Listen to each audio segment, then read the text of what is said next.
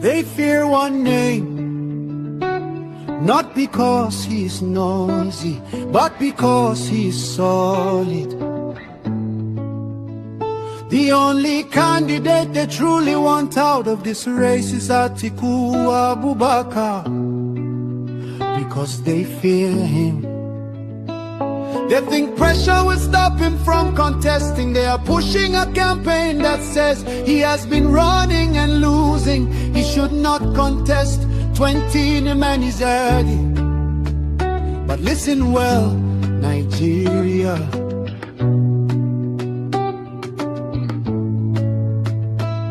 Since when did persistence become a crime? Since when did courage become an insult? Since when did experience become a disqualification? They want Atiku out because they know he can win.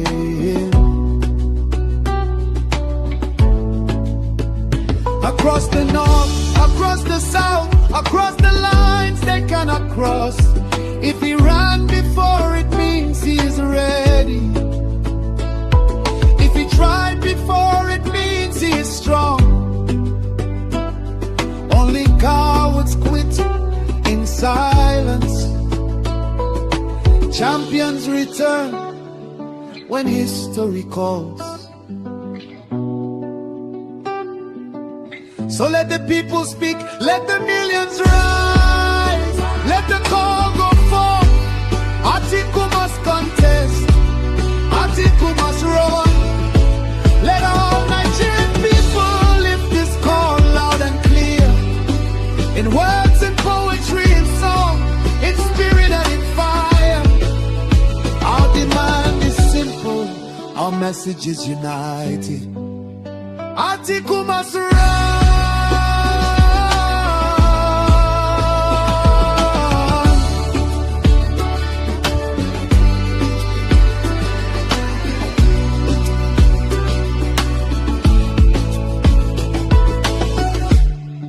He's loved by millions across Southeast, Southwest, South, and the North. Nigeria needs him, Nigeria wants him, and history is waiting. Atiku must run, Atiku must run.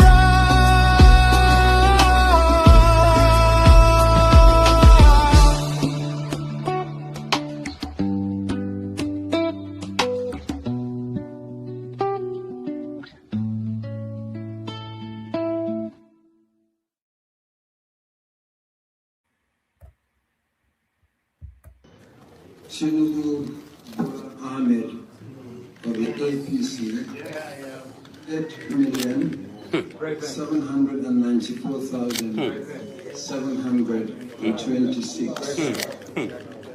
Miadi Peter Nana Chukwudi of Abga, 61,166. Thank you. You have to be fast.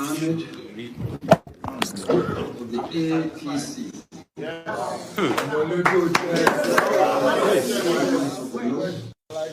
Is hereby declared the winner and is returned.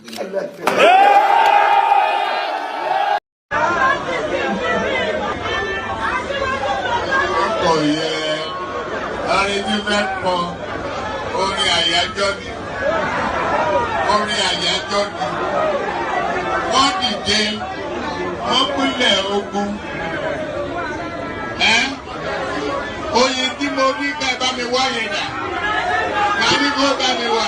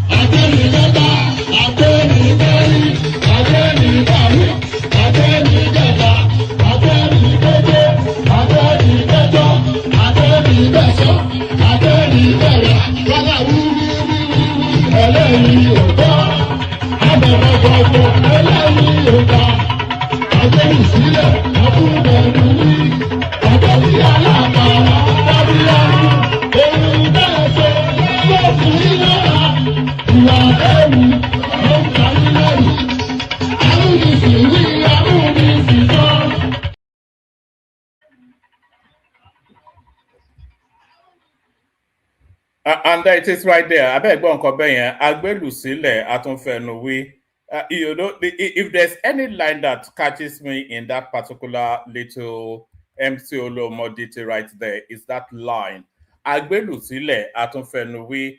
You know, let me play it again. Actually, I wanted to give you a breakdown of it, but I can't quite remember the wordings. Let me play it again.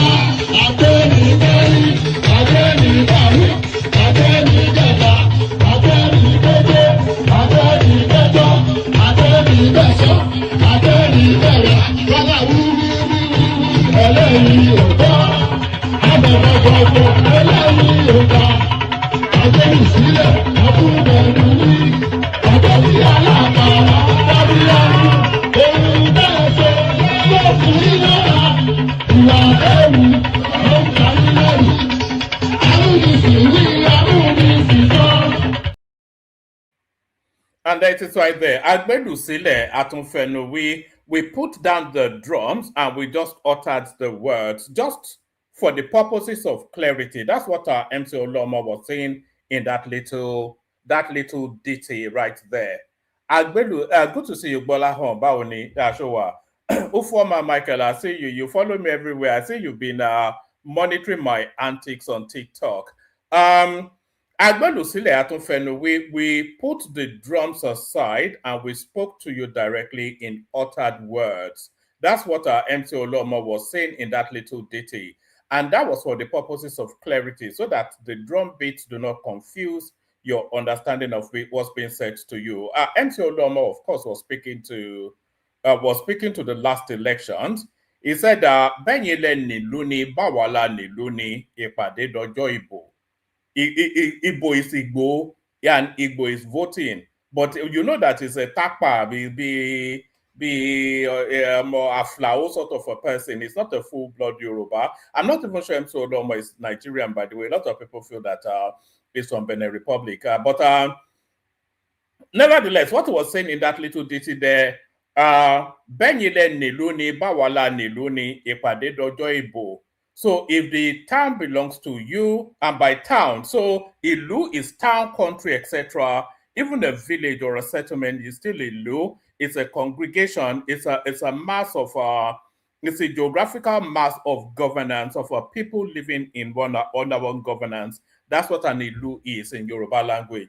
So he's saying, Benide Niluni, that is to say, if the town or the country belongs to you, or Bi Awala Niluni, or does the town or the country belong to us? So that's the first verse, right? That's not the first verse. So that's the second to the last verse. That's the crescendo, semi-crescendo verse. It says, Beyile Niluni. So if the town belongs to you or the country belongs to you, let's use country for the purposes of this instance, because it was speaking to the presidential race. So it was saying, Beyile Niluni, if the country belongs to you, whether the country is more whether, not if. So Beyile Niluni, whether the country belongs to you, Abawala Niluni, whether the country belongs to us. Ìpàdé dọjọ́ ìbò. So that will be decided on election day. That's what our MC Olomo was saying in that little cameo right there. It wasn't even a cameo, it's a ditty. You know, just a short little soup song of music, especially. It's called a ditty or uttered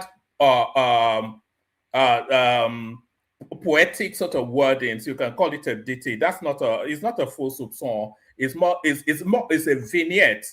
You know, it's a vignette. You know, if your English is as advanced to understand what that means, it's more of a vignette than a full-blown diet. But what I was saying there, if the town belongs to you or the town belongs to us, ìpàdé di ọjọ́ ìbò, the meeting will be at the polling booths, the polling units on polling day. So there it is right there. So that was the little build up to the last cycle.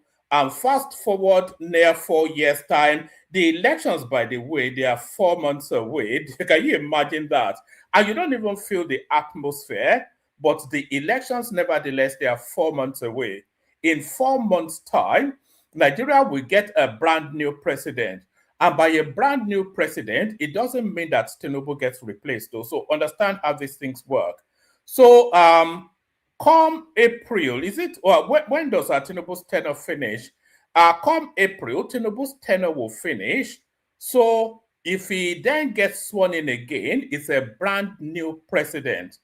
You know, because his term, the course of his administration ends at the 4-year dot of that particular administration. So if he gets reelected, then it's a brand new president because he's been reaffirmed to carry on, which we all know he will be reaffirmed to carry on. So he'll be reaffirmed to carry on. So good day to you, good to be in your company and all that. Good day to you, good to be in your company, and how are you? Hope you are having a gloriously wonderful day so far, and hope the lush and luxury of the day continues for reasons of spending time in the company of one man went to mow. One man went to mow, the eagle lands as it always lands. One man went to mow, the eagle has landed. I'm sweating like a pig. Anybody, you know, there was something that came through. There was a text message that came through today. It wasn't from my friend or from my family. It was from the British government. And it wasn't directed to me. It was directed to, let me actually show you the text. Let me read it out to you, actually. There was a heat wave alert, and they're warning us then that the heat is so much that we should not do barbecues, we should not light any bonfires, because there's the high risk that it could inflame and set a whole community ablaze. And that text came into my phone number, as it did to the phone number of every single individual in this country. It was just, my phone was just alarming in a very funny way, and I picked it up, and it was a text from the government. Everybody got it. Every single individual that has a mobile phone in this country got that text. And we have that technology in Nigeria as well. So all of your, you use your BVNs to register your phones, etc., etc. All your phone numbers are in a central pool at the data center, wherever the data center is. And the Nigerian, because I was seeing on TikTok, some people that got that text, they say, oh, Nigeria is not capacitated. It's not anything new. It's just a text message. It's a mass. You even get it in marketing. Even in Nigeria, you get it in marketing. So the government has the capacity and the ability to send a text message to every single one of you.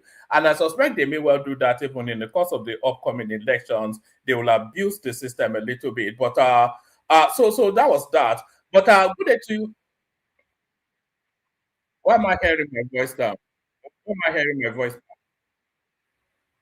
Sorry, I'm hearing my voice back. As much as I love the sound of my own voice, I don't want to be. All right. So yes.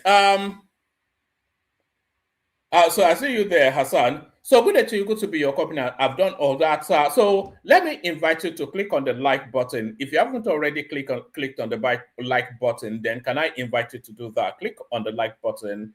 If you're not already subscribed, please do the necessary and subscribe. Like and then subsequently subscribe. If you want to come and join me on the screen, there's a hyperlink in the comment section that says StreamYard. Click on that, come into the studio. So like, share, and subscribe. Click on that hyperlink that says StreamYard to come and join me on the screen. Share the links as widely as you can. Say, I'm more to it. Say hello to me in the comment section. Let me know where you're joining us from so I can say hello back to you. So we've got Agbadorian saying hello. So good to see you, Agbadorian. Ufuama Michael, a regular on the platform. There he is right there, the mighty man. That's Bolahon right there saying hi, one man. Hello to you. And the elegant Hassan, that's Hassan right there, of course, warning us about the dangers of climate change. Arogidigba, you see Arogidigba right there. You see that thing. You can see that Arogidigba's his name is showing in a different particular hue because he clicked on that join button and is a paid member of this platform. So if you look at your screen now, especially on YouTube, you see the word join. So if you want to support the platform, you can. Maybe I'll start doing members only streams now. It's not as though anybody super chats anyway, so maybe I can press you in that way. So that's Arogidigba right there. That's good to see Arogidigba. So if you want to join, make sure you click on that join button and then join the platform. So Arogida, it says it's been a while. I was out 2 days ago. Arogidigba, you were here. And then this is, I think, some random Chukudi. I will attempt your name. Madua Buru Chukuche. Madura Buru Chukuche. Who's telling us then that Tinubu will be a one-term president? Of course, it will be. Heat wave is so crazy. Yes, it's everywhere. So that's Tony Africa right there. So good to see you. Tony has been with this platform now 3-4 years now, as has Ayo, of course, who has been singularly the only sponsor of this platform. So if Ayo is not inclined to super chat, then nobody super chats nobody super chats the stream. Is the number one and singularly the only sponsor of the platform. So good to see you. Thank you. So you don't especially have to super chat, but you are always welcome to do that. But please say hello in the comment section. Let me know where you're joining us from. So all that. So there's not an abundance in the. We're 4 months. 4 months. So are we? Where are we now? January, February, March, April, May, June, July, August. So well, today is the 15th of September. 15th of August. So the 15th of September, that's 1. The 15th of October, that's 2. The 15th of November, that's 3. The 15th of December, that's 4. And then the 15th of January, that's 5.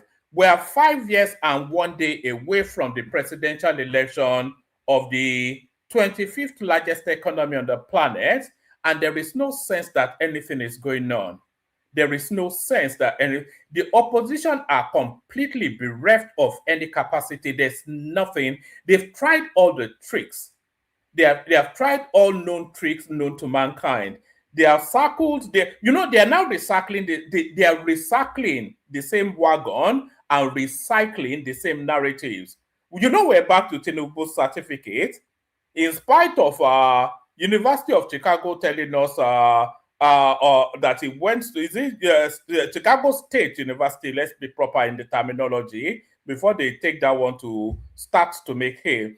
In spite of Chicago State University telling us categorically that Tinubu not only graduated from that institution, is one of their the students that they are most proud of. In spite of all that, can you believe that the obedience are still telling us that he has no education, that he did not submit his primary school certificate to INEC, which is to tell them then that he has no. Can you imagine that? This is still where, so that is to tell you that they're completely bereft of ideas, completely bereft of, there's no single thought in their head to remove this guy. You know, do you know that they are starting to do that? Tinubu is from Guinea. Do you know they've gone back to doing that? Drug dealer, drug baron. This is how they are intending to legislate the upcoming election. They say, what has Tinubu done? Do you know that anytime you hear any obedience or yes, it is mainly the obedience, isn't it? Anytime you hear any obedience say, what has Tinubu done in the last 3 years? I want you to don't listen to the words, listen to the tone of the texture of their voice. So there's a quivering nervousness now. Anytime they ask that question, you can hear the voice quaking in uncertainty and nervousness. Because even they know that you know, it's completely gone now. What has he done? What has Tinubu done? You know, when they are saying, oh, can you tell me one thing that Tinubu has done? Listen to their voice. They can't carry it with confidence anymore now, because you don't have to tell them what Tinubu has done now. So don't throw that question back to them and say, you tell me what Tinubu has. It's impossible now to say what has Tinubu done in 3. Don't be silly now, you know. You can, they can run through the list better than you can. And members of their family are benefiting from Tinubu directly, probably more than you. So they've run out of room to maneuver. They've run out of room, and they have gone back to, you know, to regurgitate, to feed on what they regurgitated some near 4 years ago now. Where is his certificate? Who is his mother? Tinubu is from Guinea, and all this sort of, this is where we are back to again. You know, no rhyme, no rhythm, you know, no logic, no consistency, no substance, no verb, just jibbity jabada up and down, the okrika, something, something. Oh, all right. Okrika, something. Yes, they don't know his age.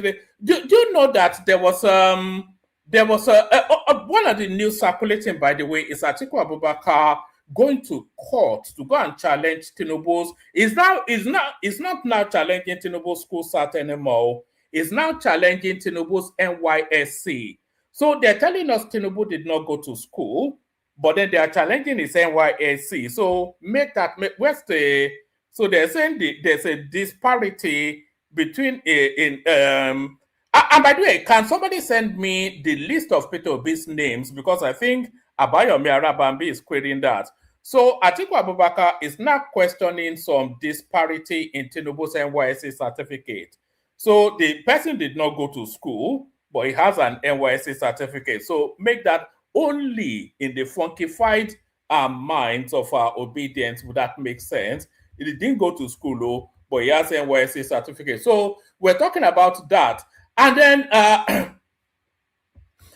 in Yoruba land, there's a particular phrase that it goes by.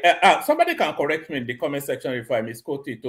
There's a particular idiom. There's a particular idiomatic expression in Yoruba land. We say "ti bon ti kuku," "ti ibon ti kuku." You know, so that is to say you fight it with everything available, and even things that are not available. Similar to when Tinubu said everything is fair in politics. So if you've ever wondered what Tinubu meant by everything is fair in politics, and if you've ever understood, or if you've ever wondered what Afitebonti Kuku, Afibaja, you know, if you've ever wondered what Tinubu especially said when he said all is fair in politics, Senator Adeleke, who is running for re-election in Osun State as early as tomorrow now, He gives you an example of what that means, that you will fight it with everything available. Watch this.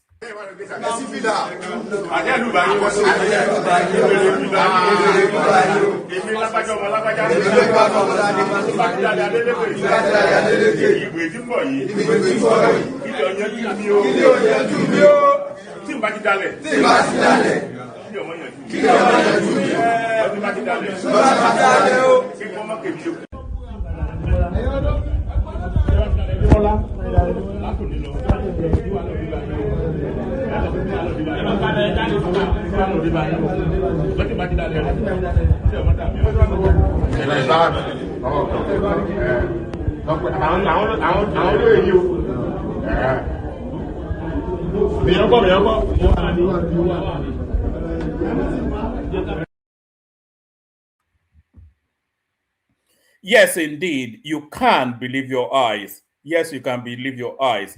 That was Senator Adeleke, the governor of Osun State, lining up his faithfuls, his adherents, his followers, his functionaries, and making them swear an oath in front of a deity that if they betray him, they should pie in the course of the election. Yes, you saw it. So you can believe your eyes. So when they are saying all means necessary, so if they are fighting you with that, then what do you fight them back with? You know? And by the way, Adeleke doesn't stand alone in what he's doing. No, somebody just caught it on camera. All of these people are voodoo merchants. You know that the marabout that Atiku Abubakar follows, the marabout, he has some far babalawo, you know, some babalawo imams. You know, half the imams, they are babalawos, they are fetishistic, you know, idol worshippers, most of the imams.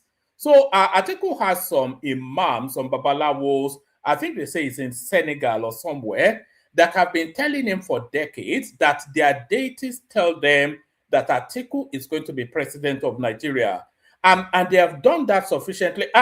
We're going back as far back as when he was contending with Abiola and all those people, Atiku. They've been telling them as far back as then that that is going to be sworn in as the Nigerian president. They tell him consistently that that is what their deities tell them. And he believes that. And it is on the strength of that that it continues to run. So what Ademola Adeleke is doing there is not anything new or peculiar. It's just the form in Nigerian politics. And by the way, I'm not seeing the likes go up, and I'm not seeing anybody share. Nobody is sharing on Facebook. I can't see any shares on Facebook. Nobody is reposting. Nobody is reposting on Twitter. I can't see anybody reposting. So if you could you please do those things, or YouTube either. So if you could you please do those things? Share them on your timelines. The Twitter people, the Facebook people, make sure you're sharing the links on your timeline, and the YouTube people, make sure you're sharing the links just as widely as you can. So we got Ademola Adeleke in play. We've got Atiku Abubakar going back to feed on what he has regurgitated. Tinubu calling for a free election in Osun State. So, like I said, we don't have an abundance in the news, but we will just go with what we do have. I'm sure I would have missed something in the news cycle. All right, let's start it off, kick it off with this one. Let's start it off and kick it off with this one. So we start it off and we kick it off with this one. Tinubu's 2027 bid faces fresh legal battle as Article 6 court-ordered disqualification over certificate allegations. So you can feel a sense of deja vu about that, because if you go into a time portal and you travel back 4 years, that same headline was circulating, was trending in 2023. So it's a case of rinse and repeat. That's what we're saying from Atiku Abubakar. Let's take the same headline from a different inflection. If Tinubu, Bola Adekunle, and Bola Ahmed Tinubu are the same person, let the evidence establish it. Atiku files suit seeking Tinubu's disqualification from 2027 elections over certificate discrepancies. So on another headline, they say forged certificate, but the whole thing sums up under still one thrust. The presidential candidate of the African Democratic Congress (ADC), Atiku Abubakar, on Friday, August 14th, personally deposed to an affidavit at the Federal High Court in support of a legal action seeking to disqualify President Bola Ahmed Tinubu from participating in the 2027 presidential election. The suit, instituted alongside the ADC against President Tinubu, the All Progressive Congress (APC), and the Independent National Electoral Commission (INEC), hinges on constitutional provisions governing educational qualifications and document authenticity.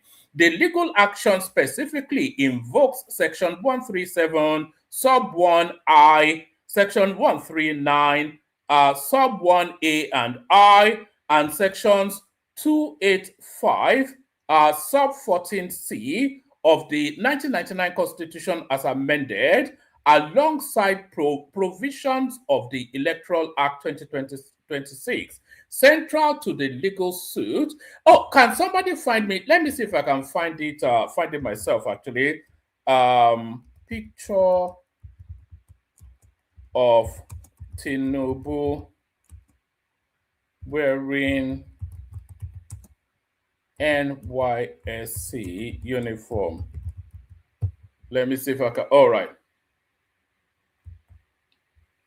Let me see if I can grab this picture. Maybe this picture should be the backdrop for this storyline. Let me grab this picture.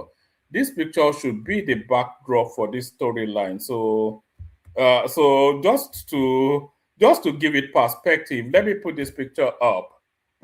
All right. So so let me put that picture up. All right. So here it is. If Tinubu, Bola Adekunle, or Bola Ahmed Tinubu are the same person, let the evidence establish it. Atiku files suit seeking Tinubu's disqualification from 2027 elections over alleged certificate discrepancies. The presidential candidate of the African Democratic Congress (ADC), Atiku Abubakar, on Friday, August 14th, personally deposed to an affidavit at the Federal High Court in support of a legal action seeking to disqualify President Bola Ahmed Tinubu from participating in the 2027 presidential election. The suit, instituted alongside the ADC against President Tinubu, the All Progressive Congress (APC), and the Independent National Electoral Commission (INEC), hinges on constitutional provisions governing educational qualifications and document authenticity. The legal action specifically invokes relevant, I'm not going to read you the sections of the constitutions again. The legal action specifically invokes a relevant section of the 1999 Constitution as amended alongside provisions of the Electoral Act 2026. Central to the legal suit is the allegation that President Tinubu submitted a National Youth Service Corps (NYSC) discharge certificate bearing the name Tinubu Bola Adekunle, which the plaintiffs contend differs from his official identity of Bola Ahmed Tinubu. So the contention really is Adekunle. So it is one of his middle names, Adekunle. That is the thing. And there might well be so, because it's the same argument we were having with Peter Obi's is it also Peter Obi's NYSC certificate where there was some discrepancies in the name as well.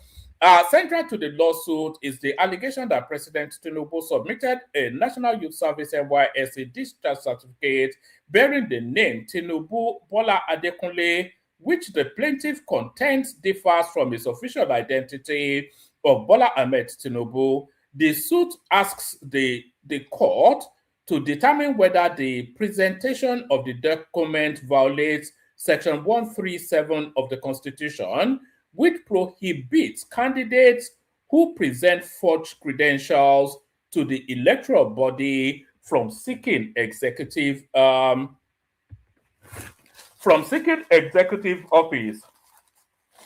Speaking after taking the oath, Atiku emphasized that his physical presence at the court registry was intended to underscore the gravity of the constitutional challenge.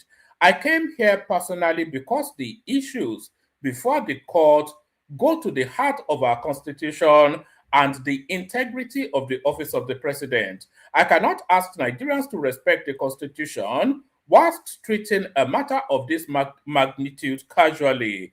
I have therefore put my name, my signature, and my oath behind the facts we are presenting to the court. Now it is President Tinubu's turn to answer them. In his affidavit, Atiku stated that INEC has placed on official notice. In his affidavit, Atiku stated that INEC has been placed on official notice to produce the relevant qualification forms submitted in connection with the presidential elections, noting that formal applications for certified true copies had been filed prior to initiating the court proceedings. This is precisely why we have gone to court. We are not asking Nigerians to decide this matter on social media. We are not asking INEC to become a court. We are asking the institution holding the records to produce them and the judiciary to examine the evidence and pronounce on it. If the certificate belongs to Bola Ahmed Tinubu, let that be established by the court. If Tinubu, Bola Adekunle, and Bola Ahmed Tinubu are one and the same person for the purpose of that certificate, let the evidence establish it. Beyond the document discrepancies, the lawsuit challenges statutory limitations within the Electoral Act 2026 that restricts who may challenge candidates' eligibility at pre-election stages. The plaintiff argued that ordinary litigation cannot override constitutional mandates or shield candidates from scrutiny. So I'm not quite sure if anybody has the legal understanding of this particular underpinning. Maybe you want to come and explain it. It says the lawsuit challenges the statute. So there's a statutory limitation in 2020 in the 2026 Electoral Act that restricts anybody being able to challenge eligibility. I'm not quite sure what that is or why that would be, but if anybody has the legal understanding, please come up. This case raises a fundamental question for our democracy. Can an act of the National Assembly be used as a shield against an express provision of the Constitution? Can we write into ordinary legislation an escape route from a constitutional standard applicable to everyone seeking the presidency? Our position is that the Constitution remains supreme. Nobody should misunderstand what is at stake. Nigerian graduates cannot complete NYSC documentation with one identity and simply ask employers to ignore the discrepancies. Young Nigerians seeking ordinary jobs are subjected to rigorous scrutiny of their certificates.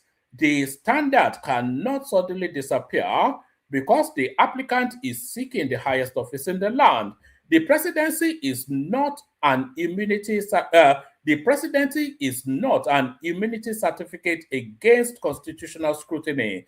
Calling on the electoral umpire to demonstrate strict neutrality by surrendering all relevant filings to the court, Atiku maintained that resolving candidate eligibility prior to the ballot remains vital to safeguarding democratic norms.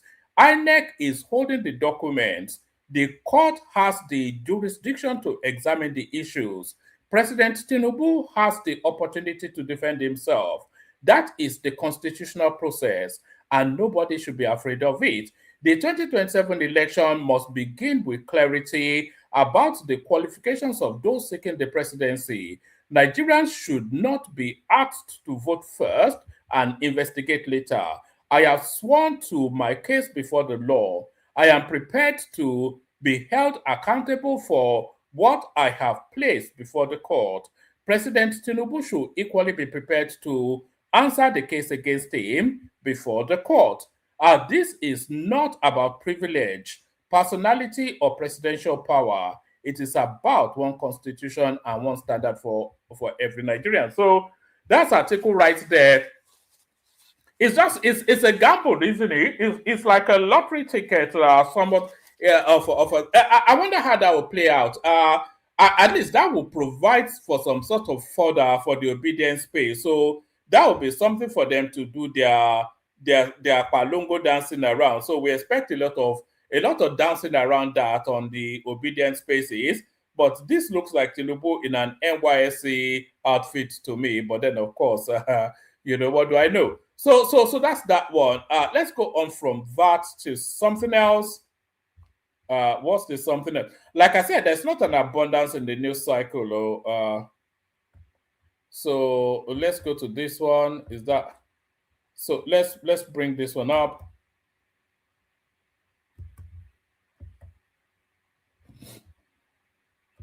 Still the same headline, actually. Breaking tension as Atiku files suit to disqualify Tinubu from 2027 election. So we've just now been through that. Still the same headline. Still, Article 6, Tinubu's disqualification over alleged forged NYSC certificate. So that was that headline there. So this is a totally new one. Makinde picks ex-DSS DG Daura as running mate, rallies opposition. So this Daura, by the way, is this Maman Daura, Lawal Daura? Okay. Was it not? Is this not the Daura that is what's it called? That is Buhari's cousin. Makinde picks ex-DSS DG Daura as running mate, rallies opposition. The presidential candidate of the Allied People's Movement and governor of Oyo State, Seyi Makinde, on Thursday announced former Director General of the Department of State Services, Lawal Daura, as his running mate for the 2027 presidential election. Makinde announced this at the elective National Convention of the APM held at the Rilwanu Adamu Square, Government House, Bauchi. Lawal replaces Ibrahim Bala, who was earlier announced as Makinde's running mate, but was intended to be a placeholder. I wonder why my nose is itching. Is it the heat? The former DSS DG joined the APM a few days ago after resigning from the African Democratic Congress after losing the Katsina ADC governorship ticket. Speaking on Daura's choice, Makinde disclosed that he was deliberately chosen to solve the security situation in the country. So it was the DG of the DSS once upon a time, or wasn't able to solve anything. So now that he no longer has all of the instruments of state, now is when you had if there was anybody that was ever able to solve the insecurity, it would have been the DSS DG. He wasn't able to do that. In fact, insecurity increased exponentially under Buhari. So now that is no longer, that's when it's just the ridiculousness of it. Speaking on Daura's choice, Makinde disclosed that he was deliberately chosen to solve the security situation in the country. At the convention, Yusuf Dantale was re-elected as national chairman of the APM. Speaking at the convention, Makinde declared that the task before the opposition ahead of the 2027 general elections was bigger than merely winning power. He said the central challenge was to give Nigerians a genuine choice about the future of the country and demonstrate with measurable plans and records how an alternative government would improve their lives. So this, I was going to abandon it, but I'm glad I didn't abandon this, because I think this is quite a pertinent point right here that has to be made. So what is actually saying here, and this is what we would need from the opposition, because gaslighting is not going to work this time around. So just trying to gaslight the population will not work this time around. So what Makinde is saying here is exactly how we want the upcoming election prosecuted. He said the central challenge was to give Nigerians a genuine choice about the future of the country. So that's fine. But this is the part that I really want you to put, because this is the part that will be holding Peter Obi, Atiku, and even Makinde himself too. So forget about NYSA certificate or drug dealer, whatever, or this now next stanza is what will be holding them to. He said the central challenge was to give Nigerians a genuine choice about the future of the country, and that's fine, and demonstrate with measurable plans and records how an alternative government will improve their lives. So that is exactly what we want. So Tinubu has done a whole raft of things in the course of the last 3 near 4 years that he's been president. So there is, Tinubu has a record. There's no equivocation on that. That can never be in dispute, because everybody knows his record.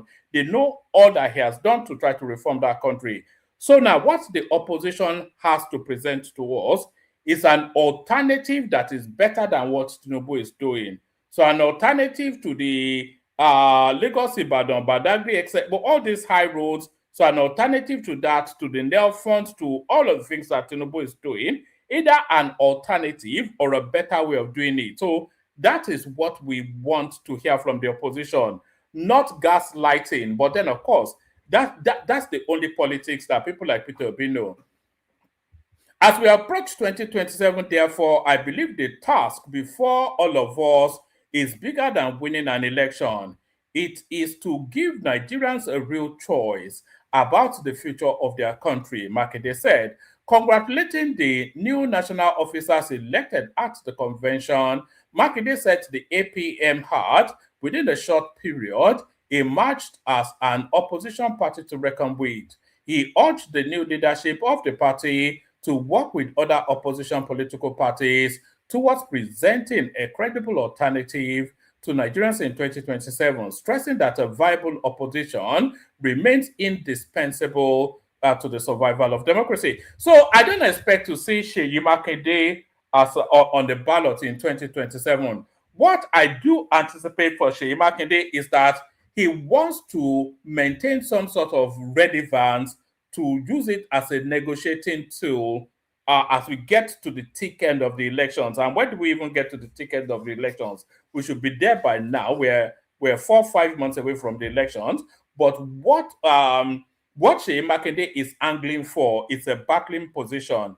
Seyi Makinde, he doesn't have the funds for a campaign. He doesn't have the funds to run an election. Neither does the APM or anything. He just wants to maintain some sort of relevancy at that top strata of politics, so that he's able to have a bargaining position to continue to maintain some sort of relevance. But that though of the opposition presenting an alternative plan, that is something I agree with. So all these ones that all this, they'll still go back to that they use, what was it, 20 billion naira to renovate they'll go back to the presidential jet and all that nonsense, because of course they are bereft of ideas. They don't know anything. They have nothing to offer.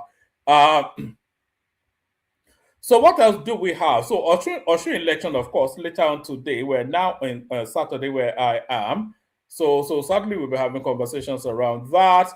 What else do we have? Let me show you this. Osun elections must be free and fair. President Tinubu charges INEC ahead of Saturday's poll. I've always wondered why a president would feel the need to say this. So why would he say that it must be free and fair? What else would it be other than that? It's somewhat of it's a show of lack of confidence in INEC for the president to feel that he feels he has the need to say that. So we should work on the basis that the elections will be free and fair. And if the elections are not going to be free and fair, Tinubu saying they should be free and fair, we don't make them free and fair. So it's an unnecessary statement. Because it creates doubt then in the system. Also, election must be free and fair. Tinubu charges INEC ahead of Saturday's poll. President Tinubu has urged the Independent National Electoral Commission and security agencies to ensure a peaceful, transparent, and credible governorship election in Osun State are scheduled to hold on Saturday, August the 15th, with 15 candidates contesting the governorship seat. So they say 15 candidates consulting the governorship seat. Adeleke may well be unseated, though, but the person that is going to replace him is the Sowore candidate. Do you know that Sowore has a candidate in that election? There's an AAC candidate, and from what I'm gathering, is the most popular. Is the most popular candidate in play. So when he actually went on the street, the AAC candidate, it was completely swamped by his followers and the voters. Let me show you a clip. This is just how popular the Sowore candidate is, and I suspect that the Sowore candidate may well defeat Adeleke.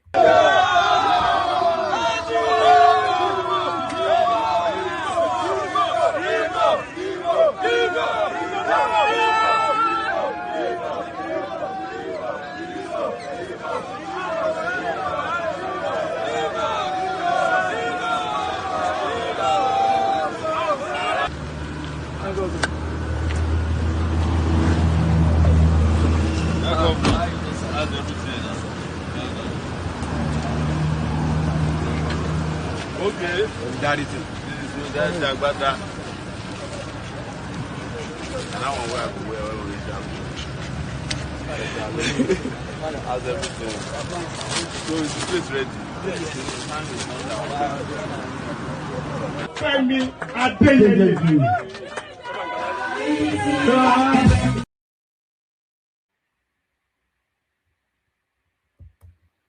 There it is right there. That's the Sowore candidate. Adeleke is in big trouble in that Osun State. Big trouble. Look at that. The Sowore candidate. I see Adeyeye. Look, so that's the person to kick him out. Osun election must be free and fair. President Tinubu charges INEC ahead of Saturday's poll. President Tinubu has urged the Independent National Electoral Commission and security agencies to ensure a peaceful, transparent, and credible governorship election in Osun State, scheduled to hold on Saturday, August the 15th, with 15 candidates contesting the governorship seat. Amongst the candidates are the incumbent governor, Ademola Adeleke, of the People's Democratic Party. It's not of the People's Democratic Party, by the way, it's of their court party. So this is to that guy. It's not that even whoever is writing this is out of the loop. Is that guy has moved parties so many times, and they all have. Nobody even knows which party. A lot of people still believe Peter Obi belongs to the Labour Party, but he has gone through about 6 parties since he left Labour Party. Amongst the candidates are the incumbent governor Ademola Adeleke of the People's Democratic Party, the All Progressive Congress candidates Muniruddin Bola Oyebamiji, and the African Democratic Congress candidate Najim Salam. Now that name doesn't even sound Yoruba. In a statement issued on Friday and signed by the Special Advisor on Information and Strategy, Bayo Onanuga, President Tinubu urged INEC to ensure the integrity of the electoral process and provide a transparent and orderly election. If the people of Osun State ask the people of Osun State heads to the polling units to elect who will govern them for the next 4 years, I call on the Independent National Electoral Commission to ensure orderly conduct of the election. The election must be transparent, free, and fair. I urge INEC to ensure the integrity of the process, Tinubu said. He urged INEC to use the election as an opportunity to demonstrate its preparedness for the 2027 general elections. INEC must use this last off-cycle election as a test case to demonstrate to Nigerians their full preparedness for the 2027 polls, he added. The president also directed the Inspector General of Police and other heads of security agencies deployed for the election to ensure adequate protection for voters and electoral staff. I have charged the Inspector General of Police and other heads of security outfits taking part in the election to provide maximum security at polling units. No room should be allowed for troublemakers to disrupt the process, he said. Tinubu further stressed the need to protect voters and electoral officials from intimidation, etc., etc. So that's Tinubu right there, charging INEC with a free and fair election. I'm not quite sure why. I always detest that, actually. No, it is their duty to provide that now. Are you charging them, a president charging INEC to conduct a free and fair election shows that that president lacks confidence in INEC. That's just what that demonstrates to me. So there's that. I think that's all we've got, actually. So let me play you a couple of clips. I'll send the link again. Anybody that wants to come in. Let me play you some of the clips I did gather.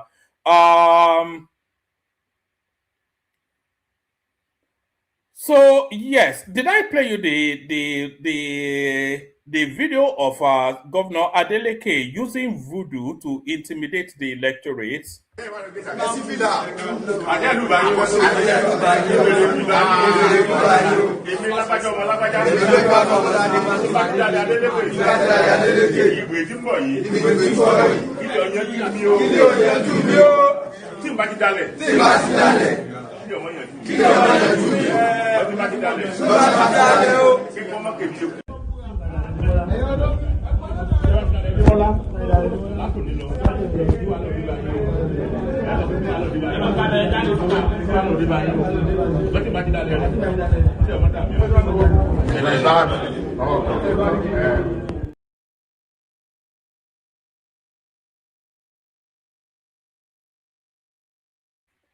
So that's Ademola Adeleke right there, putting as a J in the mouth of his followers in front of a full shrine. That was a shrine right there, wasn't it?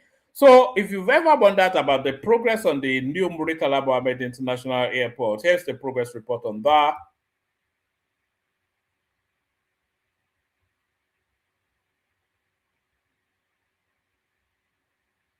I'm not quite sure if this comes with volume. I can't hear anything. But what you're looking at there is the Muritala Mohammed International Airport as it's being refurbished and brought up to the 21st century. So I thought they said they'll finish this either just before the elections or certainly by the first quarter of next year. So that's the brand spanking new airport now that is coming up in Lagos State. So that's the progress report on that. Let me play this last clip. This is the leader of the RCG, Pastor Adeboye. I wonder if this comment is an aside to Peter Obi. So I will play you this clip, and then you tell me in the comment section which category Peter Obi falls under. So I'll play you this clip, and then you tell me in the comment section which category you think Peter Obi falls under. The elders say there are 3 categories of madness. As the one who is mad, walking about naked. And they said that's the lowest category of madness. Why? Because if you are walking along the street and you see that fellow coming, you move to the other side. That one is easy to avoid. Category 2 is the one that is fully dressed. I mean, 3-piece suit. Some of them riding in the Rolls Royce. And yet they are crazy. Just one of them demonstrated his craziness, and the economy of the world crashed. And we have PhD and still be mad. Some who are apostles by title, and they are crazy. And there are many of them now on YouTube.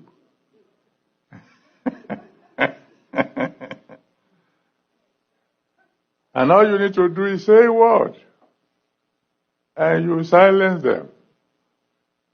The category 3, the worst type of madness, according to the elders, is the one who pays attention to a madman.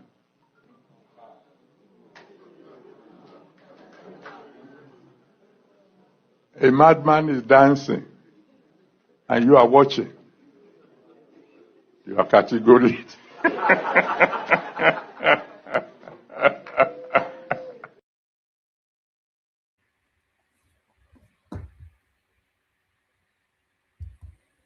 So was that Pastor Adeboye throwing a dig at Peter Obi right there? That's my question. So which category, out of the 3 categories listed by Pastor Adeboye, which category do you think Peter Obi falls under?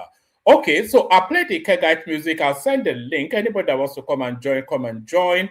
If you have anything in the news that you feel that I've missed, please bring it up. But like I said, there's not an abundance. Outside of the Osun State election, and the article lawsuit, I cannot think of anything else that is in the news cycle. But I'll send the link to the studio. If you want to come in. I'll play the Kegite music, and then we'll see what happens after that.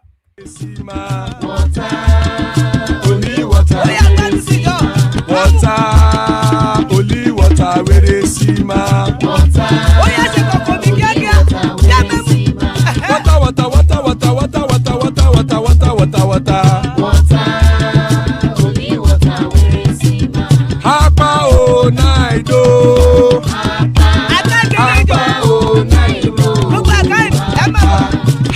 You don't come home.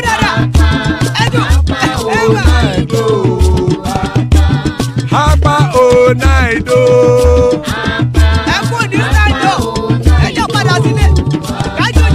Oro kẹ̀kẹ́ ẹlẹ́mù yé o. Ibe sodi akẹ̀kẹ́ ẹlẹ́mù re o. Bobby master kẹ̀kẹ́ ẹlẹ́mù re o. Chief Wela ti kẹ̀kẹ́ ẹlẹ́mù re o. Eruku lẹ̀lẹ̀ ẹlẹ́mùdé. Eruku lẹ̀lẹ̀ ẹgbẹ́ ẹlẹ́mùdódò jàre o. Eruku lẹ̀lẹ̀ Ghana ti dé ẹgbẹ́ bọ́dì o. Ọmọ ẹlẹ́yẹ ẹyẹ o ó dìlé o. Odúyẹ̀lá ẹyẹ o ó dìlé o. Petro Sodana ẹyẹ o ó dìlé o. Petro Sodunke ẹyẹ rẹ̀ ó dìlé o. Ẹlẹ́kọ̀ ọ̀run mú ìní o.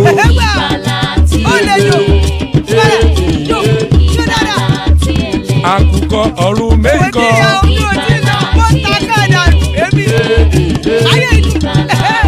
Ikú kò ní ríwà gbéṣe o.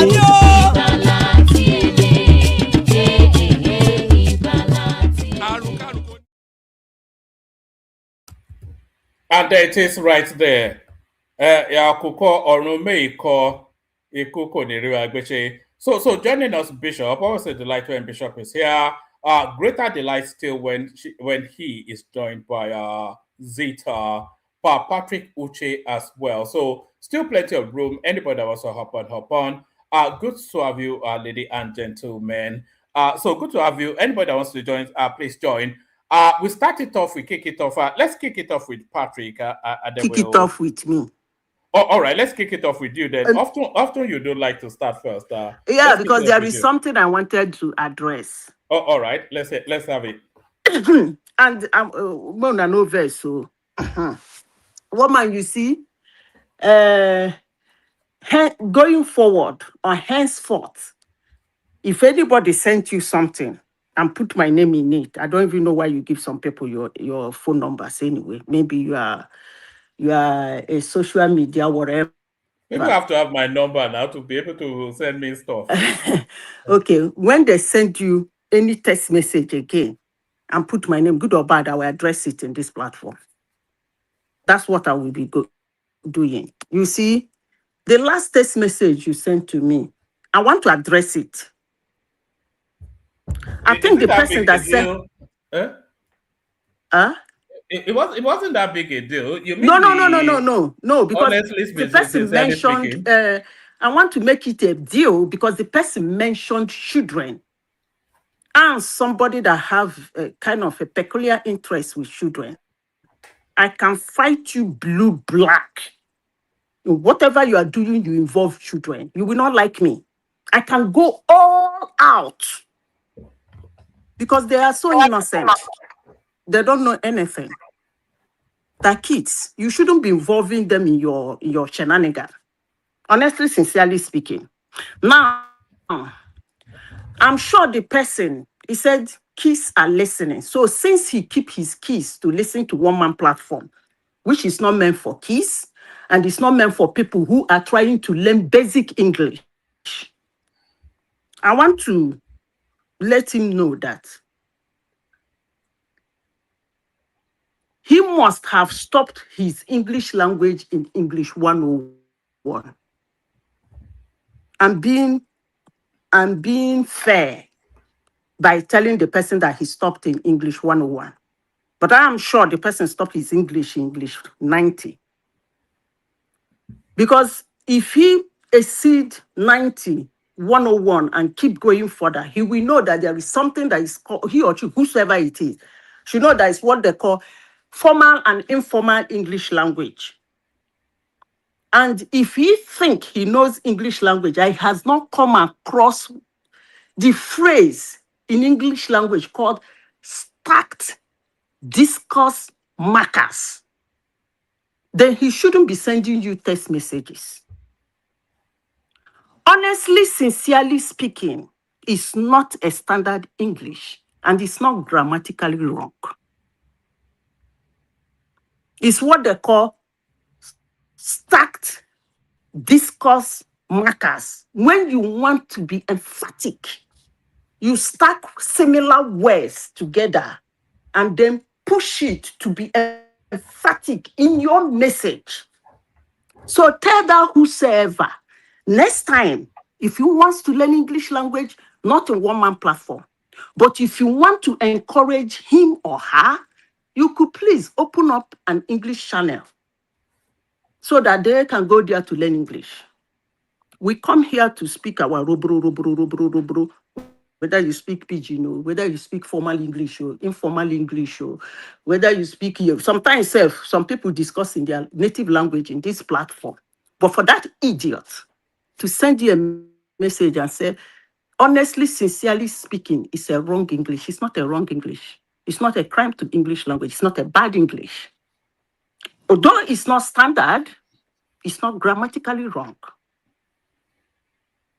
So tell the people who come, tell that person that guys who come to one-man platform are people, well-learned people who understand the lazies, the structure, and the use of English language. So they know how to use it. We are not here to speak grammar. We are here to send a message. One man, next time that idiot send that thing to you, respond to him, don't send it to me. He doesn't know English language. If he know English language, he wouldn't be saying that. Thank you. All right. It wasn't that big a deal, though, Zita. People said me worse things, People said me a lot of stuff. I came back from a show festival. Adeleke is very popular. The people really like him because he's performing well. So come and tell us what he has done that constitutes performing well. Not only it wasn't only you. Anyway, Ola got it in the neck too now from the same guy, and he just laughed it off. But Ola boy, yeah, needs it also. Boy, don't text me to move forward. See, I forwarded it to both you and Zita. You don't laugh it off. He came to teach English. He has been taught. That's all. Nothing will no go here now. We were just joking and we were. Can you imagine the food that doesn't even know? He can't speak. No, don't worry about somebody it. saying that honestly, sincerely. No, one man. It doesn't mean I know they don't like the way. No, it's not big enough to be mentioned. Wait. Hold on, Zita. Like I said to you in the text, it wasn't the words that you used that it is really what you were saying, It's really it's one of those OB people. So it wasn't really. His real thing was that he doesn't like you because you speak against Peter Obi. That's the main thing. I understand that, and I know that. I expected you to laugh it off. It's not. No. Madam Zita, Madam Ola, Zita, hold wait on. now, calm down small. Okay, I would go have, ahead. if he has said that into you and say, see, oh, Zita should not be using this kind of phrases. It's not correct. I would have just laughed it off because I will know he's a non-entity. But he brought in children. He said, children are listening. I don't know when one man platform has become a Disney. Children are listening. That's why I picked interest. Why bring in children? Children listening to one man platform? Really? Is there a place they teach basic English or what? All right, let's just move on. It's not Madam, really a big thing. Say what you want to say, Ola, and then we just move on. now, It's not. Madam Zita, you know the way In I fact, see that all I is expected you to just say is ha ha ha or something. Yeah, I didn't expect. when I Oh, heard people that like thing, that should not be ignored. no, Madam Zita, when I heard that, read that thing, I laughed because I say, now, wow, some people shall. But when I think about it, is a lot of people are going through a lot. So, and they have their way of venting their frustration or all that. So that thing should be taken as if to say we know be Nigerian for understand. A Nigerian saying that you for no say that in a kind of joke and kind of someone No. just It's there. not grammar. It's not a standard English, but it's not grammatically wrong. It's No, not Go and check grammatically it. wrong. It's That's what not I'm saying. grammatically wrong. hold on. You're not paying attention. It wasn't really. He just used that as a way in. He just wanted to. You run a lot of very firm and very strong opinions, and those opinions jar people in a particular way. Especially the supporters of people like Peter Obi. So he wasn't talking about your grammar or lack of grammar. He just wanted to throw punches in your direct. That's all he was doing. At least that's how I read it. But let's just move I on. don't even know why they should It bother doesn't about what matter. I said now. It- I'm they only have to one matter voice. now. You're an Igbo woman now. They expect you No, Madam Zita, it's not a serious to matter fall in anyway. line. Yeah. I'm only one voice. They should stop Well, bothering about what I say. I'm just one no, voice out of ignore. how many. Look at you now. Now there how many here? Hey, all right. only me. That really cracked But me up generally anyway. speaking, colloquial English is allowed. It's conversational. It lets No, the converse Yeah. flow. that It's guy's simple. comment just cracked me up Oh, Baba, anyway. where Absolutely. have you been, I sir? like Baba? I do. I do. You've disappeared for some time. I almost asked one man about you. Hey, yeah. Thank you for the ask. I am All right. continue. I'll come back later. All right. As the room starts to fill up, we do 7 minutes monologue. We'll be a bit rigid with the time, only because a lot of people are coming in now. So we keep it. Man, Adeleke is popular in Osun, I'm telling you. The guy is popular, man. I heard you say that in the comment section. The funny thing was that even the APC people, they are scared to, like, everybody. Now, if you talk bad about him in Osun, they will attack you. Like, they are saying the guy is doing. I mean, I was in Osun State, I just came back yesterday, and I was like, everybody just supporting the guy, even the. It depends on where you are in Osun anyway. It's not is he in Iwo? It's not so popular in Iwo now, according to people. I maybe, well, if you're in Ede or Osogbo is popular now, that's the state capital. Ade dancer popular among the students and they're popular guy. And no, the thing is, the guy was doing a lot of road work, so he was doing a lot. I saw a lot of road work he did. That popular guy, even I don't even think Tinubu is against it because I said it the other time because I think Tinubu is not really against it. So Ola, you got his spot on. Tinubu has no dog in the fight. Exactly. But good. Funny enough, when I get in the mind of it, I wanted to see what the people think about the general election. Those people that are supporting Adeleke, they say no. They tell me that they support Tinubu, but they just support Adeleke for the work he's doing. But they say on the presidential, they are not. They still support Tinubu. They are not. It's not like a party thing at all. It wasn't the support is having in Osun is not really a party support. It's more of a no. It's not a party support. It's more of it's what he's doing, and also his family. His family is kind of popular too. But even people that are like my people there, they are APC people, and they are still doing the APC thing. But they just say, okay, we have to give him because he's doing those things, construction work, he's fixing the roads and all those things, But they are not. It's not really like a party thing, but it's more like just individual The thing. president is just catching fun. He's watching his brothers fight. That's all. He has no One dog in the fight. one man, as a proud son of Osun State, would I get maybe just a minute? Just I wouldn't even stretch it. I just want to, Okay, dispel carry on. this Okay, Adeleke matter. okay, Okay, carry on. Omoba Arogidigba, And then after that, carry on. we go to the structure. Yeah. Baba, I greet everybody. I'll make it quick. Adeleke is popular in Osun because the people of Osun have low expectations, and it's a shame that that is the situation that we find ourselves in. We have a state that is not performing. We have a state that, if things turn around to the way they were in the past, God forbid we have another recession, however, downturn in the economy, we are going to suffer more than we've ever suffered before. Adeleke is being protected by the glut and the goodwill of Mr. President, giving these governors more money than they've ever seen.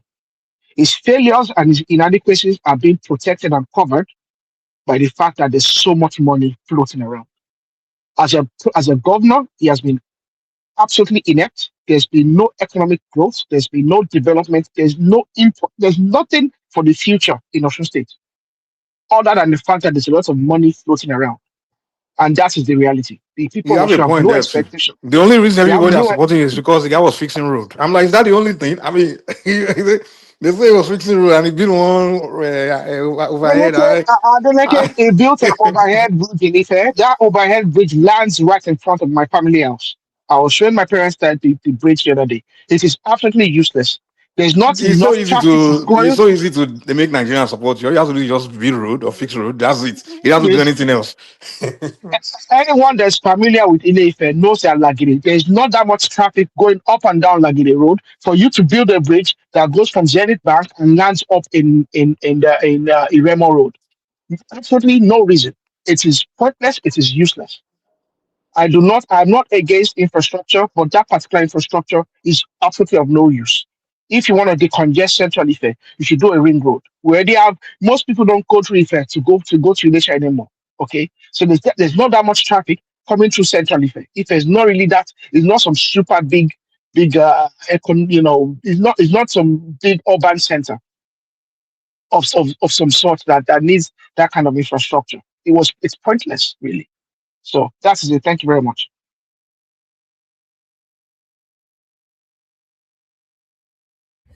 You know, I was watching a clip earlier on, and I suspect that there's a bit of liberal use of language by the speaker, who I think is one of the opponents of Adeleke. But he said Adeleke, his administration have gotten the combination of everything everybody has gotten in the 35 years of that state existence till date.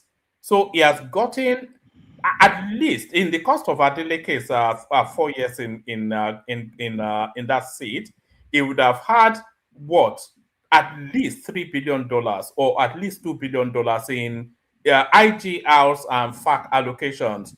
And he was saying that 70% of the monies that were spent in that state, they were spent in Ede, you know. And there is nothing that's commensurate with the volume of money that comes into that state.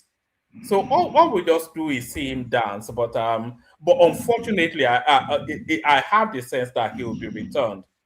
Maybe it's just in one Oshogbo man, that are still support. Maybe it's just in Oshogbo that they are supporting it. It could be one that they man. don't support him other places. When it is turn off Agrogidigba, I'm going to engage it because it's only fair to compare this man or your expectations, not just because what Arogidigba said to me was just a blanket statement. You know, you were not, so in what area, you know, you are not eating, whether it's healthcare, you are not eating, you are just saying road. When you say road, sometimes you have to be very careful. Allowed, there's been no development in Osun State, in healthcare, in education, in nothing. This is something I know personally. When it's your time, I want to know what we're actually expecting, whether you are expecting him to. I would like to understand what you are expecting before you actually rate him, because so far all you said to me was like a blank appraiser. So let's air you out when it's your time. So that's why I said it. One man, let's get started. Let's get started. So because people are so keen to we'll do just a 5-minute snapshot. It's not like there's plenty in the news. So we'll do 5-minute snapshots, roll it around everybody, and then open it up. Start it off, kick it off with, we go to Patrick, Patrick Bishop. Bishop, if Zita wants to go, then, and then we just go Baba, etc. We run through the list, but we'll go fairly quickly. So Patrick, here first. Patrick, give us 5 minutes of your thoughts. Patrick. Yeah, one more. Good morning, everybody. I'm good. You see, I came here because sorry, Patrick. I'm being very rigid with the time, so just condense your thoughts and deliver it. All right, carry on. Yeah, I came here because of our president, President Tinubu. You know, you see, I don't know why you people never ask yourself question. This man never go to school in Nigeria. He went to school in America. How this man came back and served in Nigeria? National Youth, the National Youth Service Corps. How? Which school this man go to Nigeria? I don't understand this President Tinubu. I don't know. I don't understand this man. I don't understand this man. He said he went to school in Chicago. How come he served in Nigeria? Can I interject very quickly? I don't understand. Can you guys explain to me? Bishop, I will Just plead 1 second, with you, I Baba. beg. I will plead with you. education. Just No, leave no, the I matter. don't understand. Can you tell me? sorry, hold Can on. you guys tell me Bishop, what school hold Nigeria? on, 1 minute. hold on. 1 second now. No, Bishop, don't interject. Just let him have his monologue. We'll come to you next. Carry on, Patrick. Yeah, because the thing surprised me. They surprise me every day. I see this youth. I don't know whether it's a photocopy. I don't know. It's a real. I don't know. And his name too. It's so complicated. Everything this young president is confusing me. You know, I don't know. So corrupt. Let us start ourselves too. This man is so corrupt. He never go to primary school, no secondary school, just a jump, enter university. This man not supposed to be our president too. This man not supposed to be president of that country. Let me come to this young man from Labour Party. What's his name? This Arabambi issue. Because I saw him say Peter Obi answered this name. Peter Obi answered the other name. That man don't know Peter Obi is a Catholic. And he never know Peter Obi is a Igbo man.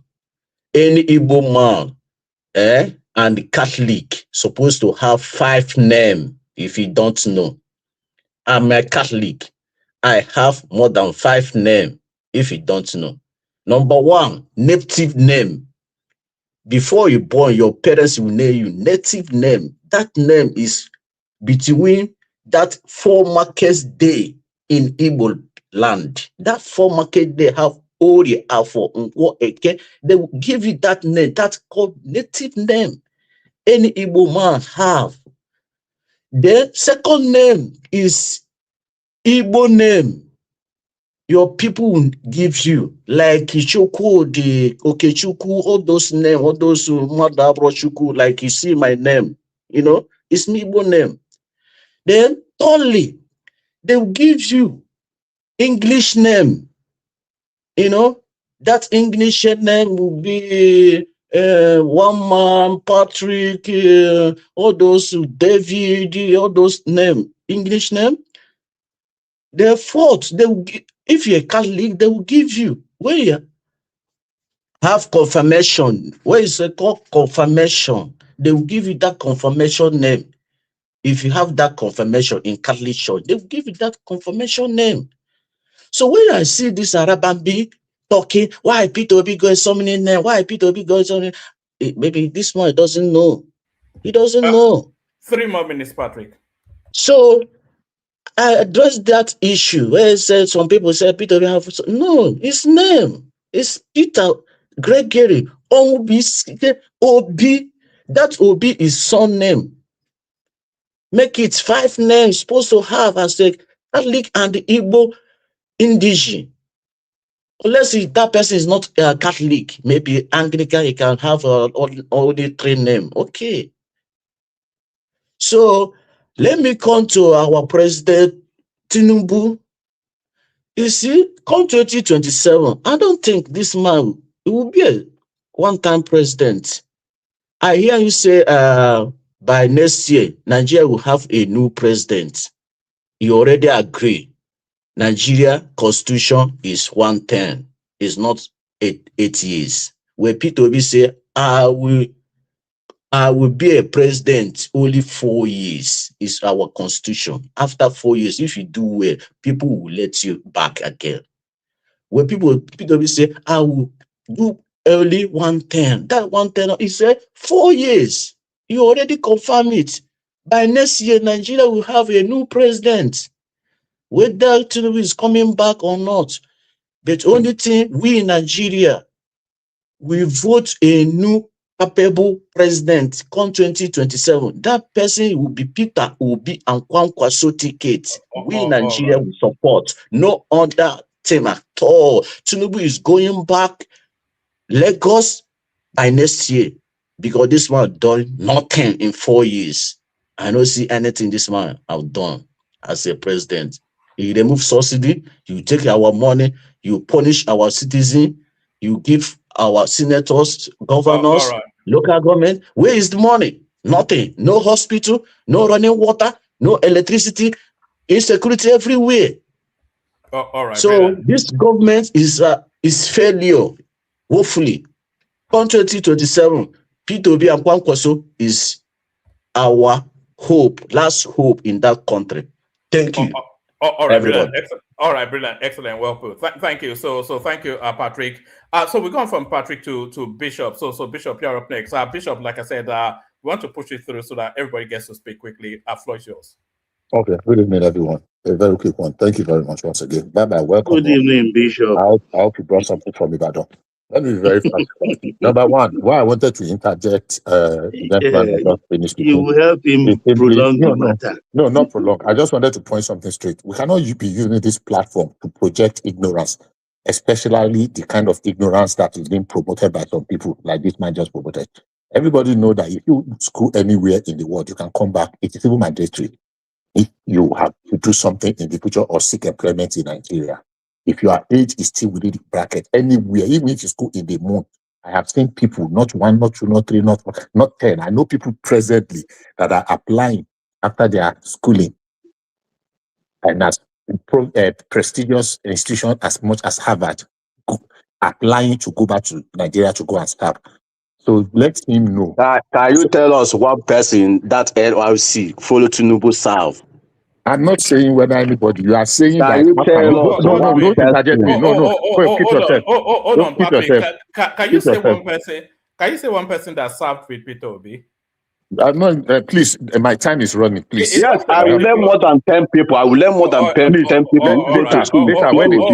Okay, when it comes to you, when it comes to you, I know hundreds of people that have gone to serve. So don't let me projecting ignorance. That is crass, stark ignorance. Let me just put that on the side. I heard a conversation earlier on a very softer side. Many years ago, I did A-levels, by the way, and I was in a class that Professor Olesheka taught. I did A-levels in Ile, for anybody that know what they call Oscars there. And there was a language he used, English language he used, that it keeps amusing me till date. What is offending the ground? If you know the meaning of Kilo Shell and Yoruba, you will understand what is offending the ground. And it was accepted, and they argued that, look, he's not speaking English to suit anybody. He's speaking English to communicate. And the important thing is that if the people he's communicating with understand what he's saying, then as far as he's concerned, he has achieved his aim.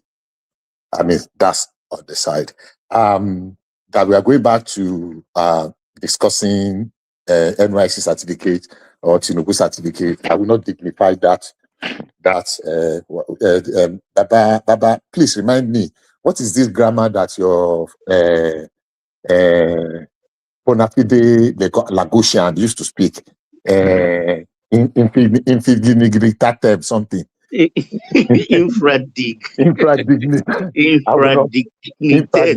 Thank you, sir. Thank you, sir. Egbomi body Yeah, George. brother, exactly. I will not. It's not dignifying some very idiotic, very moronic line of reasoning. So if you are bringing back those things that have been settled and I want to run about, it's about doing the same thing. I'm expecting a different result, and those are the caliber of people that Pastor Adeboye was referring to. Of course, anything is expected for people that sought advice from madmen on the street. So I will not be surprised. But coming from a person of Atiku, I think it's just a sign of desperation. So I don't think it's what deliberating or having a conversation on whether it is go primary school, go secondary school, doing the same thing the same way and expecting a different result. The answer is already is singing in the air. Now, Osun election. Of all the candidates, 3 are the leading candidates. Sorry, Bishop, before you get into that Osun election, I want you to incorporate this into your response. Watch this. Yes.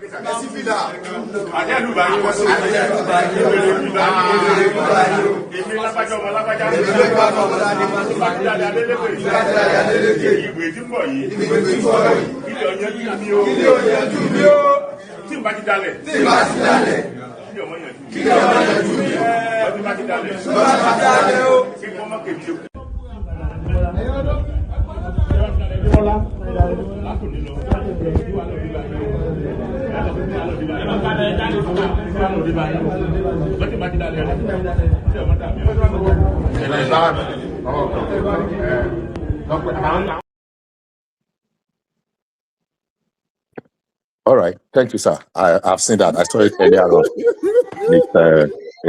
Anyhow, I'll mention it.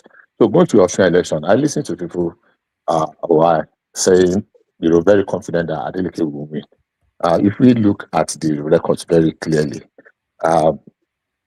with the facts on ground, and these facts are: number one, how much did Adeleke win in 2022? Who were the people that helped him to win?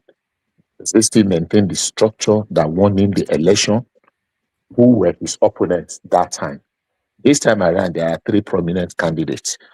Coincidentally, all the 3 candidates are from the same senatorial zone, Osun West. One is from Adeleke is from Ebe, which is from Ebe local government. And then we have the other man from Ikiri, and that's the APC guy. And the APC guy is from Ejigbo, Kiriji Memorial College. Now, how are you? Welcome.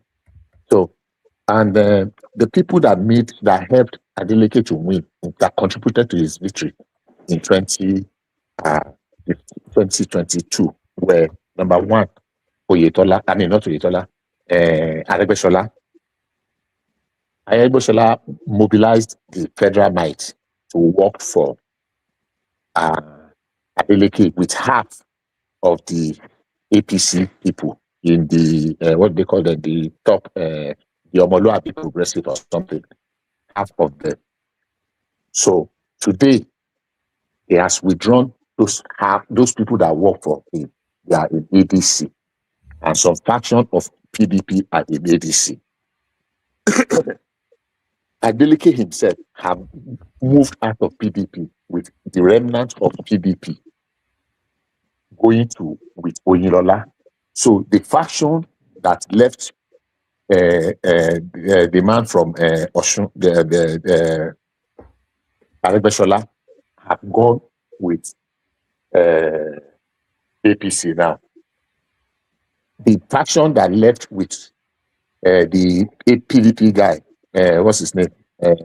Oyinlola, the former governor and retired general, have also gone with the same APC guy. So if we put the total votes and the local governments and the people that were with Adeleke down, as at the time he won the election, he only has about a third of those people. Sorry, Bishop, 3 more minutes. Carry on. He only has about a third. So while I would say it's an open contest as it is today, I don't know. I want to understand what people that are so very, how do you call it now, very static, that is going to be a roller coaster for Adeleke. His own senatorial zone is going to be a battleground because the three candidates are from there. The other candidate, this guy is from Oduotin, from the north. Oshogbo is a battleground because the man that is winning, that is today, has some influence too. He has some real influence. I'm not writing him off, but I'm saying it's not just going to be like a stroll in the park for him if we do our analysis very well. He scored less than 150, I'll be 160,000 the other time. The difference between them is just about 20,000 or thereabout, if I'm not mistaken. Less, because the other man scored like 140, he scored about 160 or thereabout. I don't have the exact figure. But with all the factions that have left him, even Adeleke knows that he's only walking on eggshell now, that his victory is not certain. And obviously you will know that he is very jittery. My submission, my something is this. I listened to the interview, and let me be very objective, let me be very sincere with you.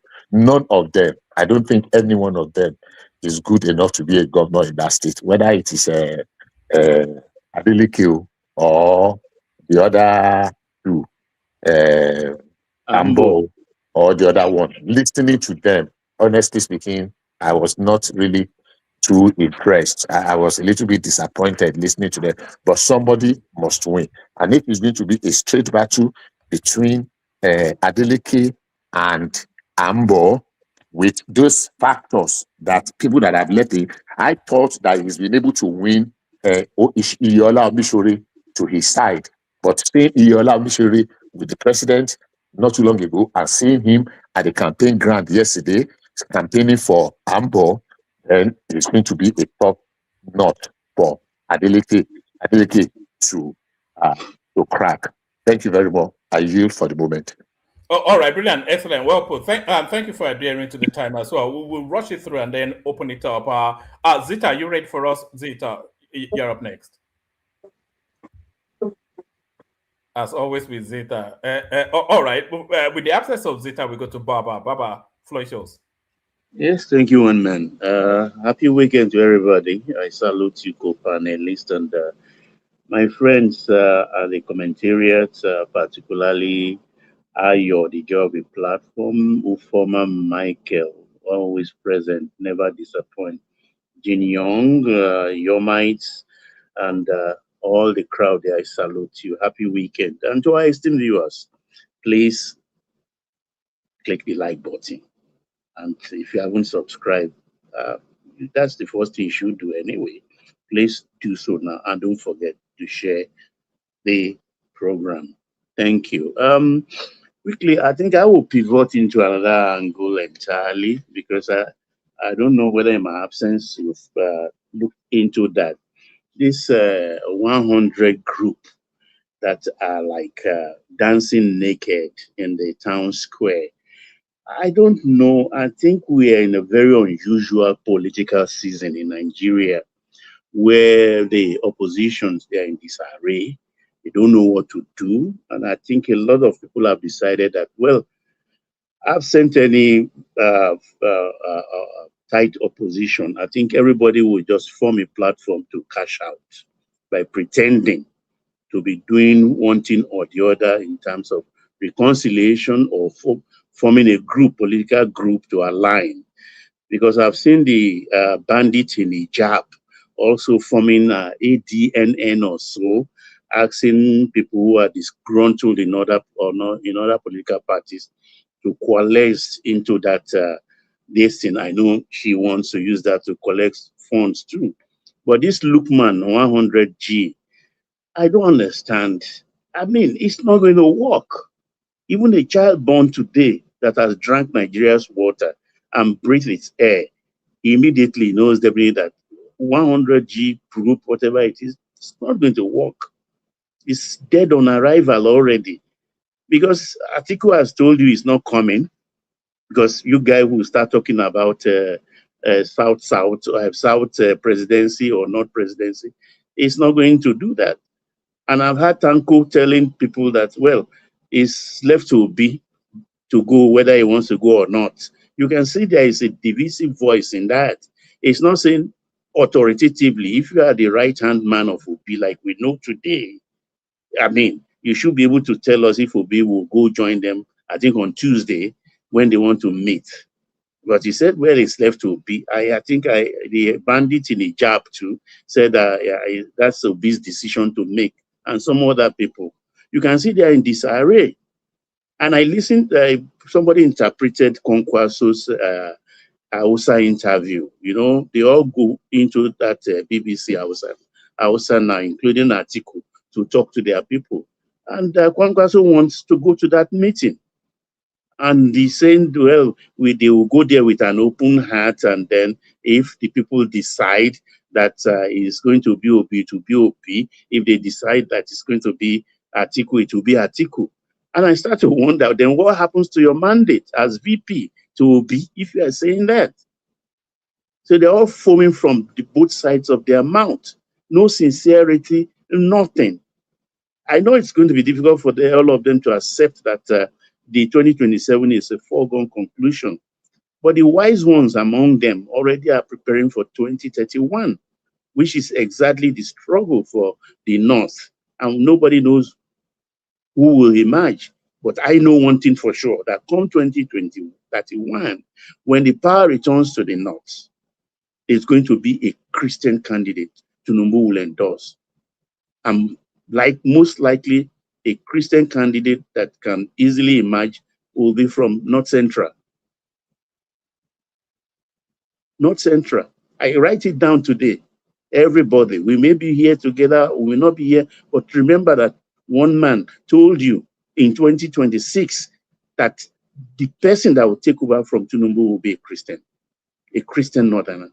I tell you that for a fact.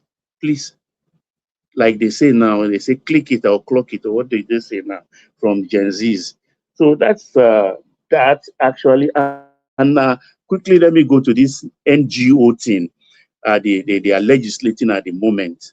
And I texted one man when I saw Professor Odin Kalu. Yeah, is it the one that Odin Kalu Prof has been writing? Yeah.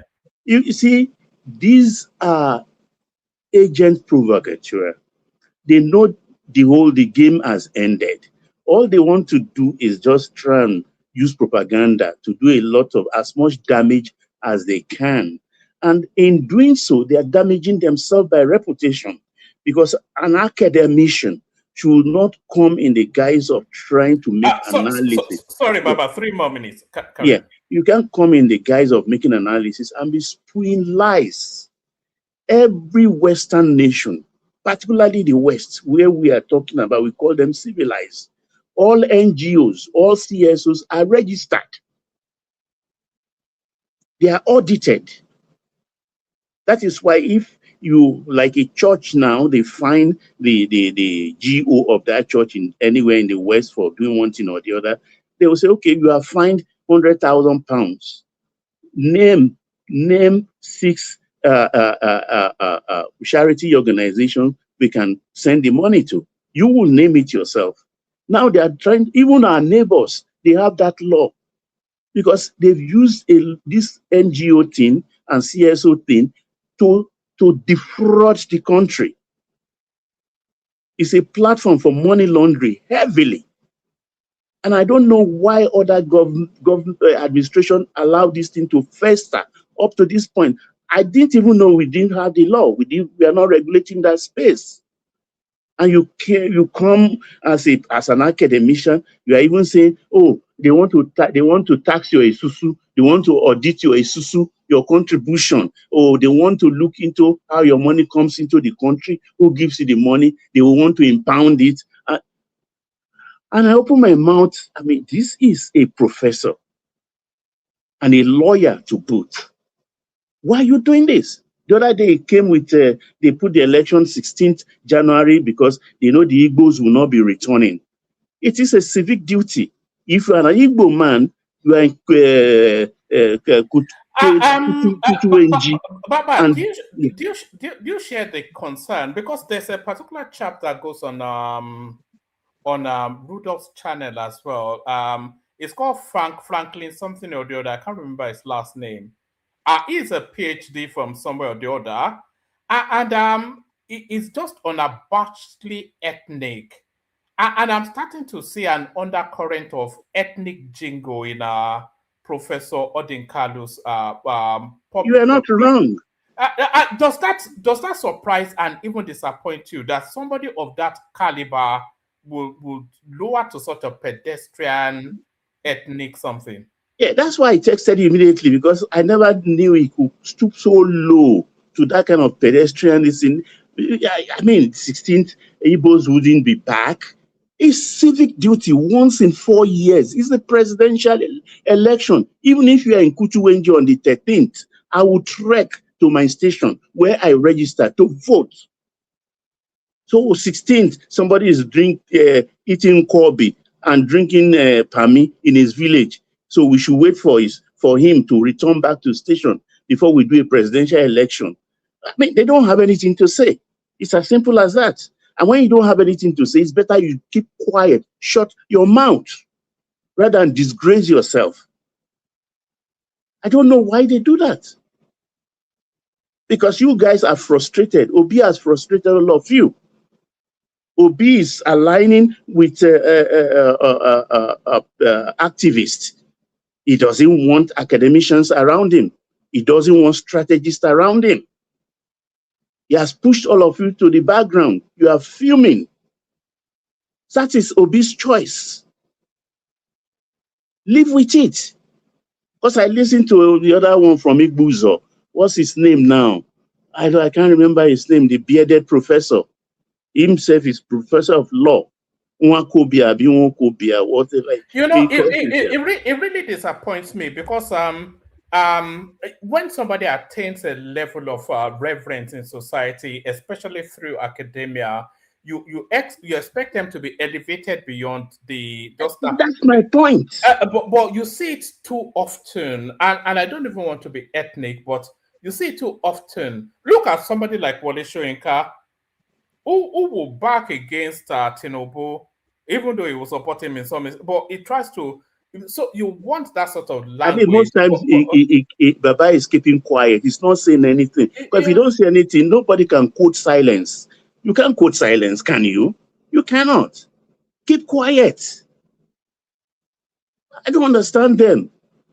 The other day, the other one, Professor Udenwa or something, the one with double barrel name. I've not seen him of late on particularly on. You also have somebody like Obiese Kwesili, who I think might well be a PhD as well. I think she's a PhD. And she comes out into the public and says she cannot see beyond Peter Obi. Peter Obi's record is a matter of public record now. It's in public parlance. Peter Obi has never achieved anything. So on what basis would you make such a categorical statement at your elevated position? I think frustration drives people to a lot of things. He failed in the governorship of Anambra State. Now the records are there. All of his successors, Obiano told us he failed. Asoludo told us he failed. The data tells us he failed. So on what authority are you? On what are you basing? What's the premise of that assertion? It's just unbelievable. Yeah, they are all becoming jokers. You understand? Because I listened to that to day one. I think people will remember him. He always wear black bearded professor. The other day was boasting. Oh, in my local government alone, we have so much number of professors. Sorry, Baba. Sorry, Baba. If you can bring it on, yeah, we have so much number of professors.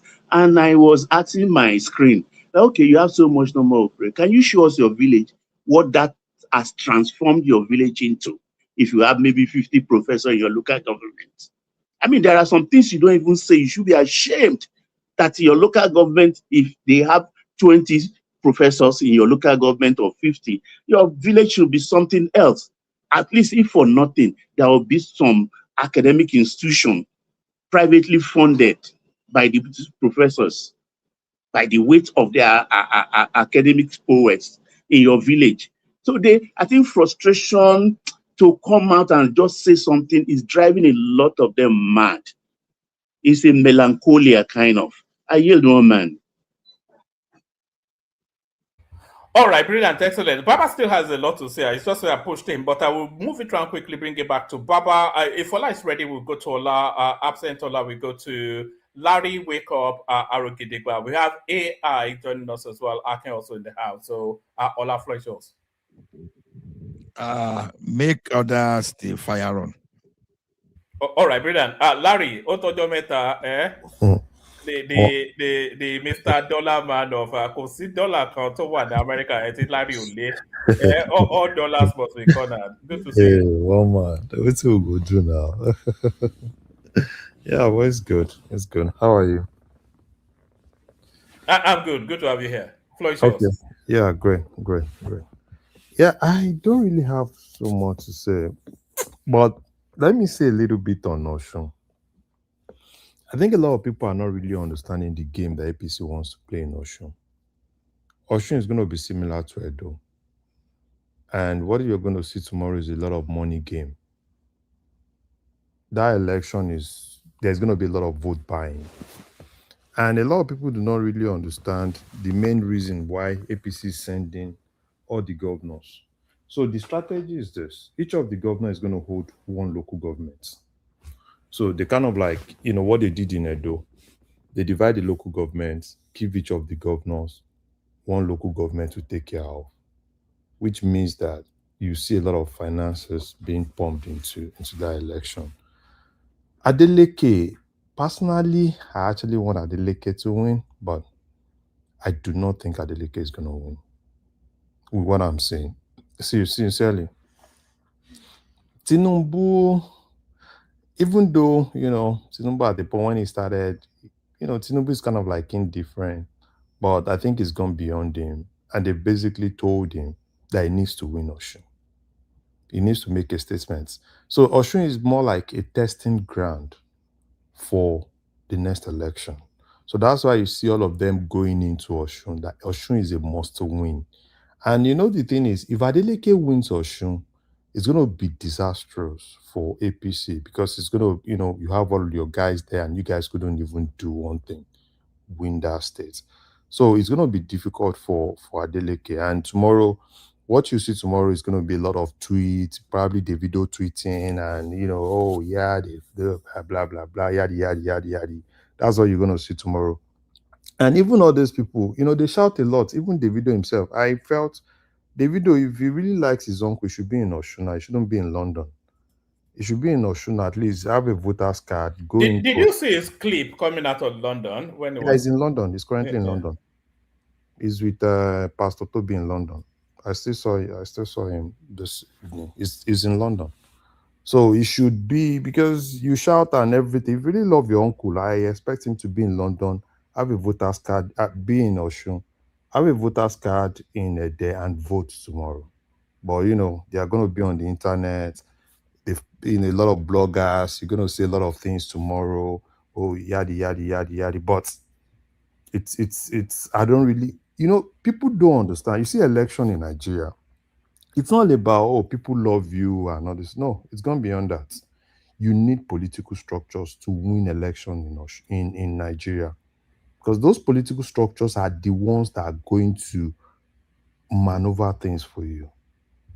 Because an average voter, right, doesn't have a stake.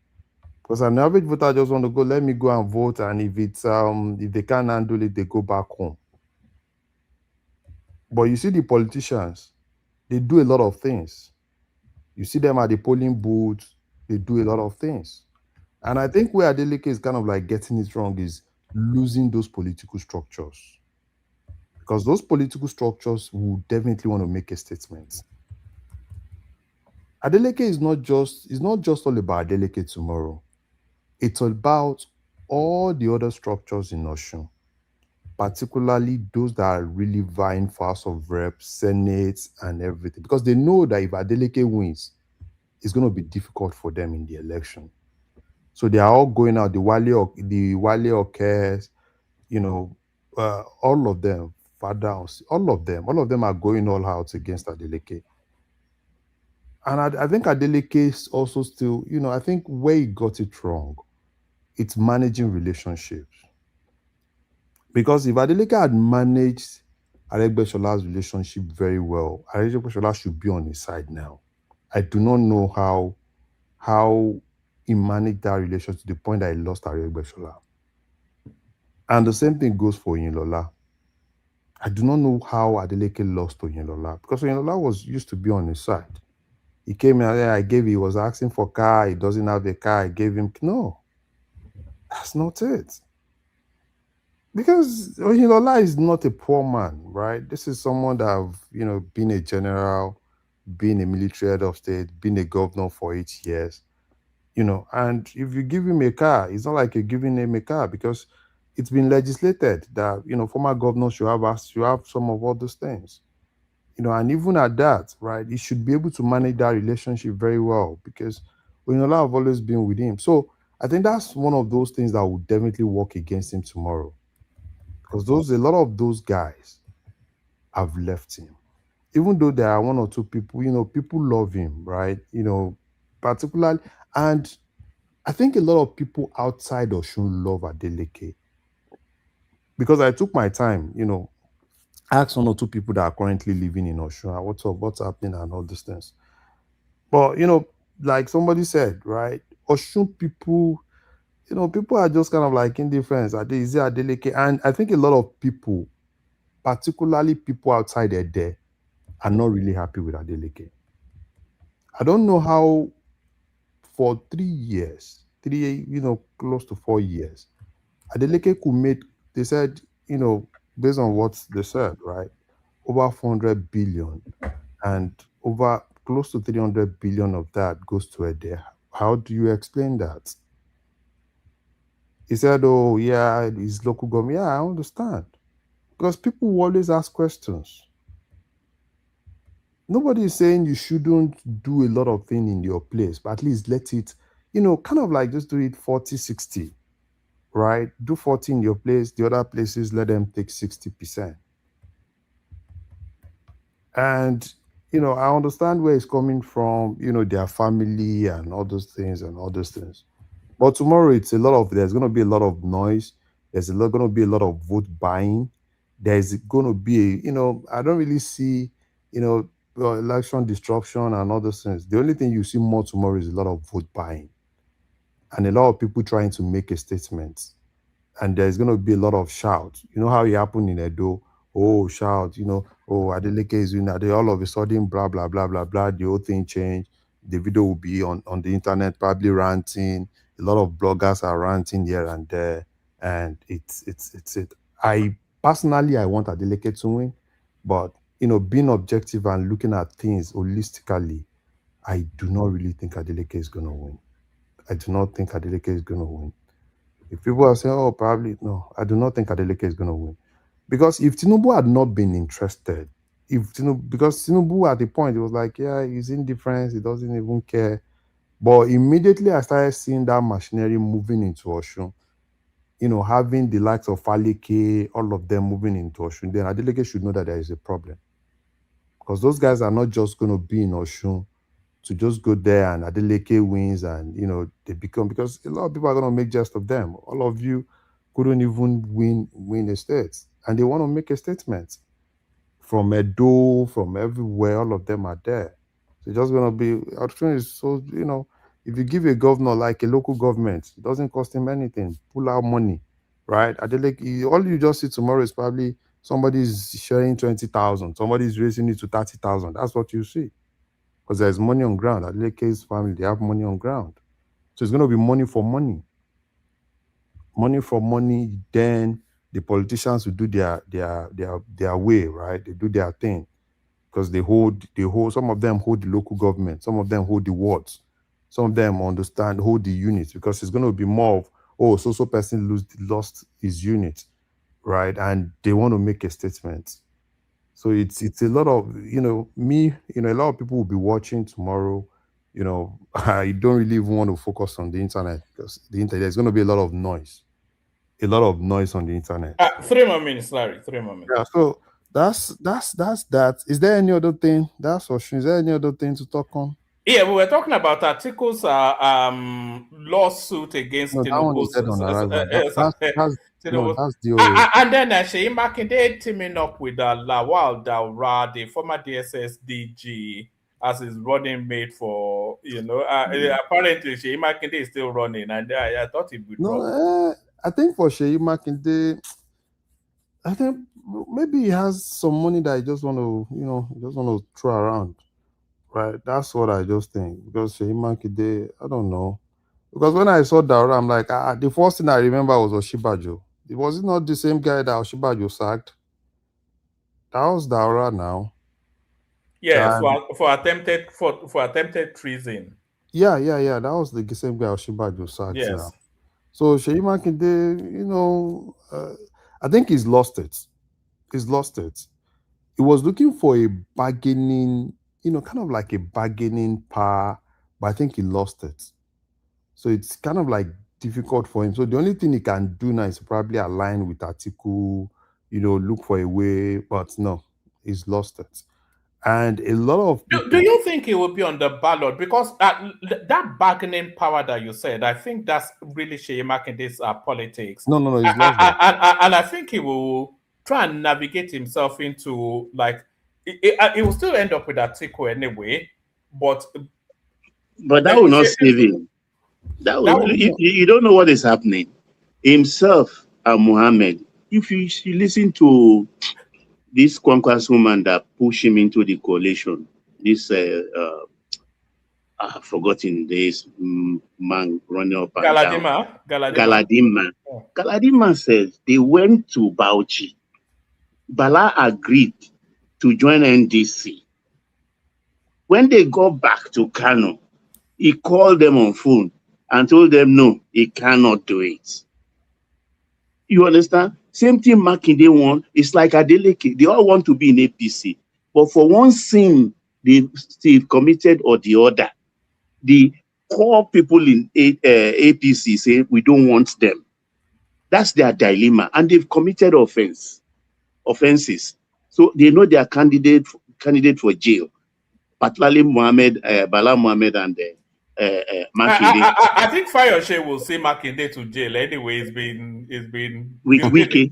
Look, yes, all these people, one man, Larry. No, I will sleep. The only one person in Nigeria. One person in Nigeria, a politician that can give me some sleepless nights is Wiki. If Wiki say, if I'm not going with Tinubu today, I'll know there is, because Wiki ready to die. He's ready to die. And somebody that is ready to die, you have to be very careful with that person. As far as Wiki is in Ashiwaju's camp, the rest is story. You can imagine Wiki to Atiku. Atiku is afraid of Wiki. Atiku is who drove Atiku out of PDP. Wiki. Who drove Amechi out of PDP? Wiki. Tambuwal, he drove all of them out. And those who have sense, they align with him. People like Saraki and all the rest, they stayed with him. So that's the only politician I think will just give me maybe sleepless night. I'm worried. Larry, sorry about that. Carry on, please. No problem. So for me, I think Makinde, he misused that opportunity. So, and what he's doing, right? It's not just going to affect him. It's going to affect a lot of all these boys that followed him to APM. It's going to affect a lot of them. But, it's politics, right? Politicians, if you look at politicians deeply, they don't even care about anybody. They care about themselves alone. And you just need something and something. But no, Makinde is do you think it will run before the EFCC? Because I see Makinde as somebody that would run. Where will he run to? So they are abroad now. No. They end up in Canada somewhere like the rest of them. No. Unless he follows the Nadiko route. He has his family in Texas now. I know one or two of his people in Texas. He comes to Texas often. You know the wife is a job. I know he has a property in Houston. I think somewhere in either Houston or Dallas. But I know his family is in Texas. So, but the thing is, he's a politician now. You understand what I'm saying? And I don't really think Tinubu is really vindictive like that. You understand what I'm saying? It depends on you know that Oyo is a reasonably large voting bloc. And Makinde being in play, even though he may not win Oyo, it will certainly take significant amounts of votes away from the APC in Oyo. Oman, So I'm not Oman. sure that Tinubu will forgive that readily. After Oman, say that is why I'm telling you that Osun is significant for APC. Look at what happened if APC takes Osun. Look at what will happen thereafter. Look at what will happen thereafter. That's why they are trying as much as possible to make a statement with Osun. After that, after they take Osun, even those other ones that you think, they're either here or there, everybody will come online. Everybody will fall in line. Oyo is gone. Olubadan is here. We are forgetting Olubadan is here. So everybody is a toast. will fall in line. Is toast. Even now, Olubadan is a staunch Tinubu man. Aye, died in the war. Sheyi Makinde, people think Sheyi Makinde is that popular. I think the only thing APC just needs to do in Oyo is to bring everybody together. If they can bring everybody together in Oyo, no, I think APC would definitely have. Adelabu, no, they might not really bring Adelabu back because Adelabu left the country. He doesn't want to talk to anybody. But at least one person that I want APC to bring back in Oyo, if they're really, really serious, is Fatai Buhari. They need to get that man, particularly from that Ogbomosho axis. That man is, that man will always win election any day, anytime. But what do I know? So let's wait and see what happens tomorrow. And, it's kind of like it's going to be a good weekend, right? Watch things and people cry, people laugh. And it's a whole lot of things. I'm excited to watch what's going to happen tomorrow. Thank you. All right, brilliant, excellent. Stay with us, Larry, for as long as you can. We're going from you to wake up. Anytime Zita is ready, just indicate, and then we'll come to you. On our way to wake up, let me play you this little cameo from Davido. I'm really surprised that the guy is not in Osun anyway. For all of the noise he has been making about his uncle. The guy in London. Yeah, he did London. Watch him. Go. Yes, sir. Big day. We shut down the Crystal Palace boat today. I'm super excited. It's going to be a great day. And tomorrow we head to the polls. You understand? They talk, say, from up. They send them signal, say, snatch it. Baba, they don't snatch anything for sure. We'll see you tomorrow. So unless it's on the next flight, that looks like very much the UK to me. But there he is. He's in UK. I still saw him this evening. He was with Sheon Kuti, with Pastor Toby, all of them. Yeah, wake up, floor is yours. Give us about 5 minutes. We'll move. Yes. One man. Good evening, one man. And good evening, Baba. You are welcome back. Larry, wake up. Thank you very much. Happy weekend. I'm one of your fans, so. Oh dear! Thank you so much. Everybody is a fan of Baba, Everybody. Yes, I learned that he went to Ibadan and he just came back. I hope you enjoy your stay. Not Ibadan. Oh, where did you go to, Nigeria? No, it's just Abuja. Oh, okay. Just the whole 5 days in Abuja. Because everybody in Abuja, including my mother. So everybody's so I didn't have reason to go further. Oh, okay. One man like that. Welcome back. Thank you. Okay. So Davido has run away. Oh my God. What was he doing in London? I thought he was supposed to be in Osun State and cast his vote for. What could be so important in London for him to? He's performing. I think it's an old contract. He has to. Okay, all right. Okay. Oh, okay. Now that makes sense. So I mean, I don't know much about Osun politics, but I had some some things about Adeleke. They said he has performed woefully. I heard that he built airport in his village for his family, so that they can, park their private jets, and not pay to the federal government in Lagos. So he decided to build airports in his village, and Osun people don't like that. So, and I also heard that he's involving a lot of, some family members in his government. People are alleging conflict of interest and nepotism. So, and one thing that I know for sure is that there is going to be a lot of rigging on both sides, right? Adeleke is bent on winning that election and is prepared to do anything. There have been many killings on both sides, taking each other out, okay? According to the video you played, you can see maybe accord members being put under spiritual oath not to disappoint Adeleke or to betray him. That shows you how desperate Adeleke is to win this election. But like I said, there's going to be rigging on both sides.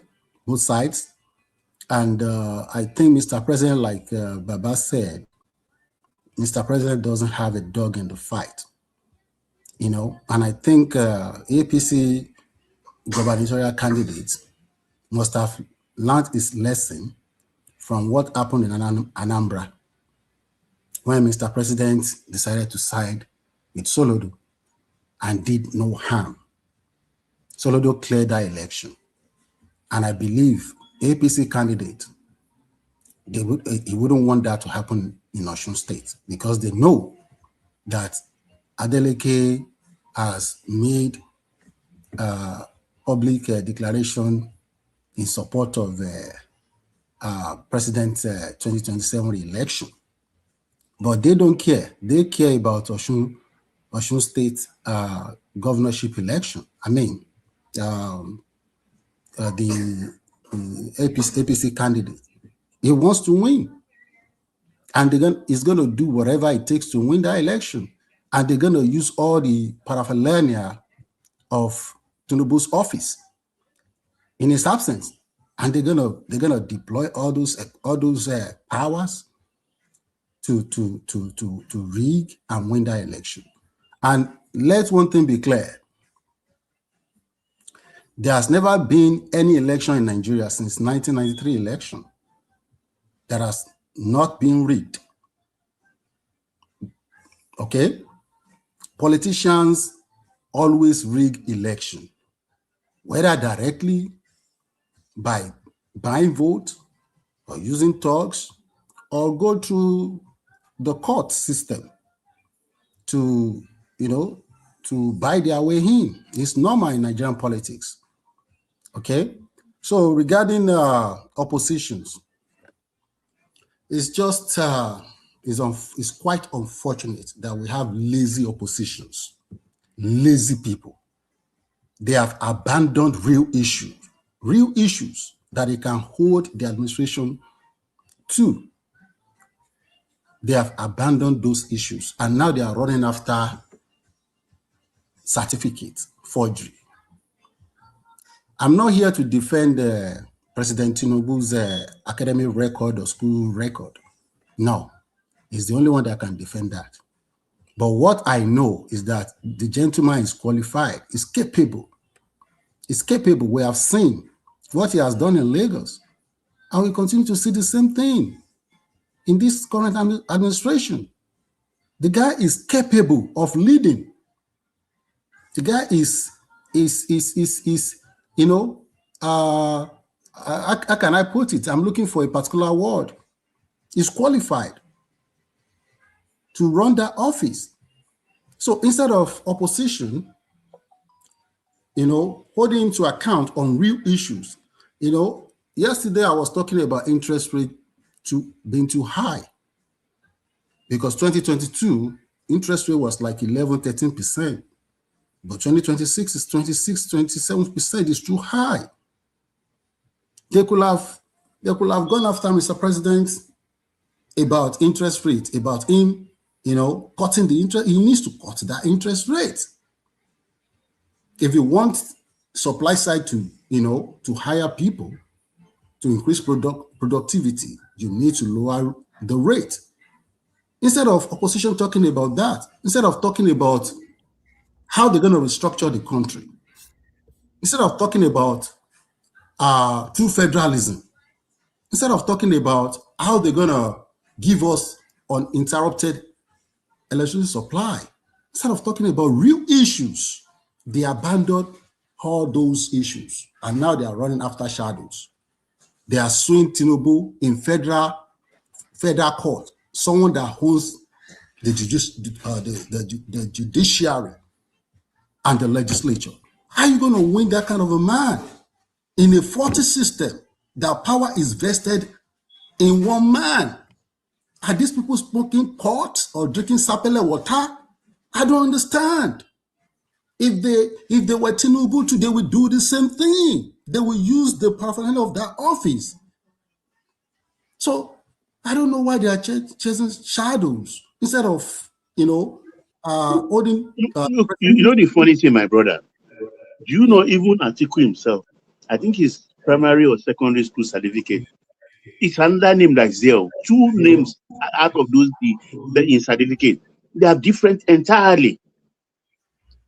Yeah. I don't know, not to talk of Obi own. Look, if I show you my certificate, you will tell me to go and hide it. I'm lying. Because I went to a Catholic school. I have to use my baptismal card to enter a primary Catholic school. I went to Muslim secondary school. I have to use my Muslim name. Tertiary, I don't know what happened, but my popular name in tertiary institution, which is a short form of my name, is what's on my certificates. So if I present that one now, what will you say? They are mine. They are mine. So I don't understand them. I have similar issues, a similar issue too now. I was born 3 more minutes. Sorry, 3 more minutes. Yeah. I was born into Islam, and my family later became Christian. So I had the Muslim name as my middle name, but later on in life, I removed it. I put Peter. Sometimes I use Peter, sometimes I don't use it. So you can say, okay, my first name, my middle name, Muslim middle name, then my last name. Then later, change to my first name, my baptismal name, Peter, and then my last name. And sometimes I don't use it, but I'm still the same person. I'm the same person. Okay, are you not going to use that and say I didn't go to school? These people are so funny. Instead of going after real issues, they are just wasting everybody's time. That's why nobody is prepared to listen to them. I'm not prepared to listen to them because I know they all just want to gain power. And under this constitution, no one that is the president of Nigeria under this constitution will be, the constitution gives the president too much power. Anyone, would use that power, more than what is supposed to use that power for. It is this constitution that is our problem. So I'm not going to listen to them. I'm going to just continue to hold my president, accountable, or try to put pressure on him to do right by Nigerian people. I want him to restructure the country when he wins the second term. That is my own agenda. I will continue to hammer that. President, you need to restructure that country. You need to restructure that country. You need to bring down that constitution, bring people together, ask them, all the regions, how do you want to be governed? Those are the real issues we want to develop. We don't want all this pedestrian thing that the oppositions are pursuing. They are just wasting our time. One man, I yield back the floor. So, You know, if there are other issues we can discuss. Hold on. Yeah, regarding Sheyi Makinde, I know Sheyi Makinde is just 1 minute. 1 minute. Carry on. Okay, 1 minute. Yeah, I know well, I like the fact that Sheyi Makinde is trying to, become the president because he's from my state. So it's good that he's aspiring for to become president. I mean, it's good to have big dreams. But I believe that it's just trying to increase the pressure on the federal government, especially on Tinubu, so that it's like one of the panelists said earlier, that he's just using that as a bargaining chip because he has committed a lot of atrocities and he's going to jail. He's going to go to jail after his tenure is over. He's going to be prosecuted because he has committed a lot of atrocities. So now what he's trying to do is ramping up the pressure so that Mr. President can negotiate with him and say, okay, let me give you off ramp. Don't worry. When you finish, I'm just going to look away. That is what he's looking for. And he's not going to get it. Whether he likes it or not, Mr. President will win his re-election. I'm not going to say it's going to be landslide, but it's going to be a decent win. He's going to win that election. And there is nothing anybody's going to do about it. He's going to rule that country for the next 4 years. Okay? And he's going to restructure that country. I yield back the floor. Thank you. All right, brilliant, excellent. Stay with us. We're going from you to Arogidigba. On our way to Arogidigba, I'm going to send a link to the comment section now, which is a link to our X handle. So anybody, if you feel inclined, you can go and retweet it on X. I want us to start having a strong presence on X. So that's our X handle. If you're not following, follow. But more importantly, retweet the broadcast on X so that whoever is in your on your followership, they can join us if they so wish. So that's the handle to X right there. So we go on to Arogidigba. Arogidigba, we're still being a bit rigid with the timing because AIO has still not spoken. AI herself has still not spoken, but she's dropped. Akin is with us as well. But floor is yours, Arogidigba. Floor is yours. And Ola has not spoken as well, but Ola is the host. But carry on. Good morning, one man. I'll make it quick. I really don't have much more. And good morning, everybody else. Baba. Baba. I don't have much. Happy weekend, though. Yes, sir. Yes, happy weekend. So I don't have much to add to what I said earlier on. It's a shame, the situation of things in Osun State. The people have so much low expectations. We have an agrarian state. There's really not much economic activity in Osun State. And that's the unfortunate part of it. Illegal mining is now rampant between the Ife and Ilesha axis. And we already have very, very serious contamination of the water bodies. So the contamination of rivers is a serious thing in Osun State now, especially in local communities where people are dependent on those same river bodies there for some of their water, uses for water. I'll be waiting for you. Yes, sir. The question I want to ask is this: I don't want you to go blank. You understand? Now, what are your expectations from Adeleke, and what are your expectations from your anointed candidate? Because when I see someone going on human capital development, I'm somehow tempted to see positive things. So this digital, this guy Adeleke, he has been doing much around digital economy in Osun State. So is it that people are not aware? Can you explain to the public what digital economic activities is engaged himself in? Okay, he has been talking about this fiber expansion to provide some kind of ICT. He's the first person that is actually putting that ICT policy down and in a solid paper and a roadmap for Osun State, and he has trained some people. Some people they've received training around that ICT.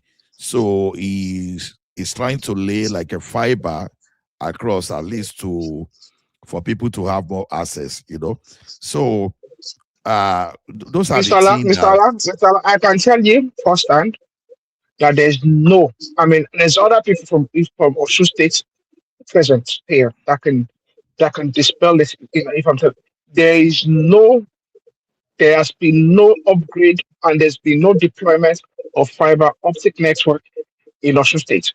The primary place, okay, if at all a serious governor wants to deploy fiber optics, would be to deploy to the principal university in the state, which would be the Obafemi Awolowo University.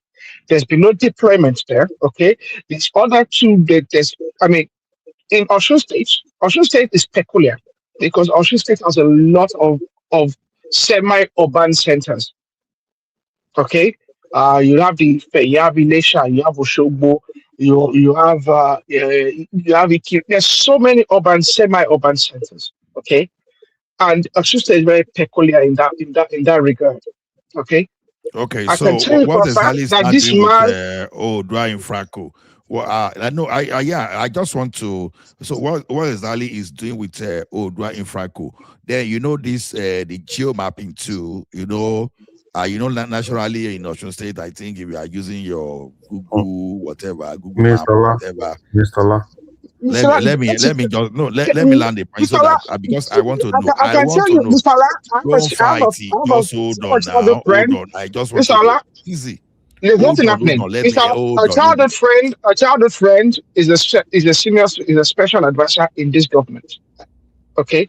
Uh, So I'm quite aware of the things going on in this government. Hold on now. Don't bully me with your friend that is the deputy governor, whatever. The thing is this. You understand? I learned about the as is Google mapping the entire of Osun State, and I now think the place is at about 60%. You know what that means to me, because I've always been an advocate that if I were a governor today, the first thing I first of all do is to map every plot of land in my state, put the name of the family, everything there. So if I find any strange guy there, even if it is 20 years to come, and you want to hide under the fact that you've lived in a place and you want to become indigenous of that place over time. No, already I will mark, I will put a mark so that you can't come from anywhere and just go and occupy land. So when I see it's Google mapping project, the first thing is this, I love something like that. So that's why I'm saying that when you are saying this man is not doing anything, I want you to be specific rather than, it's the same way some people believe that Tinubu is not doing anything, right? No. I'm being very, very generous when I say that he's not doing anything. That's been me being extremely very generous. There's no Google mapping going on, because if there was truly geo mapping going on, Osun State would not be the capital of illegal gold mining in the southwest of Nigeria. It's a serious security problem in Osun State as we speak, and it's not been spoken of well enough. There's serious. It has even been for more than a decade anyway. I won't deny that. It has been for more than a decade. So there's still, and it's gotten worse, okay, in recent years, okay. Land disputes. I'm just trying not to say things right now. I'm trying to be I'm trying to be measured, okay. Don't get me right. Don't get me wrong. I'm not saying it's healthcare. In healthcare, I'm not saying it's the savior of your. I'm just saying that when you want to say someone is not performing, I want you to be specific. Mr. Like someone is saying that. Okay, is not performing. Like Adeleke is doing nothing. He brought pensioners, retirees into the S scheme project of that. So if those in are audio, just tell me it's audio, because you can see that thing on your government website. So he paid off areas of pensions. You understand? Being the type of state that it is, you understand? So I don't see audio. I want to know. When people say nepotism, he employs his own family, well, I don't have data to that. He did. The video is... No, his family members. So Allah is going to win now. Is that what you're saying? No, of course, I believe Adeleke is going to win. So all this gang He's up going to win, against right? yes, that's my own prediction. Okay. Yeah, in some hours we'll know. That's gonna be tough. That's gonna be really, really It's tough for him. prediction now. At least I'm not God. It's my just prediction. So Yeah, it's I just think it's going to. I don't believe he's gonna win that election. No, you know where the guy disappointed me? Yesterday, 2 days ago, I believe that it might likely win, but today, I mean, I know a lot of things have changed on the ground. So, and okay, let's wait and see. No, let's wait. At least we just have hours to go. So you know where Adeleke disappointed me? When Adeleke became a governor, one thing I thought, right, with what his family is doing in power sector, I thought he was going to do something kind of like magic with power in Osun. Because as of today, in terms of guys that, that generate power, his brother is one of the key guys. And Osun is their state. So I was expecting probably, with that influence and everything, aside Lagos, probably Osun will be that other states where, there will be collaboration between private and government, and they start talking about, power in Osun and everything. And all true, they never said anything about it. And No, to that end, the electricity situation in Oshogbo, I was told is quite very good, and Elisha, so I've been told is decent. But however, I don't think it has anything to do with this. No. That one doesn't have anything to do with nothing to do with this family. How did the guy manage to increase Osun State IGR? I'm not talking of FACO. So how did he increase Osun State IGR? I'm interested. So was he just writing it on a book, or where did that increase in IGR come from? Mr. La, that is phantom. There's no increase in IGR in Osun State. So what you ask, Mr. La, is sorry, Larry. 3 more minutes, Aro. 3 more minutes. Carry on. So, Mr. La, please, Mr. La, I can tell you for a fact, there's people from Osun State on this platform. It will be an insult to educated individuals for Adeleke, who we know is an elite, a functional illiterate, to try and convince us that he has increased the IGR in Osun State. There is no functional, serious economic activity in Osun State. We all know this. Mm-hmm.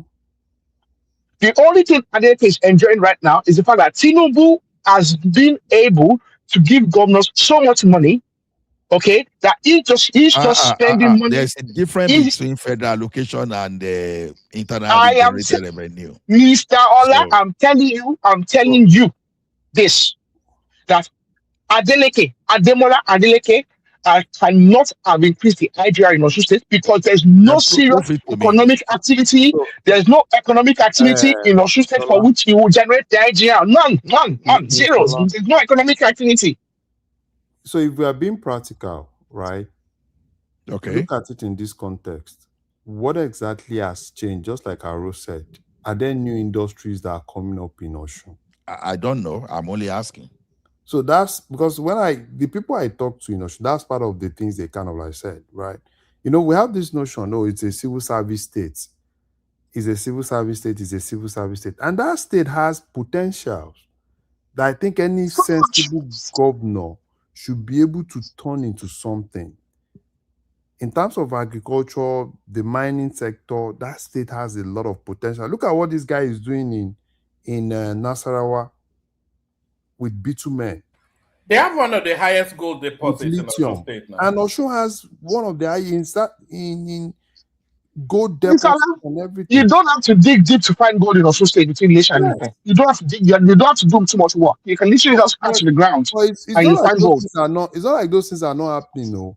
What they just been doing. You have to tell me how that translates to increase in IGR now. I'm not saying you don't have. That's what we are saying now. So the next thing so is it that you tell me that Adeleke is kind of like, probably if he's increasing IGR, probably is expanding the tax net in Osun, or probably is increasing the tax because there's no enterprise to tax in Osun now. That's what I'm saying now. One man, why I tend to agree, but how could a state that Ekiti was doing better than in IGR as far back as 2022, and the IGR now is more than doubled from 24 billion to 54 billion. So Well, I Mr. want to Ola, know Where what are you miracle getting happened that there. from? Where are you getting that from?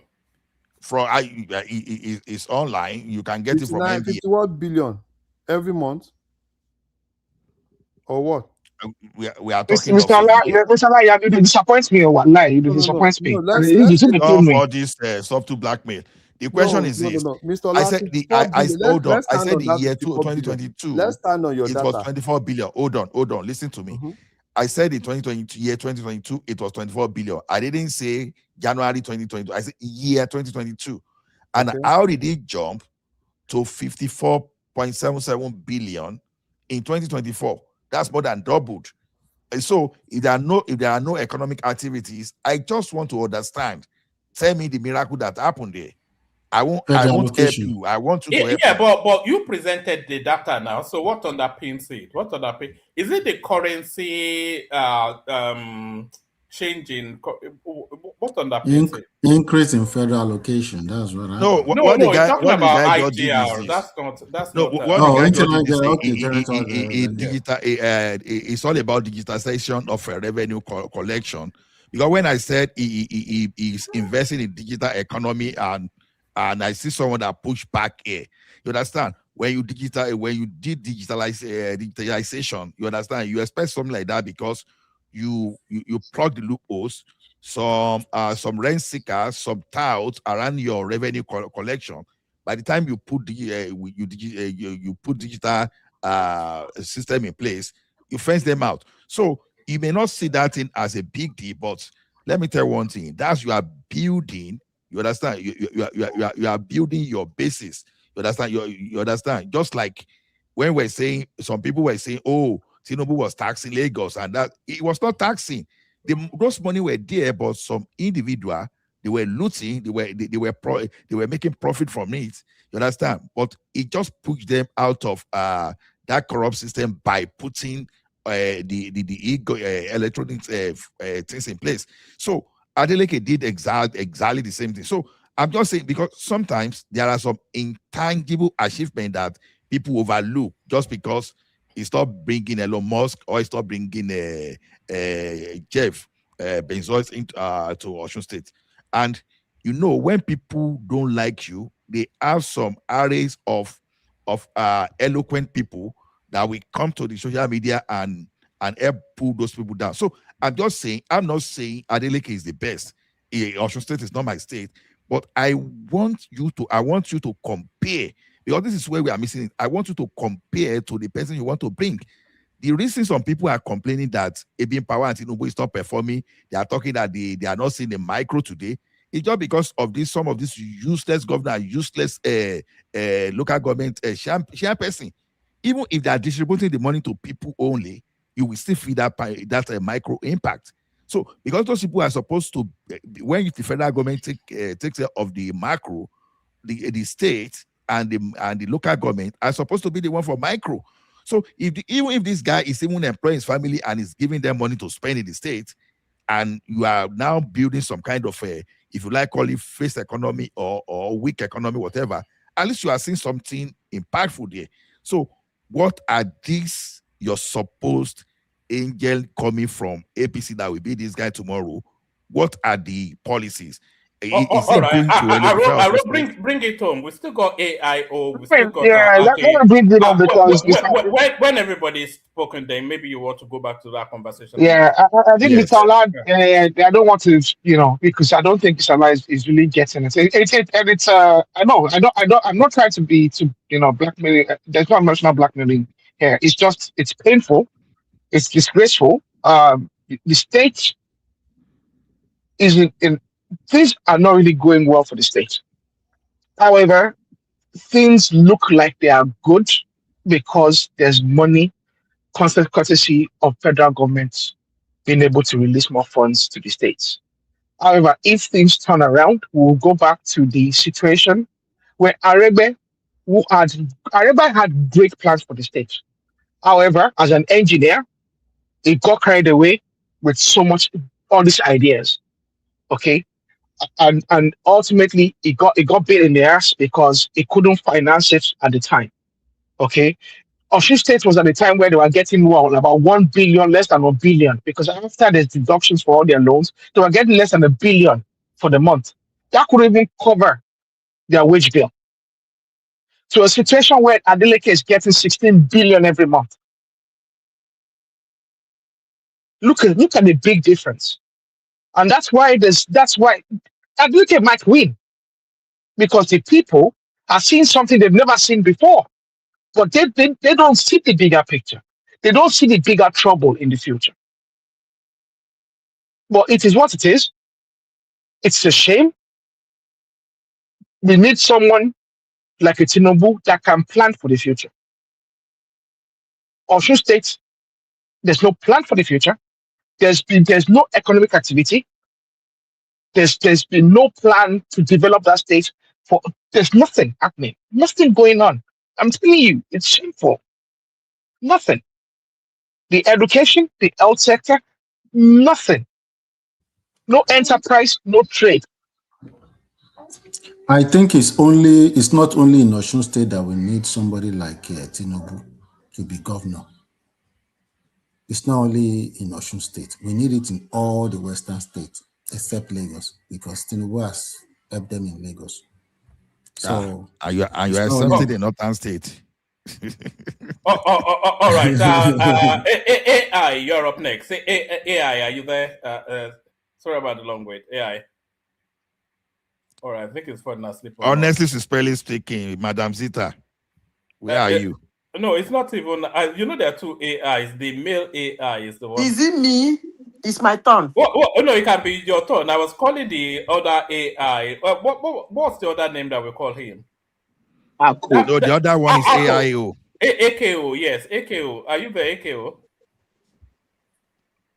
That one is AIO, not AKO. No, he's the same person. Yes, yeah, he's the same person. It just comes under that term. But yeah, Zita, do you want to take the floor, and then after you go to Akin? Okay. Woman, what's the topic? We're talking about the elections coming up today. Adeleke almost certain to be returned, but what is that positive for the Osun State indigents is the broader question. And then we're talking about Atiku. You said you'll be returned. That's all the indications now. The dancing governor. I mean, because I don't even know who's running up against him. Yeah, I don't think. But him winning or not winning, I don't think anybody really cares. I don't think it bothers Tinubu, especially if that guy wins. Let me tell you why I think. You see, there are two types of politics Tinubu can play in Osun State. This first polity is to give, let it play out, emboldening the opposition. Because if the guy wins, you remember he's in Accord or whatever, one ridiculous party like that. So if he wins Tinubu State, is going to highly embolden the opposition. Make it look real, make it look fine. I don't know if Tinubu will want to play that kind of politics, because Tinubu is a shrewd politician. And if he knows what the kind of, from all he has been doing, I don't think he will like any state in the South to go to another party. Hello? Yeah, we can hear you. They can hear you, Madam Zita. I don't think, because yes, they said the North are ready to vote him. I don't know how true that is, but the kind of politician he is, I think he will like to secure the South first. Mm-hmm. When I mean the South, I mean Southwest, South Side, and Southeast. Then little of mostly middle belt. He will want to secure that. And then with that, he can face the north. But if Adeleke wins today, he's going to, I won't say it. Let me keep quiet. I don't want to go into some kind something. But I don't think he should play that kind of politics. I don't think so. If the people are massively behind Adeleke, as you people said, and there is nothing any other party can do, well, let's watch and see. Madam Zita, But sorry. Hope Uzodinma in Osun State, that guy. Anyway, continue. You want to ask me something? Yeah, don't you think he's trying to play the kind of politics he played in Anambra with Solodo? Don't you think he's trying to play the same thing in Osun? You see, that Adeleke of a guy. Sorry, Zita. Sorry, Zita. I don't think you can draw that parallel. Wake up.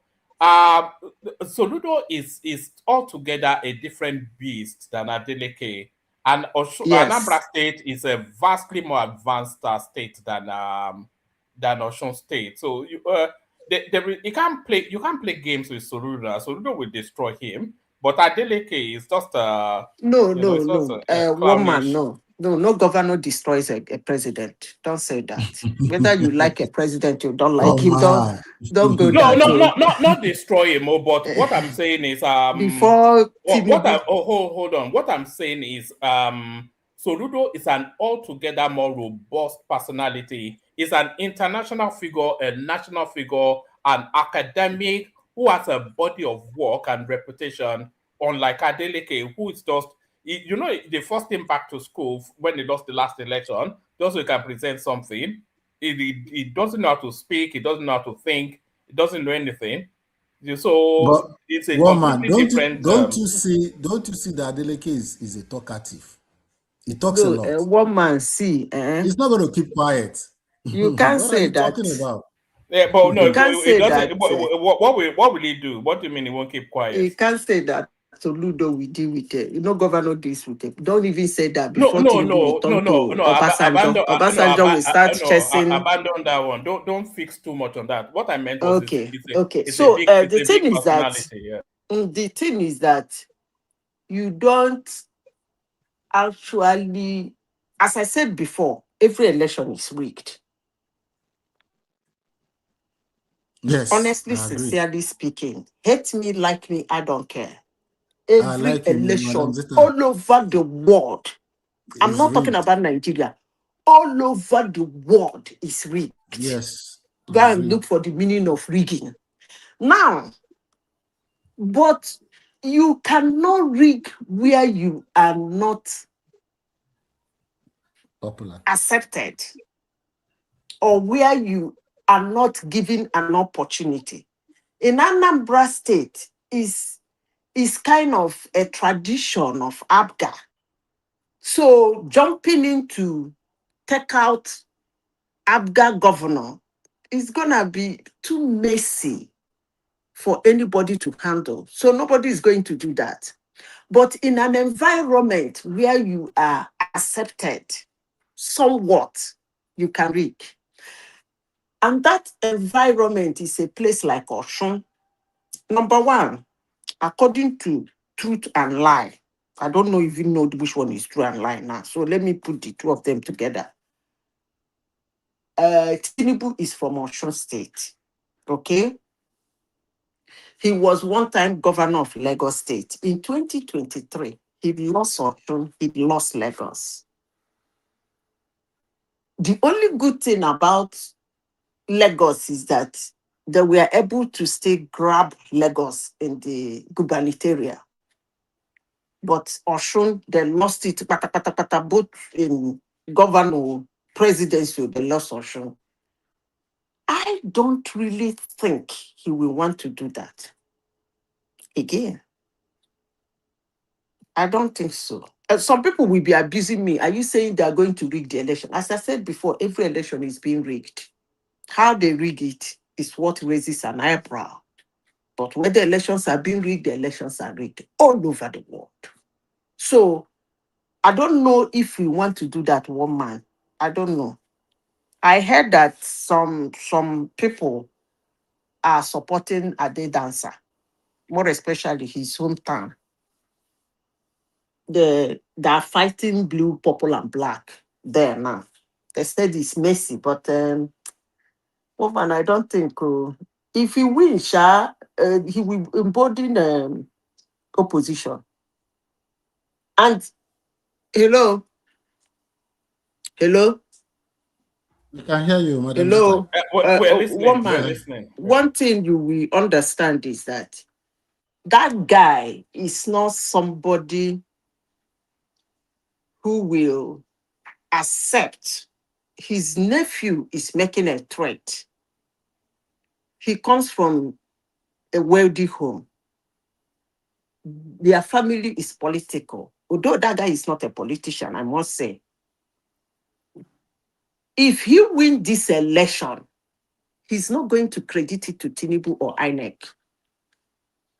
Trust me. And that is going to be very devastating for the next election. So if you think that do you need to do it like Soludo, let him be there when it comes to presidency, he will support Tinubu. I don't know the agreement they had, but I don't think Tinubu should play that politics. Not with all this bullshit some Northerners come here to talk. I don't think he should play that politics. But if you want to play it, that's fine. You people say he's a strong politician. He has a magic wand and blah, blah, blah. There are some mistakes you don't make as a politician. So based on that, I don't think that guy will win that election today. But if he wins, it means Tinubu wants to embolden the opposition, make them believe everything is okay, and then do his shenanigan in 3 months' time. I don't know, but I don't think he will want to lose Osun State. Meanwhile, Makinde in the other place, the ginger. How do you say it? Makinde the ginger, the ginger for Oyo State. If you allow this guy to take Osun, Makinde might take Osun Oyo in presidential. So you don't play that game. Don't play it. Now back to what is the next topic? We were also talking about Atiku is filed an affidavit in court challenging Tinubu's NYC certificate. He said the certificate is there's a discrepancy around the names. One of what is his name was showing as Bola Tinubu Adekunle or something, as opposed to Bola Ahmed Tinubu, and is inviting them that INEC to submit the certificates that Tinubu submitted to them so that it can be interrogated by the court. So they are back to the he went to school, he did not went to school narrative. See, woman, I use my phrase again. Honestly, sincerely speaking, I don't know the kind of opposition we have. Are there actually, look, I was expecting Atiku to pick one of Tinubu's policy, sue him for it, tell the court how it is impacting Nigerians, and take it from there. Are they saying that this man has been in office for almost 4 years now? The only thing they can campaign against is his certificate, is a drug dealer, he is not from Nigeria, and blah, blah, blah. We are indirectly saying he did well. Come on now. Haba. Yeah, Which just kind of opposition be this? pathetic lot. I have not seen this kind of thing, people, human being before. Upon all the complaint, headless mob come to one man platform to complain. Suffering, hungry. What has Tinubu done? Blah, blah, blah. Upon all those things, the opposition are not hitting him, taking him to court in one place, dragging him about. They are talking about certificate. Oh, wow. One man, I beg now, who do that juju for Tinubu? You get one woman with the worry me for my office. I'm flashing too. Huh? I want to ask my Baba, where you go now? Because I want those the person double portion. One man help me, I beg. You know how to get Yeah, all this. I don't tell you now. I suspect saying that they all need to give How us. can I've No, not seen this you are kind not of thing no, before. serious? I've You are not not seen this it's saying kind of the truth. it's using Odo there. Waiting be your door. No, they on fire. Madam Zita, I know the person. If you can just give me money. I give you money, or you should direct me to the person which is give you money. No, give me $20,000. I will help you. You never even show me the person. You did. Your mouth too large now. I beg No, una now help me business with the now. person. No, I need that this person. time The around, guy is using Zita, Odo there. it's even this Odo time there. is worse than 2023. I'm telling you. They've deteriorated so much. I don't know. I want something. Have you noticed that Obi is no longer in circulation? They've pulled him out because it's It's showing anytime disinterest. he comes out, he just No, They there is a should. clip I saw today. He was in church somewhere talking about Soludo, who is my elder brother. He's doing well. At least if he says I'm not doing well, the schools are built halfway. If he can roof it, governance is a continuum. And I'm a trader after all. He's a professor. Oh, gibberish. I'm not trying to help the opposition, but if they believe Tinubu is not doing well with their supporters, they should bring out those things that Tinubu is not doing well in. Forget about every other thing. Hammer it in the ears of Nigerians. Ginger. You know Yes. there are some the Tinubu administration is over bloated, and then there are certain ministries and parastatals that he created when he started, and we have not seen anything from them, like the Blue Ocean Economy something that's not reported anything of meaning. All those sort of things. He promised us to. Humanitarian. Yes, he promised us to implement the Onosoye report within 6 months. That was 3 years ago. Oh, there's just so much, but They are What lazy. about they the are going to department? NYC certificates. Woman, what about that lady that was dancing? That woman leader. Better you do. That her department. They are What lazy. about that her department? They are not ready to put in the work to root so many things anomalies. Those are the kind of things you will bring as an opposition and say, Department of Humanitarian, blah, blah, blah. Look at what they said they're going to do. That thing would have done this, but they never did something instead of certificate. They just wanna blackmail the president and gaslight him into submission. And it's never gonna happen. Gaslight me to submission. They want to gaslight Tinubu into submission. They want to. You look Tinubu finish. Tinubu be you like somebody you go gaslight. That's why I say maybe they've been drinking sapele water, or I don't know what is going on. You see, Zita, the master stroke. Something so simple, they should have been interrogating about the troops' salary, which we've been discussing here previously. They didn't tap onto it until Achiwaju tapped on into it and made it so elaborate, because I had wanted $100, at least 130 to 150. Now they earn 187. And for troops in front line is 250 basic starting. You see. And a general receive about 3 million now a month. Baba, 2022 interest rate was 11 to 13%. 2026 interest rate is 26%. And opposition can use that. I don't know why. No, bros. You see that interest rates. I know you'll be saying that, but some of us decided not to take you up on it. Because if you take me on, I'm going to review more. Let me tell you something. If you have the same interest rates as the United States of America, why will I bring my money to Nigeria and not America? See, a lot of things you need to understand about this interest rate, because you want to keep liquidity within your country. And one way is to let your interest rate high and increase inflow. But if you are not trying to compare with you compete with the developed country, all those money will fly out of your economy. That's why you will see that if America announce increase in interest rate, what will happen in Canada? They will increase their own. What will happen in United Kingdom? They will increase their own too, because money will move.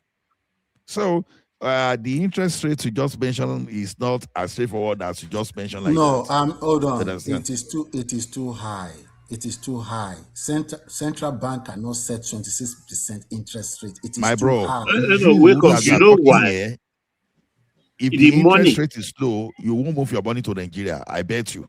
No, besides I that, for Ola, that.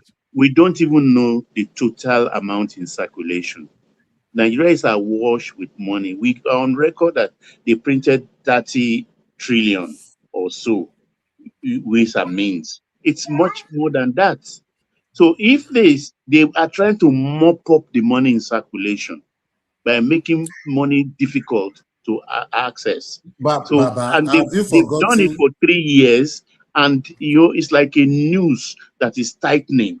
I think they will Baba, relax it. Yeah. have you forgotten that they are paying interest on the money they are mopping up?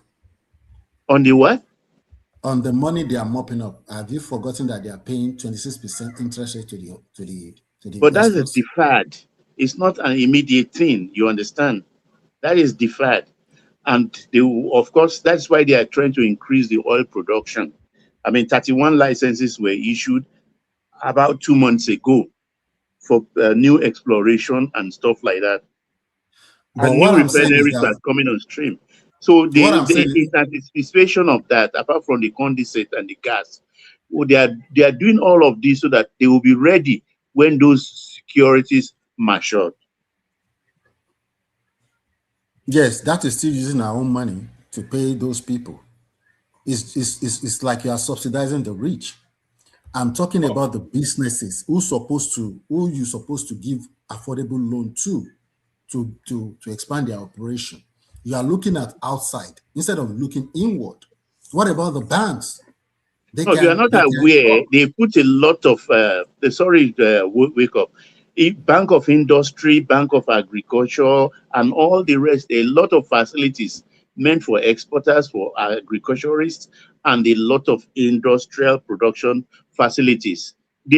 Whether they are saying it or not, they are accessing all those facilities at the moment, even for students who are holding, or those street people who are holding a tool in their hand that they can make much money from, and instead they live on Facebook, they live on what's all the Instagram, Kinikogram, and all the gram, not using it. There are a lot of facilities now.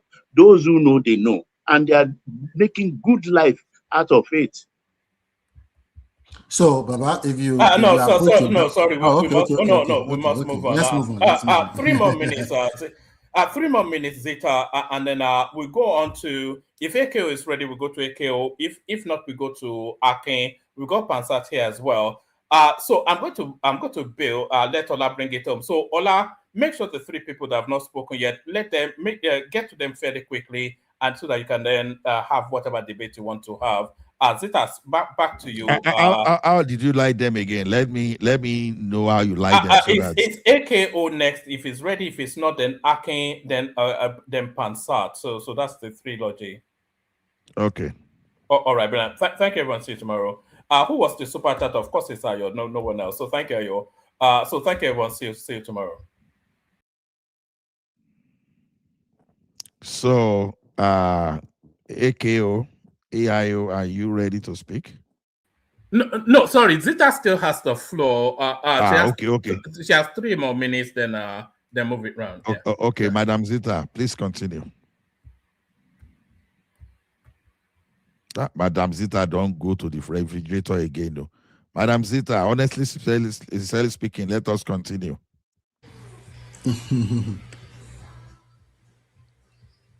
Madam Zita. Check in AKO, Akim. Okay. AKO, yeah, please fire on, continue. Ope Osimba has come. Akin, please continue. Akin, please continue. Akin, are you the? Can anybody? Move it to Simba Yes. or Remy or... Yeah. Okay. Hello, everyone. Hi. Yeah. All right. So I think we've really overflowed this issue of Osun. But however, let me just touch on it briefly. I think a lot of us actually we are looking at the wrong political map. We are really missing something here. Okay.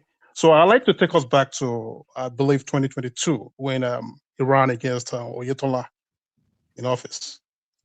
And Buhari was in power. And what he said he wanted a free and fair election in Osun State. And, with that, there was no, there was vote buying some kind of way, but, the policy wasn't as heated up as we've seen today. Okay. Politicians are going to Can the I ask you a politicians. question, please? Hello?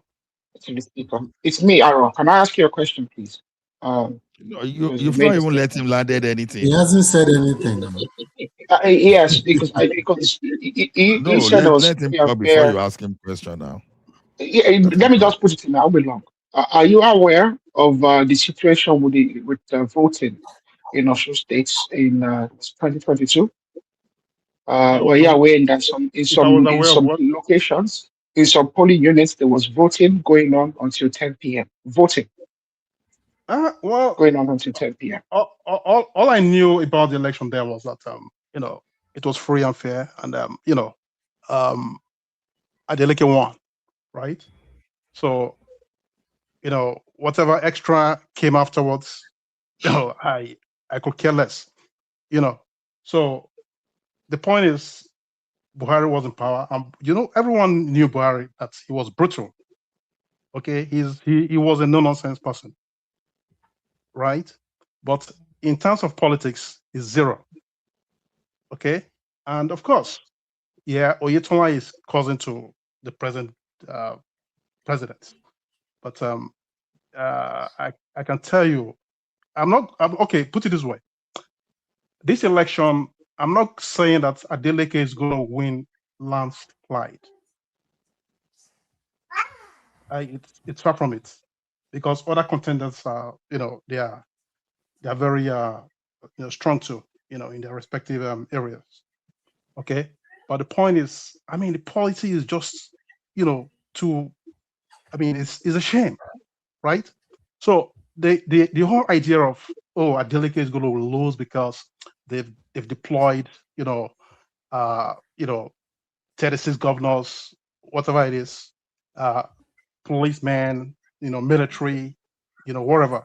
Okay, that still would not make him lose the election. Okay, that's, of course, that would, in a way,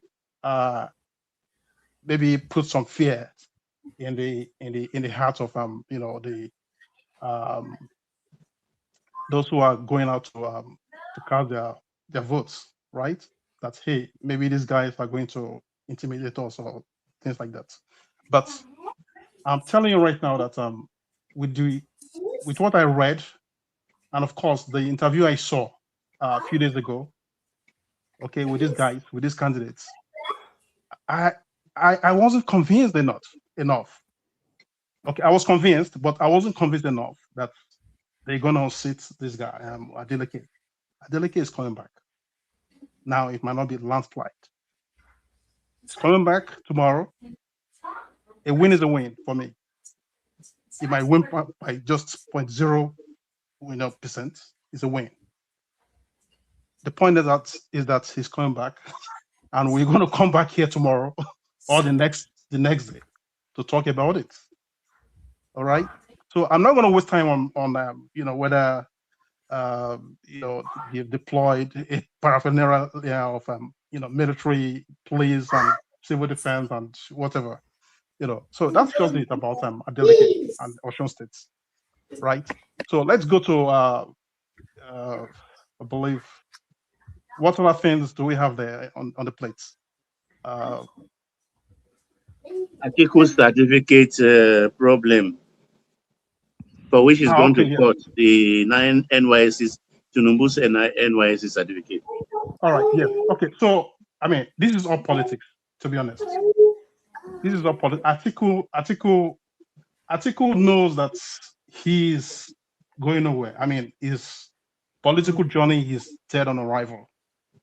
Put it this way. He's dead on arrival. Why would you be? This is the same rhetorics we heard 2023. Okay, they're replaying it now. I mean, what was new? Okay, yes, they came up with all these rhetorics. He does not have certificate, primary school certificate. We didn't know the school he went to. His names don't align with the names on the birth certificate and stuff like that. I mean, these are all politics. That still doesn't give him any chance of becoming the president. It's a shame. I think he needs to go back to the political school to learn more of politics if he really wants to, win election. If at all he's going to win, So the point is, for me, what is going on right now about Tinubu certificate and all is just a replay of what happened in 2023. So it's a shame that we are going back to where we were in 2023, and of course, it's going to lead to their death, to their political death. Okay, so it's not going to. I mean, Atiku is, let us say bye bye to politics. Come 2027, that's it. And the likes of Peter Obi and the rest of them. So, if he wants to be in that dreamland, be dreaming that some Babalawo told him that, hey, you're going to be the president someday in Nigeria. I think he must be living in the rock. In his dream. Okay. So, I mean, he should just go and sit down. He should go and enjoy the stolen money, the stolen wealth. We'll forgive him. Let him go and sit down, enjoy his stolen wealth in Dubai or wherever he goes to every time he loses election. Maybe they are banking on Tinubu sleeping and never waking up. Well, because that's the only thing. That's the only thing that's keeping them awake. That maybe before January. That is giving them hope. Exactly. That's what I mean by saying it. That's what's keeping them awake and alive. That maybe the man will be called home and they lie bad. Yeah, okay.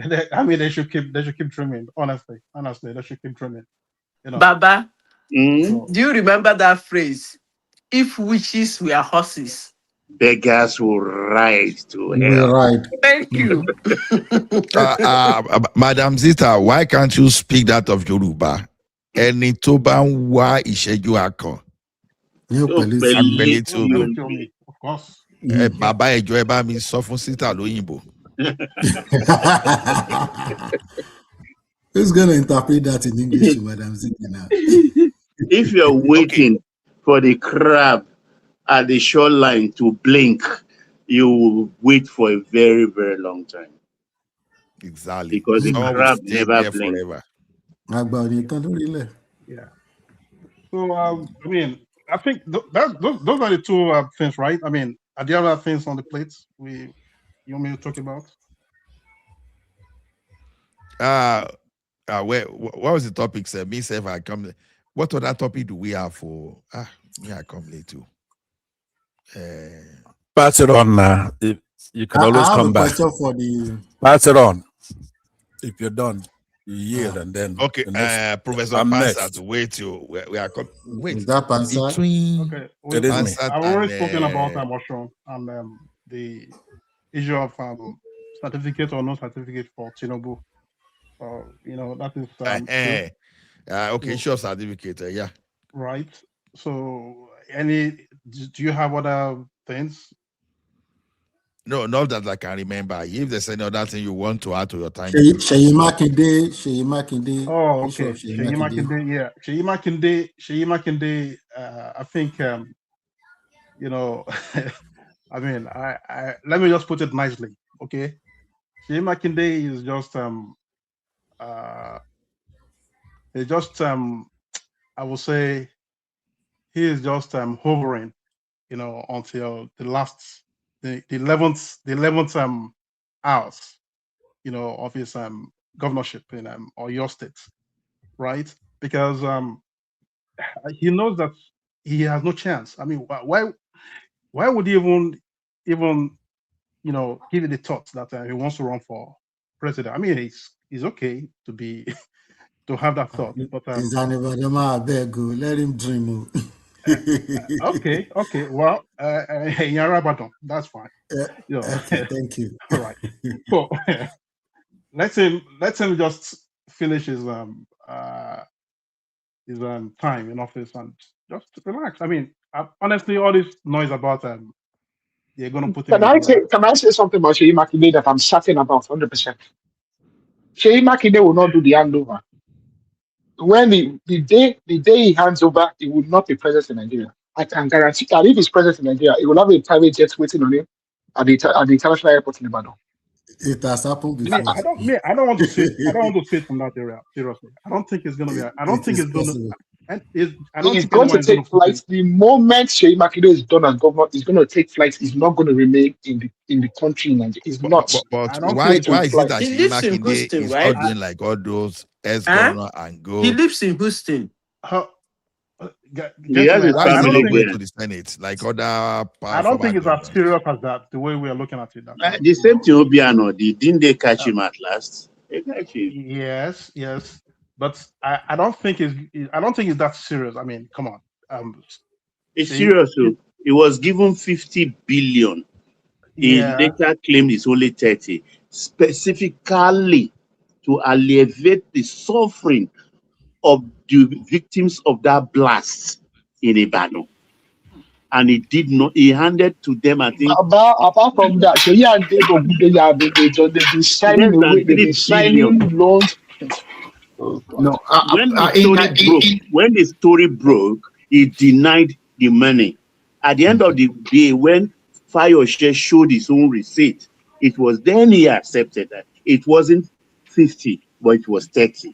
So he admitted receiving 30. Ola, in addition, I'm not. Hold on, Remy. You are the next. I think you are the next. Hold on. Akin, are you done? Let me just. Is he here? Was Remy here before Pansat? I'm going to use the floor real quick. Let me just land. It's my turn now. Plus, I'm older than Remy now. Dr. Pansat, hold on one second. So, Akin, you're a new guy. You're new on this platform. Dr. Pansat, 1 second. Let me just round up real quick. I'll use the floor. So the point is, Makinde, for some obvious reason, I think he might be picked up, but I don't think anything. They're just gonna negotiate. Let's just watch. They're gonna negotiate, and everything's gonna be fine. So, I mean, the way we are looking at it might not be the same way the players up there, are looking at it. So that's just what I can say about that. So I yield the floor. Thank you. Okay. Yeah, thank you, our new friend, Akin. Baba, how you day? Ola. First, let me greet Madam A. You're welcome. I do. Even I know say you are still going to abuse me anyway. I greet you. I greet AI, Aaron, the rest of the panelists, Remy, and everybody. Wake up is also a new guy here. So, Pansat, you are not going to greet me, eh? I greet you now, Simba. You're the second person. You're the second person. But anyway, I've been listening to everybody. And one of the things that puzzles me, I really one day I want to be educated as to why do panelists on this platform flock to the APC, for example, the evil APC after everything they've done to us. But it's not a new phenomenon. I don't get it. This APC has been a disaster. Even in the gubernatorial elections, you still support APC. I could see supporting the presidency because of pride, you have a Yoruba president. But when you have a Yoruba person running against a Yoruba person, then what's the tribal benefit there? Somebody like in the Osun election, right? Not only are you doing wishful thinking? Because Adeleke has run now. This will be his third run. And everybody knows that he won. He's a popular governor for that state, Osun State. His competition, the people who run against him, are they better than him? They're not better than he is. This family, Adeleke family, including Davido and all that, who are bringing in revenue for that place and putting that place on the map. Why are you against a guy like this? There's no reason to support the other guy. Do you understand? Now, it takes us all the way back, because it's not a new phenomenon in the when Obasanjo ran against Olufale, for example. Not a single southwestern state voted for Obasanjo. Whereas the rest of the country voted for Obasanjo. Why are you different from the rest of the country? If you go through the results, Obasanjo, let's attribute it to PDP for one thing. He won all southeastern states, a lot of south states, a lot of northeast and stuff like that. Not a single southwestern state voted for Obasanjo. Pastor, let me ask you, who was the opponent of Obasanjo then? Olufale of so you want to tell me APP. When you okay, just wait. So if you want to look at them, if you want to look at the person of Obasanjo and the person of Olufale, who do you think is more competent among the Obasanjo now. How? Right? Unfortunately, we are bequeathed with a military past. So Obasanjo is acceptable to Southeasterners. It's not about accept. It's not about. Look, I don't mind interjection, but when you ask a question, then let me answer it, because I have a lot of things I want to talk about including Sheyi Makinde. Okay, go ahead. I'm looking at the pattern, because Olufale is not all that much better than Obasanjo, no matter what you have to say, because even if you say Obasanjo was not a good military head of state, or he wasn't a good Democrat, but he's a very good ex-president. Unlike Jonathan, for example, who was a good president, albeit corrupt, but a very bad ex-president, right? So Obasanjo has been holding the feet to fire for some of these leaders, writing a letter, doing all kinds of stuff. So you have to deal with Nigeria that you have, not the one you wish you had. In that crop of leaders, Obasanjo is up there, and people who achieved a little bit of something. Are you talking before the election? You understand what was the what can you use if we have to reverse back to 1999? You understand? You are talking now, maybe being an ex-president. Now you are looking at his performance as an ex-president, but before then, nobody knew him. He was an he was the head of state, and he was an ex-convict. Let me reclaim my time. Let me land, because I am trying to set a pattern. So I'm just at the first one. But since we wasted a lot of time there, we could go to Makinde. Let's go to Makinde straight, right? You know that I heard somebody, I think it was I don't know if it's Baba or somebody said some kind of saying, and somebody else you said it in Yoruba. That's a saying that facts are stubborn things. That's usually where people stop with that quote, but here's the full quote. Facts are stubborn things, and whatever may be our wishes, our inclinations, or the dictates of our passion, they cannot alter the state of facts and evidence. That's John Adams, all the way back in 1770, here in the United States, in Boston. So you can be wishing and just letting this country go to waste because you are bent on choosing the evil ones. You know, it's not going to change, because we have to reclaim that country. Sheyi Makinde that you're talking down on in Oyo State has won. He ran against this Adebayo Adelabu of APC 2019, 2023.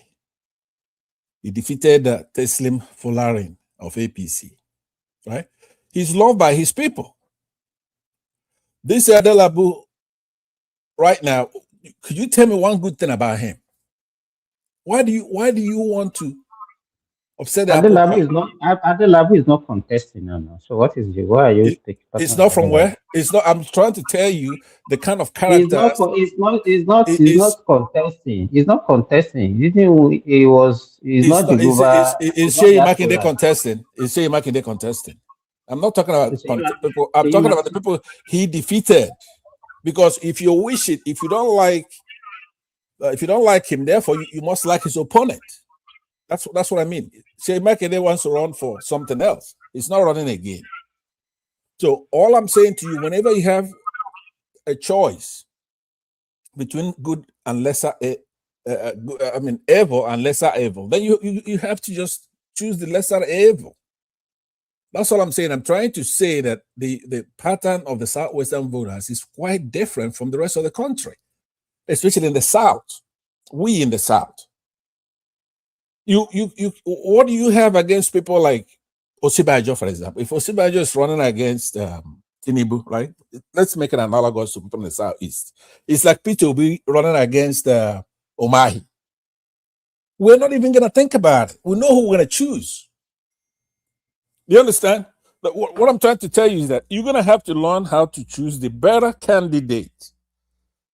These people are not going to do anything for you. Sir, good morning. Yes, sir.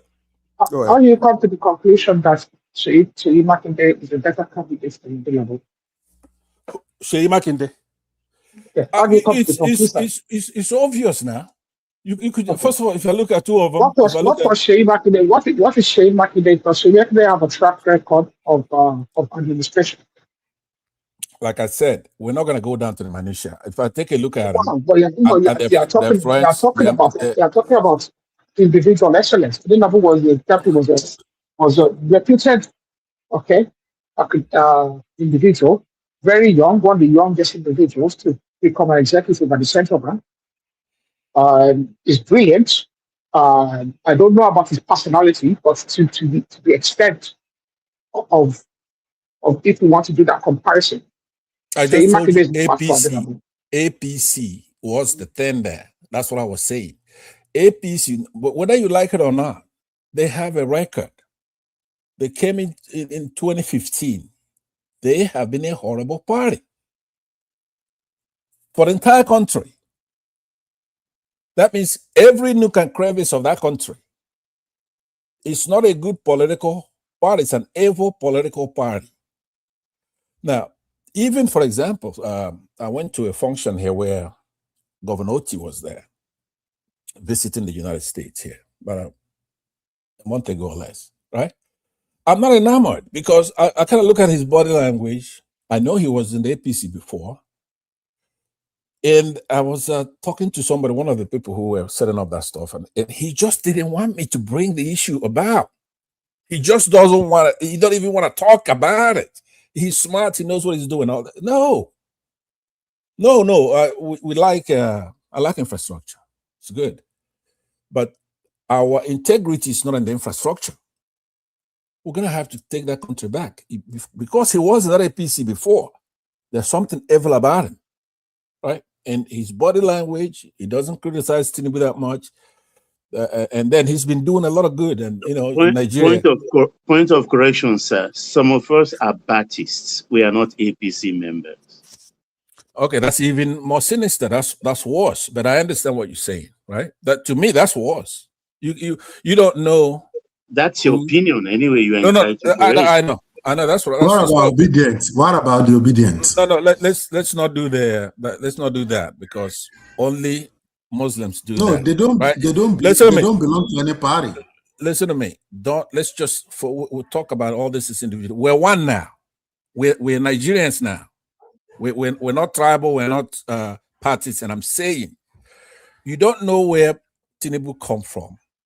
You don't know his father. You don't know his brothers. You don't know anything about him. You don't know where he went to school. How do you know? I don't know. I know now. You can't think for me. Okay.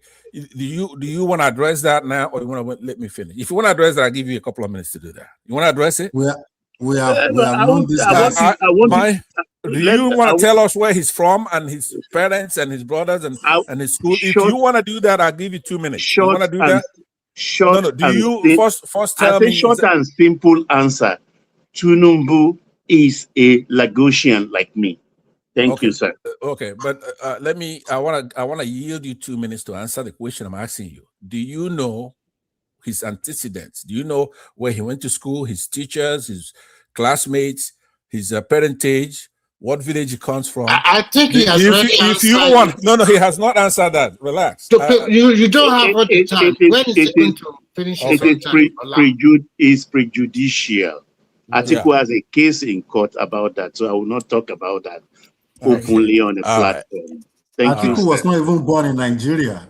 Okay, according no to some problem. people. Yeah, because Nigeria, part of Nigeria was ceded to Cameroon or something like that, or we inherited. Yeah, so it was okay, supposed so to be that's a disqualified too. technical. We're all Africans, and that was illegal stuff. So he's a Nigerian. Okay, So now all African. So why do you care where Tinubu comes from? Because we don't even know if he's an African, do we? Okay, it's from Europe. You don't even know that, right? So what I'm saying, basically, let's laugh and joke a little bit, but on a serious note. Ola, when is it going to be? Are you keeping the time? Because he cannot. It's already more than 10 colonial master is from Europe. Let me ask for more time, as much time as I may consume. So now, can't do that. let me say that wake up. I was saying earlier that it's good to have you guys, but why do all you newcomers on the platform sound alike? Akin and yourself, you sound the same thing as some others here.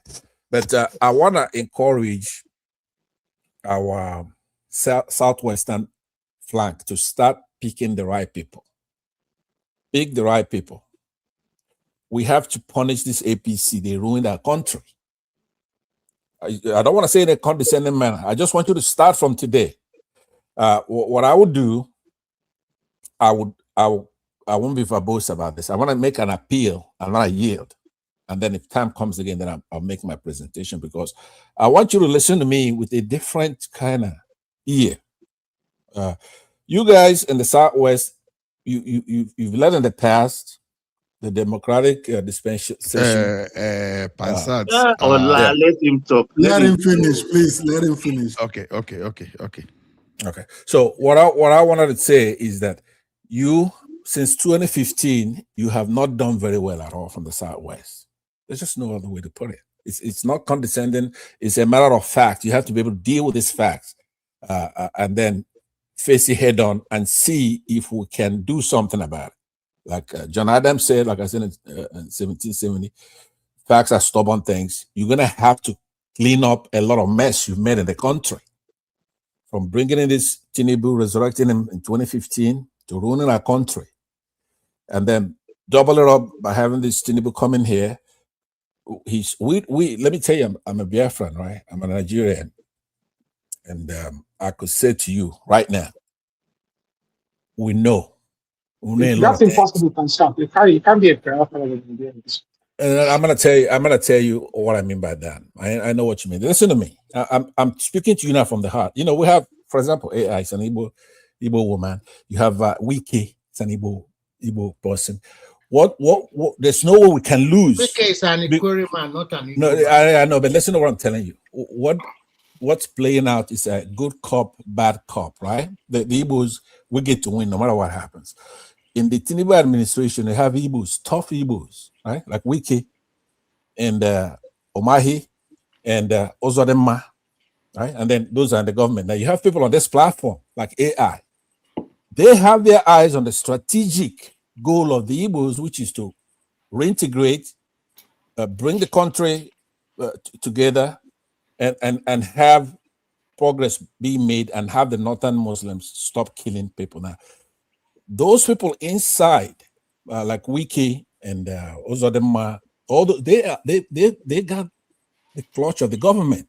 That's who's decimating the northerners, having a El-Rufai in prison. Somebody like AI here, she's a tough woman who have millions of AI, right? Some of them supposed to be, some of them don't, but they are not going to give up the main thing, the strategic goal.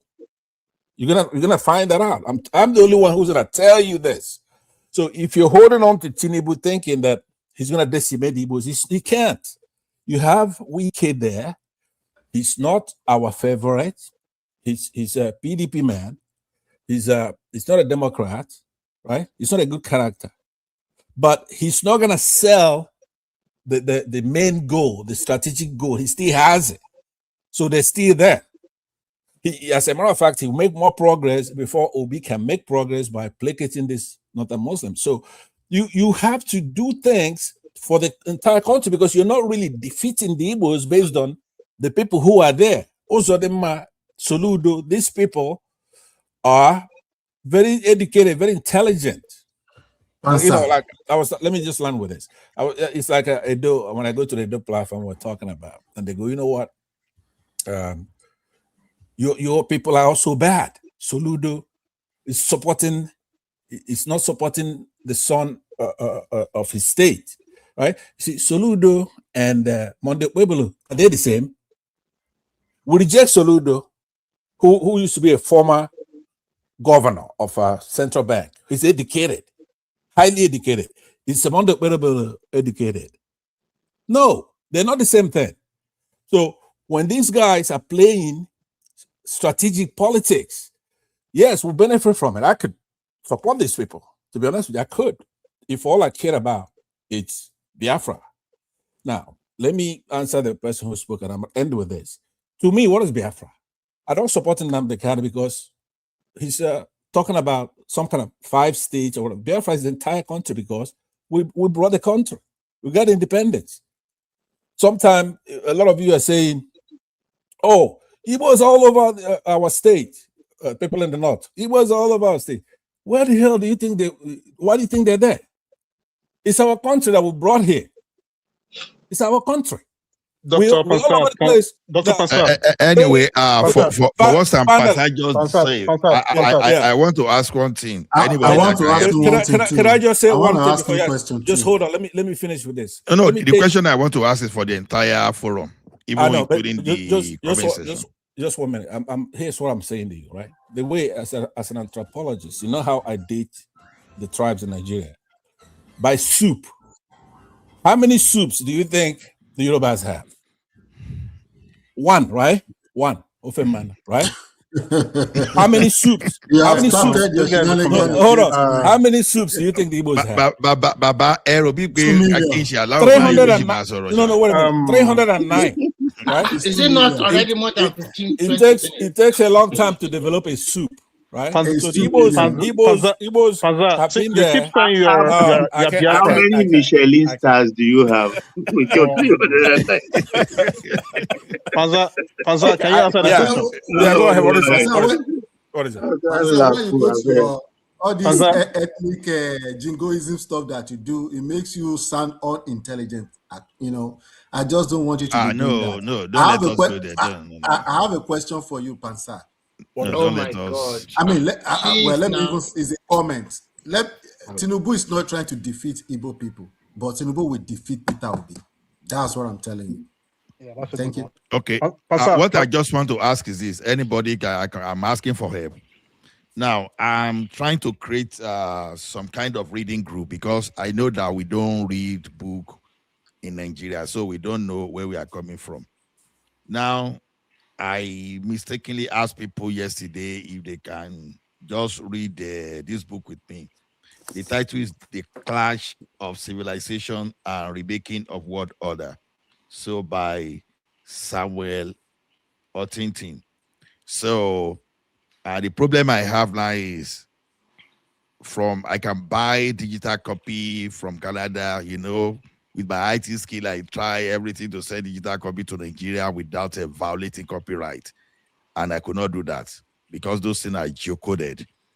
So does anyone know where I can buy the physical copy on ground in Nigeria so I can distribute to about 5 people? So anybody that knows, please help me and just you can ping me in the comment section. You know why I created that group? I know that we Africa, we are supposed to be very serious and we need to know about our history. Well, I tried Glendora. Glendora is at the international airport. Is at Awolowo Road. and it's at where's Glendora again? I can't really think somewhere in Surulere. But Glendora is it's been there for a very long time. They are not publishers, but they are stockers of old books. Okay, sir. Yeah. Glendora, Glendora. Yeah, books. Okay. Bookshops, Nigeria. Okay.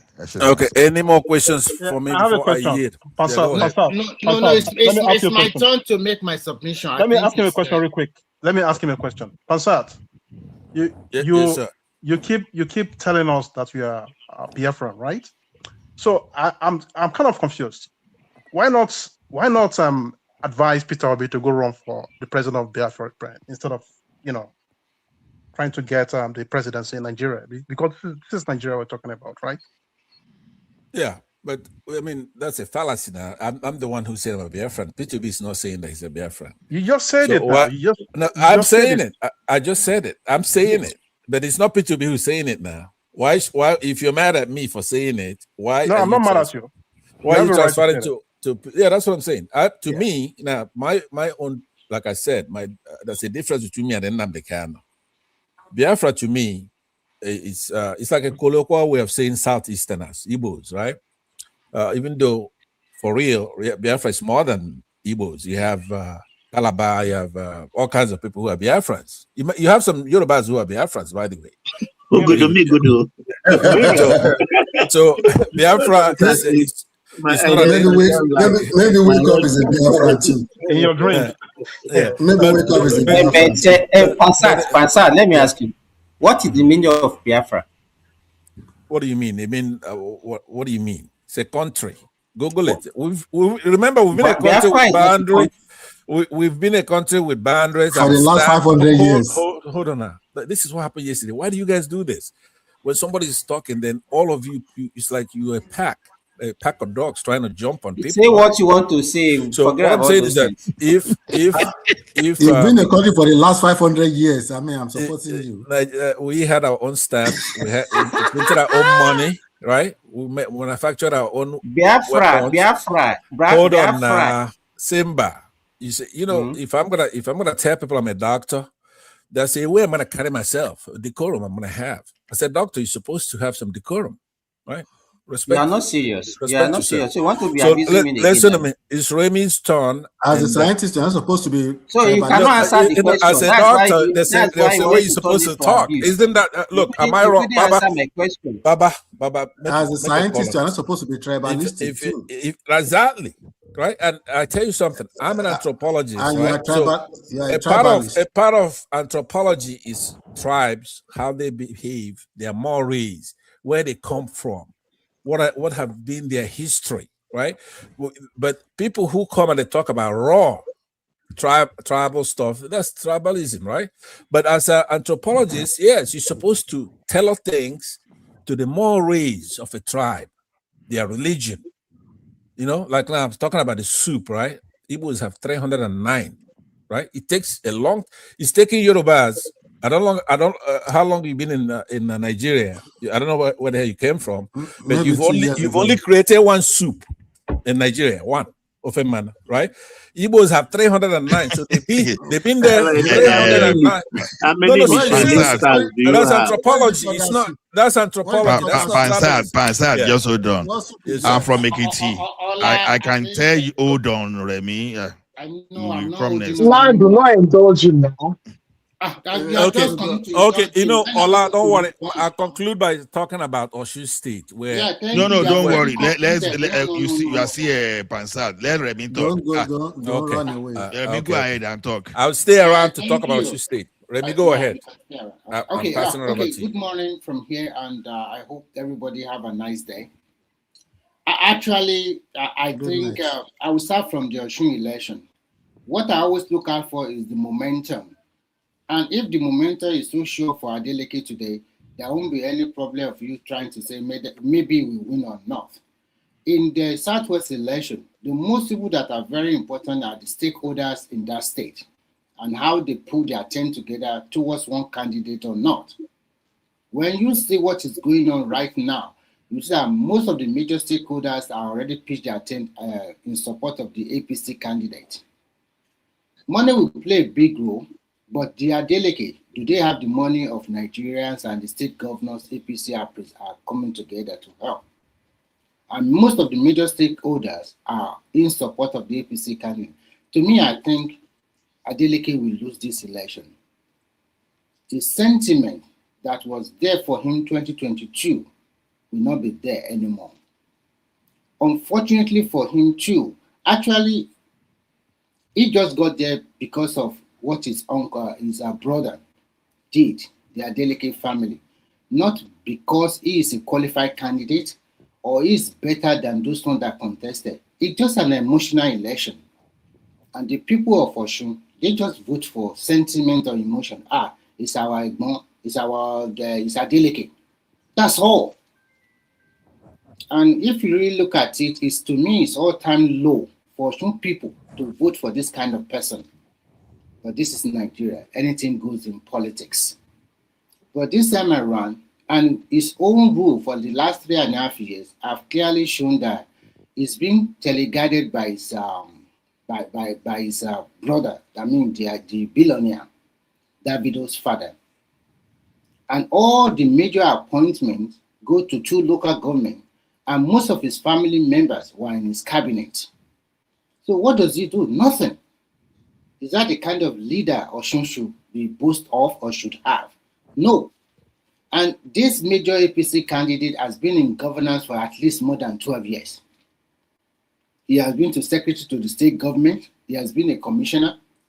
So I think he will govern well, considering Osun as an agrarian society and some of the mineral resources they have in that state. To be frank, when you put all the 6 southwest states together, Osun should be the last one in terms of IGR, in terms of development or progress. Nothing to write home about for the last 3 years. And I think this election, Adeleke is going to lose. And not even losing, I think he's going to lose big time. So I will rest my case on that. So that is my own personal opinion about him. So I go to Atiku, and I think Atiku is just nothing to say anymore. Because when Nigerians, because they know that Nigerians are emotional people, and that is what Obi has been playing. Play to their sentiment and emotion, and that's all. Cry like a baby. And probably maybe Nigerians will give you handkerchief to wipe it off and pity you. But unfortunately, Nigerians are wiser. When you say a man does not go to university, does not have a primary school, does not do this, but this man works in one of the top multinational corporations in the world and become a qualified, a seasoned accountant and a treasurer. And then this man has become, was a former governor of Lagos State for solid 8 years. When you talk about Nigeria, the first state that you talk about is Lagos. And he was able to govern very well, improve IGR, come up with a lot of policies and a lot of policies that have improved. Created institutions. Created institutions and doing the same thing in the federal level now.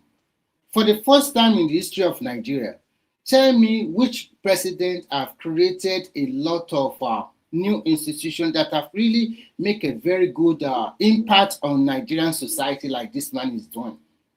Is it done in Obasanjo civilian president? It was all about ego. Or is it about Jonathan does not know his left to right? It was just dumped. Or is it about Yaradua that today he was sick, tomorrow he doesn't know what he's doing? Policies to assault. So who else? Or is it about Buhari that does not know how to handle the economic situation of the country, considering that, of course, the world is in shambles during his time because of the COVID-19 and other, and the price of oil goes down to below $20. How, for the first time in Nigeria, we are now seeing exactly where we're supposed to find ourselves. Not the time that we are just pretending, living a fake life. Now, the subsidies are gone. If not because of this man's policy, do you think your Osun will be getting about 15 billion naira as a fact allocation in a month. So you have to look at it. So what does Adeleke even have done in Osun? Nothing to show. If not because of this new money that is coming to them, what have they done? Nothing. So I think the article is just chasing shadows unnecessarily. I think what they should have done is that come up with solid issues. What are you going to be doing differently? And then you can also attack some of these policies and then bring out your own policy that you think is better than the one we have now. You are not doing that. There are so many things that is against article. Sorry, Remy. Ola, there is this guy, Ogun Naira Films. He wants to come on board. If you can get him, I can drop for him. Simba, Ola, I'm talking to you. The guy is okay, Baba, don't worry. I will send the link to him. You don't need to drop. Bishop is not here, so I will drop. Okay. I will drop Bishop for him. Yeah. Okay. I'll send the link to him. So I was expecting article to toe that line, but it's not. And moreover, I think this time around, I think most Nigerians are already fed up of article. For God's sake, at almost 80 years old. I think they are already fed. And what other topic do we have so that I can quickly brush it up so that another person can come in? Ola, Simba, can you? Okay, let me forget about that one. That one is not even a topic. What about this new plan? The opposition are having. They said they are planning to have a single candidate. Simba, that one is dead on arrival now. So that one is dead on arrival. And even if you call a 10-year-old boy to talk about it, it's already dead. Who is going to step down for one another? It's just a dead on arrival. And who is bringing it together? Is it the same Lukman that is today is ADC, tomorrow is PGP, another day is no? Don't let us talk about that one. That one is dead on arrival. They knew among themselves that one is dead on arrival. And I think I will just talk about Seyi Makinde. It's quite disappointing. His performance in Oyo State was so disappointing that. But Remy, what if?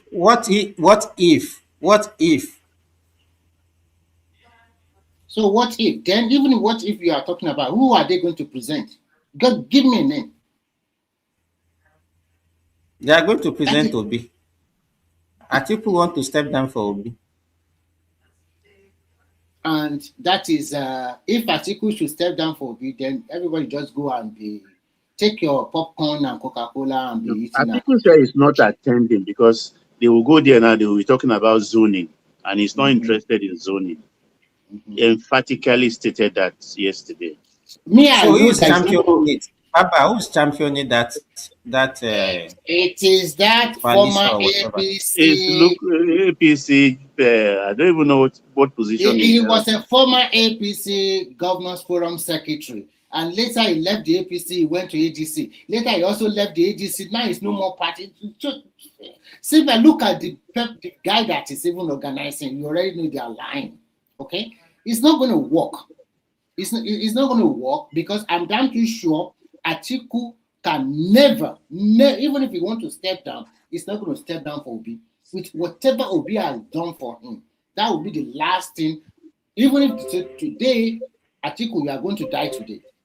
Over his dead body. Look, Remy, maybe you were here or not. I've told you, they are so frustrated. The only hope they have is maybe Tinubu will sleep and not wake up again before the election. That's why they are just still there. That one is in the hand of God. And even because that's the only thing I can say is giving them. Even at that, if Tinubu should, or God forbid, if God should take him today, I think it's Shetima that is going to win the election. That is all. Nothing I'm going to do. He will defeat Atiku, defeat everybody again, and he will win. That is it, because power goes back to the north. So that's it. So that is the way I see that one. But Atiku stepping down for what reason? Okay, let me ask you a question, Remy, right?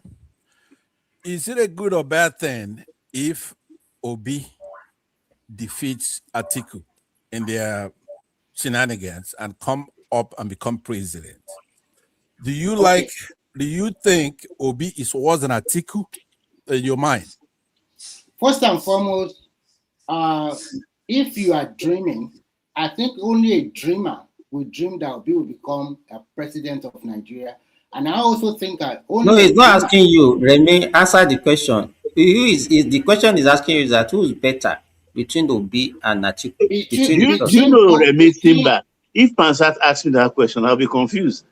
If the two candidates are Obi and Atiku, ask me who I will vote for. I don't think I will vote. So if I will sit in my house. Honestly, I don't think I will vote. If the election is between Atiku and Obi, I will vote for Atiku. Okay, Because so now, no, calm down. Let me give you my reason. The reason why I will vote for Atiku is that at least Atiku can stand firm and take decision very well. I will not vote for someone who cannot even take a simple decision. And then leadership requires you to be firm and to also be very futuristic. I will not vote for somebody who lies from north and south, east and west every time. I will not vote for somebody who I cannot vouch for. I will not vote for a propagandist. No, never. So I think it's way better than. I have a follow-up. Okay, let me have my take. Let me have my take. Can I hold on, let me have my take. Hold on. Pansat, hold on for Ola now. Hold on for last Pansat. Okay. So the thing is this: if it comes to Atiku and Obi, trust me, the tribalism in me will make me vote for Obi. Not because Obi is necessarily, because I see people from that your region Obi from and people from where Atiku is from, they are the same. They have the same mentality. Their own is just to take you over and to dominate you and to displace you. But I know we can handle Obi very well. You understand? We can handle that side very well than the other side. So to me, like I said, I don't want any born to rule mentality to come to power. So I would rather, if left to those two people, we should actually make this a conversation tonight. Why don't we have this discussion since we've already talked about I think it's not part of the topic. Will you can I finish, Remy? I still have the floor. No, you don't. No, Ola, please. Pansat, let Remy conclude. Pansat, Remy has the floor. You know, Remy no. Let Remy speak. Remy no go. So let him speak, and then we open. Do your presentation. Didn't you just say, "Let me take over"? No, we open up after. Don't worry. Let Remy speak. We open up after. Actually, that kind of question should not be topic that we should discuss here at all. Because when you discuss that kind of topic, it brings a lot of bigotry, propagandism, and tribalism. I don't like it. So I would just want to quickly talk about Makinde. What? You don't like bigotry and tribalism? You? No. You don't like bigotry? I'm not a tribal. No, bigotry is allowed. Bigotry is allowed. Remy, It's allowed. It's allowed. Remy, bigotry is allowed. You know, it will be a very interesting conversation, really. If you think about it, sometimes you just want to talk. Let people talk. We know when you talk. So let's have a conversation on that, because it's not. It's a very interesting. If there's no bigotry, if there's no bigotry, there will be no Yoruba land. There will be no Igbo land. There will be no Hausa land. Don't let anybody deceive you. When you go to the Bible, you see tribalism in the Bible. I know some people will say I blaspheme. But no, you're right. You will see tribalism. Now, see, this tribalism, I'm neutral, I'm not tribal. Those are the kind of subtle blackmail on you to conquer you. Someone is telling you they are not tribalistic, but they are doing that tribalism like a millionfold just to make sure that they displace you entirely. That tribalism is what you need to protect yourself. Don't use your own tribalism to commit crime. I mean, in Timothy Thessalonica, Apostle Paul repeatedly said that he was a Jew. I am a Jew. He was talking to the Gentiles. Right from Exodus. Let me ask you. Right from Exodus, you will see tribalism all those in there. Yesterday, people will now be saying, I'm not trying. Who are you explaining to? Okay. I agree but the only thing I don't like is that extremists, you know. Yeah, exactly. Listen, Ola, yesterday you kept emphasizing the Fulani and the Igbos have the same propensity of conquering? Honestly, you are the same. You are okay. Okay, so here's my question. You see the book I pick. Can I ask you a question? So, now because of people like you, I go buy that book. Okay, make I ask you the question. What I want to ask you: do you historically do you believe that Islam goes in and they conquer a people? Do you believe that? Okay. Hold on, no. Someone is stressing important. See, Remy, I know you want to talk sometimes, but sometimes we have to allow ourselves to tell you. What I'm trying to say is very simple. I'm not saying you should not be tribal. Everybody is tribal, but I look at things objectively. And the last. But I'm in the middle of my question. Will you be quiet there? I'm asking him a question. God. Hold on. Getting every time. No, Pastor, please allow him to speak. I come back to your question. Why is there because he on the floor. Yeah. Okay, but I haven't finished the question, so go ahead. I want to finish the question though when it's time. Don't worry, I will answer your question when Remy finish speaking. When you are making your own, I did not even utter any word. I just continue to listen. Remy, go ahead. The last election, I look at the three major candidates and I look at what their achievement, what they have done in the past. And when I look at everything, I already know that Tinubu is better off than any one of them. It's not even far better than the two other people. And that is why I opted for him. And I think he has the momentum to win. Although the election was a three-way, also the three major tribes, I know it's going to be tough. But this time around, he has come up with a lot of achievement, and that is great. So back to Makinde. Makinde is playing a game he cannot win. And if guy is not thinking, after his stewardship, EFCC might pick him up. The only prayer he should be praying now that Tinubu should not win the second time. And that is the game he's playing. But unfortunately, he does not have the head to play that kind of politics. He does not even have the money to play that kind of politics. So I think he's going to have a big trouble after the election. So I will rest my case here so that other people can speak because I'm ready. Okay. So back to your question. Allah. Okay. Allah. Sorry. Yeah. I really want to. I want to challenge this guy, this Igbo guy, Passat. I want to ask him what does it mean when it says we have one soup and they have 300 and something whatever soup? No, he's 309. Of course, yes.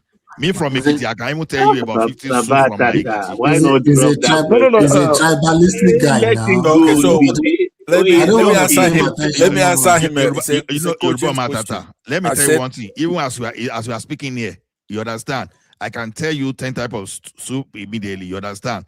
No. I know. I just wanted to elaborate on that because I want to know. It's just trolling. Of course, we know Passat now. It's just trolling. No, it's not trolling. It's not trolling because it's actually speaking. Of course, it's trolling. No, it is because if you give him 1 hour now, say, okay, Pansa, take 1 hour. Don't give us 309. Just name 50. He will stop at maybe 10. So Pansa is not new now.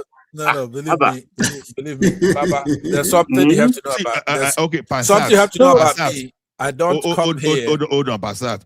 My goodness, man. You asked me a question. I will tell you. You said can I finish the question? Fulani. Can I finish the question? Let me finish the question. So okay, go ahead. Look, the Yoruba, they boast sometimes that they're 50% Muslims and they're 50% Christians, right? So the question I'm asking you, the Fulanese, they invaded the country via religion and they're taking over places and they've already conquered you, but you're not angry about that. They've come over and they've taken over you. The Igbos, we've never invaded anybody as far as taking them over, the land or whatever it is, or their forest. We're in good terms with our neighbors, which includes Cross River State, Bendel. That your statement was wrong. I don't want you to continue with that statement. Calm down. Maybe you are just new. You are new to I'm going to respond to you later on. There has been Islam in Yoruba land before Fulani came. Hold on. Wake up. Wake up. Calm down. They watch Pansati now. Let him Baba, land now. Baba, He will cash himself along the line. Sometimes I just can't tolerate him. All our. Exactly. But anyway, You know, so Allah, you this- have an idea of what my question is all about. So if you're gonna, when you answer it, tell me where the Igbos have taken over our neighbors, their forests, or killed them, or done anything. Just tell me, or their religion. Okay. Yeah, and then compared to what people, and why are you Edo not people mad will tell that you. Muslims I have taken over? will tell you. Omatata, let me respond to him. Sorry. Okay. Now, let me tell you one thing. You see, Islam is different from Islamization. And Islamization is different from Arabism. Now, you see, Yoruba got Islam before Christianity. You may be so. Yoruba, we got Islam before Christianity. And the type of Islam we have, not that type of Islam with Madame Fodio brought. The So one who Madame Fodio brought, because Mali. Exactly. So, because even Hausa, they got Islam before Usman Fodio. So, Usman Fodio just came with a brand, a brand of the one for Arabism. You understand? Arabization. That's the type he brought. They want to just come, displace you, dominate you, conquer. That's the type he brought. So, religion itself is political movement. Whether Christianity, you may say I'm blaspheming, whether Christianity or Islam, you understand? All now political movement.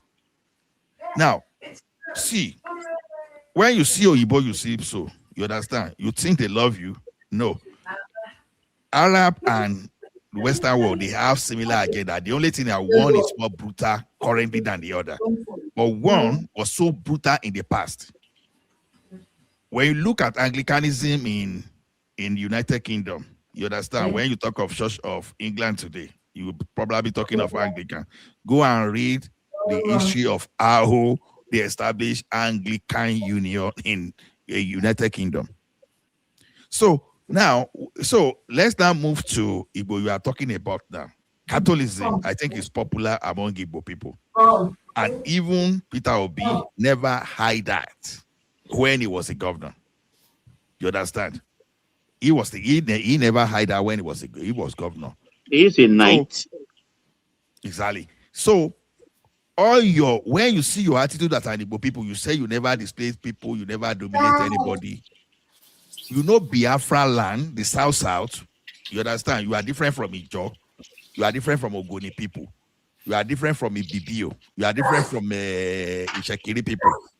But in the name of Biafra, you wanted to assimilate them. Who does that? Fulani people. That's what they do. Okay, even decided to take Lagos as well. Hold on. Okay. Now, hold you on say you wanted Biafra. Okay, you went to Edo State. Yeah, you were even proud that you. Okay, now. Despite the fact that Edo people, the Benin people made all the cultural waves that they wear now, that they know about, is the Benin people that actually gave them that enlightenment. Okay. Ola, let me borrow a couple of minutes from you to first of all rebut pretty much everything you said. Nothing you said there is true. Not even one thing. Yes. In the Oyo, ancient Oyo, right? In maybe 1400s, there's something they call Ancient Emale, which is the religion of Mali. They just made contact, merchants from Mali. That doesn't mean Yoruba got Islam. That's just Oyo Empire, famous place, trade and all that. That's not Yoruba. When we're talking colloquially, it means Lagos and all that stuff. They don't have. That's not what they got in the 15th century, middle 15th century. That's just a trade route, and they called it the religion of Mali, right? So, but the second part you were describing, which is this, you will continue. Just hold on. Those people that fought Ogun Jalumi that you see, there were Muslim among them. All those Ibadan warriors that were defending Yoruba territory, some of them were Muslim. Remember, so not all of them were. In the days we're talking about, even those small kingdoms. It's not like it's Yoruba, right? There's a warring parties. Just hold on now. You said a lot of Please let us change it. Let us change this topic because I cannot be here. Hold on now. Insulting my tribe. I can't take it. Hold on. Who's saying that? Who's saying that? This is wake up. What do you want to do about it? You are a new guy here. You're gonna have to calm down. Okay, you're new. That's not the way you behave when you go to a place. So, what I'm telling you is that people that you mentioned in the old Eastern region, we were one. The Biafrans. Yes, they created new states, including something like Anambra State, which has Catholicism. That's only in Anambra State. Not that Igbo is a big ancient place. We're not Catholics. Igbo has never been a big ancient place. No, hold on. Igbo has never been a big ancient place. When is your turn? You guys have never been any bigger. So it doesn't matter. Is this the way you guys behave? Yes, it's the way we behave. I am poking holes in our last thing now. So no, you guys have never been any. When it's your turn, big you poke holes in mine. Right? Just hold your horses. You've never been, so I don't know what you're talking about. What I'm trying to tell you is that the politics, military governments came in and created new states and removed. We know all that. We know all that. So I mentioned all yesterday. I'm saying, I don't really think that Baba has talked to these newcomers here. You're gonna have to be polite. Let somebody talk. Then you talk. There's nothing wrong with that. I think when the British came, they clearly wrote it down that you guys were not wearing. You were not even clothes. Yeah, they say things like that. You were not. I don't understand what civilization you're trying to bring people, because you cannot big up Igbo culture and say this. You guys did not have any culture. You guys did not have any culture. When the Igbo people came, according to what they wrote, you guys were unclothed. You weren't wearing anything. You don't even have a culture. It was the Bini people, the Onitsha of Bini, Onitsha of Obi of Onitsha. The title was given to the guy by the Edo people, the Bini people. The beats that the clothes that you guys wear today. It is given to you by Bini people. Is that what it is? You guys don't have any culture. You don't have culture. That is why. That is the reason why Igbo can wake up now, and you will use kick to wake up. And they manufacture cars and you can't. You don't have. They can wake up and manufacture cars and you can't. We manufacture cars too. No, you don't. A lot of the tech industry is controlled by Yoruba man, right? True. Let me tell you, tech industry is controlled by Yorubas. The media is controlled by Yoruba. Finance is controlled by Yoruba. So what are you talking about? And you don't know anything. You guys don't have a culture. You don't have a culture. And they don't have a kingdom. You don't have a culture. What you know now, the enlightenment you know now was given to you by the Bini people. You're lying. The enlightenment you know now was given to you by the Bini people. We took them over. You guys did not have. You guys were not clothes. You weren't wearing anything. You were naked. We took them over in one day. Okay, let us make it. And now, why are you telling me? Even when it comes to Biafra, the Yoruba man that fought for you, you ended up betraying him. All those are folklore. You ended up betraying him. So why do you think I would even trust an Igbo man to be a president of Nigeria? Bring order. When you guys are traitors. I can tell these boys to shut up. I can still deal with Fulani people, but when it comes, I can live, but I can live side by side with the Fulani. Everybody hold on. Everybody hold on. Awolowo defeated Biafra without firing a bullet. Everybody hold on. Everybody hold on. So the thing is this, Pansat, let's do it this way. Yoruba Matata has not spoken today. So let him have his own floor. Then we throw it open up. Hopefully, by the time we have to you though, right? Why are you rewarding bad behavior? Let me finish my question to you. Don't reward bad behavior. No. We continue. So I told you all that before. You do not eat to the one. Now you see now. Let us stick to the topic. Hold on. Yoruba Matata, you have not spoken today, so I want you to have your floor. Thank you very much.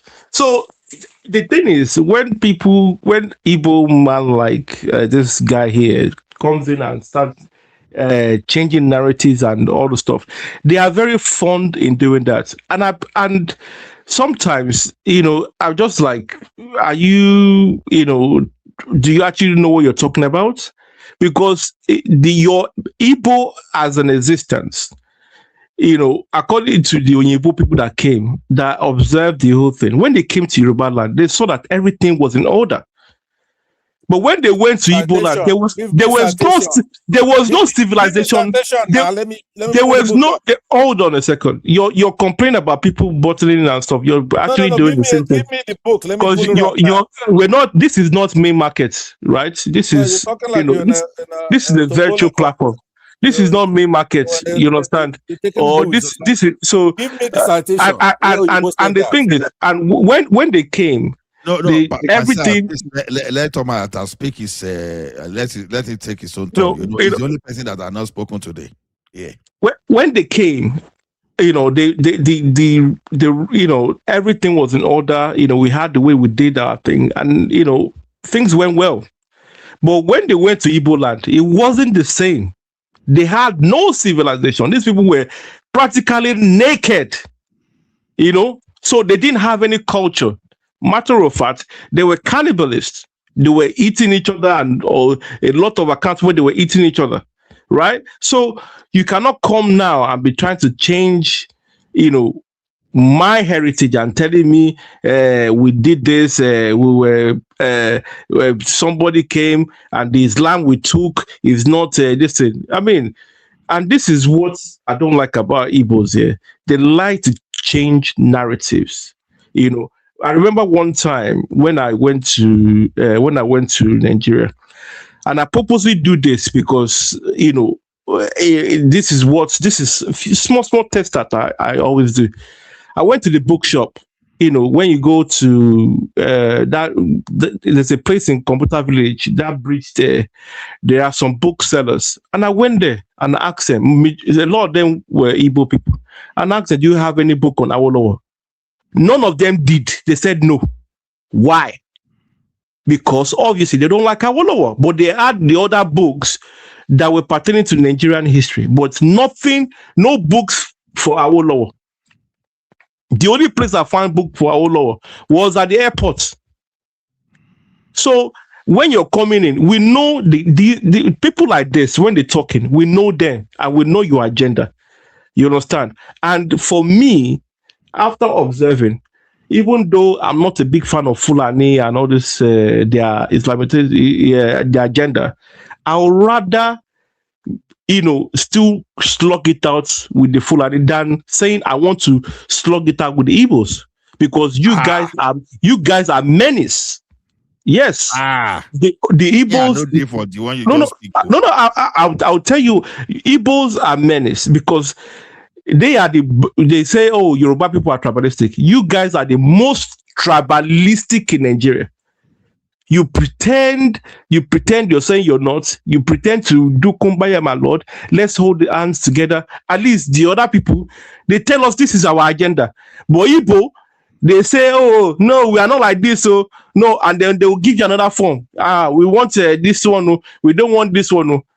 You understand? You're just two-faced, So we know your group, we know your agenda, and we know what majority of you guys are trying to do. You understand? So don't come here and be saying Yorubas are this. We went to somebody took our territory. Nobody took our territory. Everything we have is still intact, and the way we function is still intact. We are not a person that you just come and tell us sit at home and everybody will be. We don't like that. You understand? So if you guys can listen to one, you're not saying anything. Can I talk? If you guys can listen to Nnamdi Kanu. If you guys can listen to Nnamdi Kanu that was cursing, that is saying all you Igbo people should not attend the Yoruba man's church, that you should burn down our Yoruba land, that you should do all those things, then if that's your mentor, then it shows how stupid you are. Then don't be afraid right? to make a Because question. if the guy is telling you to sit at home, and then all the southern eastern states are sitting at home, then you guys are so foolish. It shows how foolish you guys are. Because when it comes to the grand scheme of things, you guys don't control anything. And I keep saying this as well. When you say Igbo people are rich, you guys are rich. Yeah, they're not also. You don't actually control anything in Nigeria. Even your southern eastern state, you don't even control it. You understand? So whereby you still need to be jumping helter skelter for other people to help you guys. You don't control nothing. You can't even control your own trade. You know, so don't come here and then come here to be talking baddish about Yoruba and saying we this with that. Our history compared to your history is nothing to write home about. You cannot even compare it because Yoruba is second to none. It's like light and day. How can you be comparing Yoruba to Igbo? I mean, what the hell are you guys? What have you guys achieved? Okay, Ola is done. So let me talk to him for a minute. How do you know I'm done? I'm not done. I'm not done. I'm not done. Okay, I'll spend one more minute now so that we can throw it open. So now, hold on, Pastor. Let him round up in the next 1 minute. Your ruling is not being fair now, Olana. Come on. No. So now, a lot of them, even when during the war that they claiming that they were being marginalized on, right? There was a Yoruba man that fought for them. Being on the side, they ended up betraying the man, killed the man. And then they're saying, Awolowo, all these things that they will say, Awolowo gave us 20 pounds. What do you mean Awolowo gave you 20 pounds? A lot of you guys are not even making 20 pounds in your bloody region. You weren't making up to that. So if Ojukwu decided to steal all you guys' money and use it to fund war, what concern us with they give you 20 pounds? You should be holding Ojukwu to ransom and telling him in his dead grave that he should give you back your money. Because a lot of the houses that you guys own in Yoruba land were given back to most of you guys. And this is the reason why, if we Yorubas are going to be blunt, let us know that we don't want these people should not be helped. Let's just know that, okay, we're not helping them. It's not like when we help them, some majority of them will now because Yoruba people are bigger, they're not helping us. But in your deep hearts that a lot of the things that you guys do in Yoruba land, you cannot even accept them in your own land. You're tribalistic. You guys are bigots. Yep. And when they challenge you guys on it, you're saying, this and this, this and that.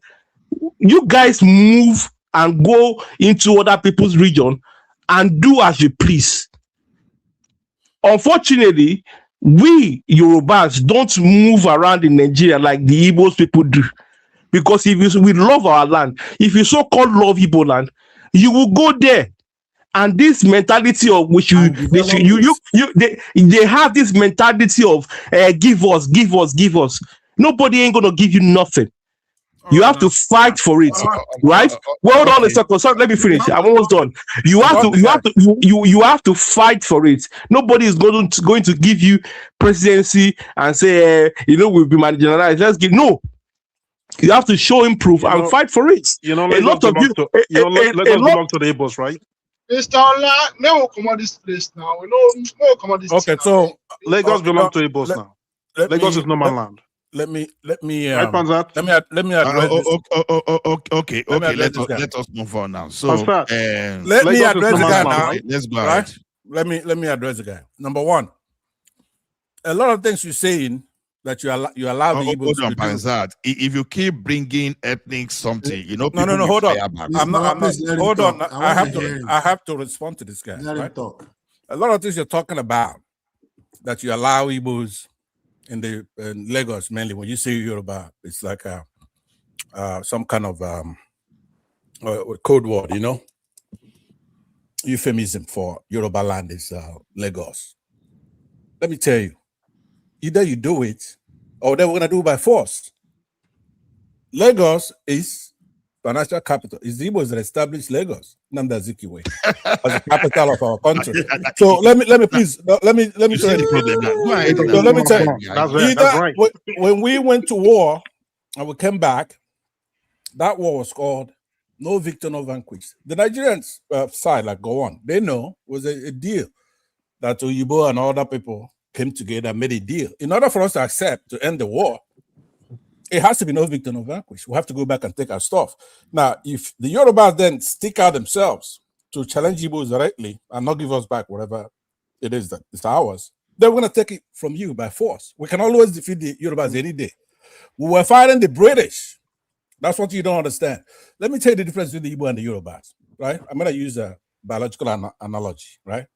Both of them. No, you will continue. No, just hold on now. Hold on. Let me answer him. He spoke for almost 10 minutes. We continue. Don't shade him like a you were so stronger than Yoruba. He's running under your skirt. Let him land now. Don't protect the guy. Let him land now. Let him land. So the difference between I'm going to use biology, metamorphosis, to describe you the difference between Igbo and the Yorubas. Both of them went through complete metamorphosis, right? True. That the Igbo, they go from egg to larvae, then to pupa. At that pupa stage, the Igbo turn into a chrysalis, quiescent chrysalis. So when the Igbo emerges, it comes out as a butterfly. But the Yoruba, they come through the same process. They come as an egg, they go to larvae. When they get to that pupa stage, they turn into a cocoon, right? Which is what he's talking about in their section, doing their thing, right? You turn into a cocoon. So when you emerge as a moth, right? But I give you credit at least for protecting yourselves at the pupa stage. But do you know what a cocoon, how that forms? It's from taking twigs, taking dirt to cover yourself, to protect yourself. The Igbo himself at that pupa stage develops into a chrysalis by actually spinning stuff, right? Listen to me. No, listen to me. Let me finish now. Who is that? Let me wake up. I'm answering. I'm trying to tell you something. Listen to me. So that's the difference between us. Now, this analogy, I don't want to talk about the other tribes that go from egg to adult. In essence, they a nymph, right? They emerge as they look like an adult, but they don't have wings to fly. So there's a big difference between the Igbos and the Yorubas. You're right. We were fighting the British so that they don't take our oil, right? But the other tribes were too immature at the time. They didn't even have soldiers, right? They don't know anything. We were in charge of the country. We brought independence. So when we were fighting these British, we had to take over Edo, like you're talking about, Benin, because they have no respect. Up till now, I see them running their mouth. There's over 120 million Igbos with 309 soups. You know how long it takes? 20 million Igbos. Do you know how long it takes to develop a soup? As long as the Yorubas have been in Nigeria, they've only developed one soup. I'm trying to tell you. 20 million Igbo, where are they? They're there looking at you by observation. You could tell. So, right? You know that. So what I'm saying to you is that want Peter Obi now to become the president of the zoo? Can I say something? Let me land there. You go to chat. Okay, hold on. Let me land. I'm answering this. Hold on. No, Faisal, answer this question now. Don't develop a zoo. Why are you willing, and you are so desperate to have Peter Obi to become the president of a zoo? So why don't you allow animals to rule they continue to rule Nigeria? Okay, so you show me a zoo that runs itself. Does Peter Obi don't have the right to contest for president? Show me Ola. Doesn't have the right to contest for president. Hold on now, Ola. Show me a zoo that runs itself. If you go to Kenya, you will see it. So you want to be a zookeeper, right? Yes. So you want Peter Obi to be a zookeeper. Exactly. Now, right? So this is one of those way you build enmity against your people. That's why they're not even smart people at all. They are so dumb. They're so backwards. Because let me tell you something. If you're gonna let what I say prevent you from having a good leadership, because I say something that you know so loud and look how Obi is a pathetic liar. Pastor, let me tell you something. How do you want to get Yoruba votes when you hate them this much? Because we don't need it. Yoruba to support you. We don't need your support. Hold on. Support Tinubu, support There are your many Yorubas today. And they voted for some of those them are not Yoruba. Those are not in Yoruba. Lagos. Those are There not are Yoruba. some people. There are Those some are people Lagosians. today that are calling themselves Northerners, that they have their origin from Yorubas. That they've been there maybe like 5 generations, 10 generations, that they accept themselves as part of the Northerner. Right. Yes. Now, there are some Northerner in Yoruba land that maybe they spill over like 6 generations, that they have accepted that they don't know anywhere to go. They are Yoruba. If Yoruba is going to war against anybody today, they see themselves as Yoruba and they will fight alongside Yoruba. But Igbo people, even if you stay with Yoruba for 1,000 years, if a banger land in Yoruba land now, the first thing you first of all do is this. You all first of all run to the southeast. And you will even fight against Yoruba. And that is where the problem is. See, hold on. Let me correct you on something. Let me tell you something, right? If you're an honest, truthful person that doesn't believe in lies and propaganda, there's no problem. Don't expect Igbos to follow you and that you're lying and that you're propaganda. Igbos will never do that. It's not part of our mores. You don't have culture. Igbos don't have culture. Hold on. No be handshaking that they shake una papa. You don't have culture. No culture, no respect. Let me tell you something. Every man in Igbo land is a king of his own. I can be your father. You're insulting me. Is that fair? You cannot be my father because you don't even know that. You're a hypocrite, right? You're a new guy. You don't have no culture. How do you greet your father? Is it not handshake? As long as these Yorubas are lying the way they're doing, is it not handshake that you used to greet your father? Try to turn into an iniquitous tribe. Igbos, we're not going to put line, right? At some point, we're going to defeat you and conquer you. Very soon, because you're gonna have to stop, or we're gonna stop. Okay, that's the problem. Let us see. Who are you going to defeat and conquer? Okay, no. Let us see. Can I say something now? Can I say something? The same way will be cried on television. Don't worry. Can I say something? My turn now. Hold on, guys. You guys are so dumb. You are creating more enemies for yourselves. Hold on, guys. We are not creating enemy to ourselves. Can I say something? We are not creating any enemy to ourselves. Look, my brother, see, this your platform is a very bad platform. Let me tell you the truth. See, I was listening to what someone here was saying about Lagos. See, me here, I was born in Lagos. You all people live in diaspora. You live in abroad. Do you know what Igbo people have done in Lagos? Do you know what Igbo people have done in Lagos? You don't know. It was those people that don't live in Lagos was the ones saying all these things, just like the way you people here saying this. What has Igbo people done in Lagos? My brother, he cannot come in your platform and be saying that Igbo people don't have anything. My brother, we fight a war. We stand. Look at the north. Look at the north. For example, they have been. Look at the north. For example, For example, they rule this country for years.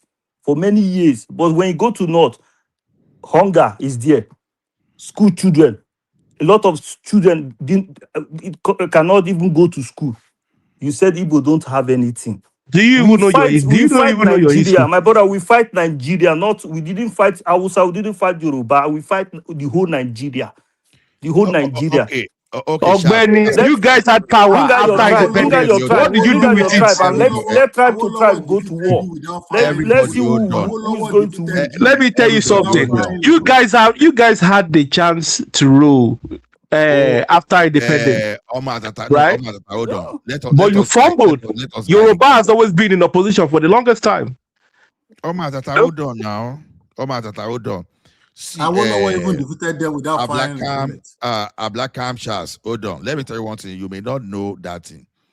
Now, everybody was talking normally until someone from your region provoke reactions. You know, to every actions there must be opposite and equal reactions. But it's unfortunate that there are superior reactions. That there are more weightier reactions. That's what is happening now.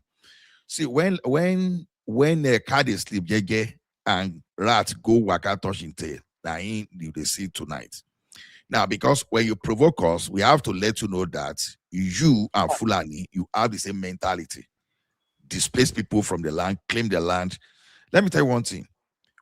Is there anything bad? Okay, you say if you see what Lagos Igbo has done in Lagos, okay. Yeah, we see what Igbo has done in South Africa now. We've seen what Igbo has done in the United Arab Emirates. Go, they claim ground for South Africa and United Even Arab Ghana. Even Ghana. You understand? You are not getting the point. You don't go to your host and start denigrating your host and start looking down on your host and start calling them stupid. Who's our host? Very barbaric. We instituted that country. That country belongs to us. Pastor, sir, hold on, sir. Which one be host? What I want No, you to you're do. not being fair now. Ola, you're not being fair. But you said you want Hold one on, Pastor, Nigeria hold on, now. Pastor. I no, see. But you said you want one Nigeria. Shall wait. Let me Which one let me Nigeria? land. Now, when you guys brag, you forgot that everybody has potential for being for being braggy in nature. Now, look at it this way. Okay, look at the entire banking system in Nigeria, for example. Tell me, how many of those banks owned by the Igbo people? How many? Then look at telecommunication. How many? Igbos are not even top 5 of the richest men in Nigeria. They're not even top 5. My brother, when you go to Google, ask Google the richest tribe in Africa. You will see what to come out there. You have a phone. Google. It's not Google, it's Google. Google. You see it there. You are the richest guy. Who your richest way for where? Richest tribe in Africa.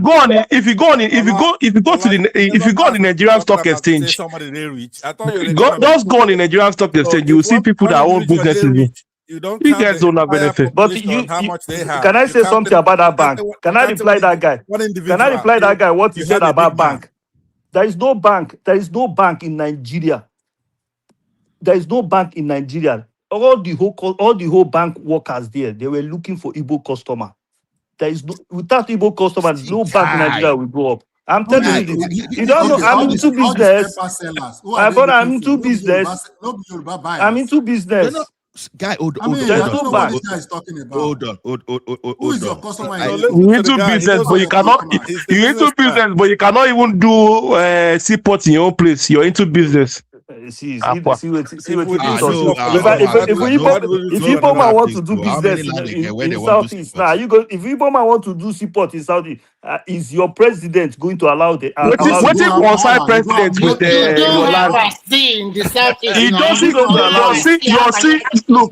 Let me. What you don't understand is when we wanted to do the airport in Ogun State, we went to Federal to collect license. That is how you do it. If you want seaport in your dry land, you will go and you push for license.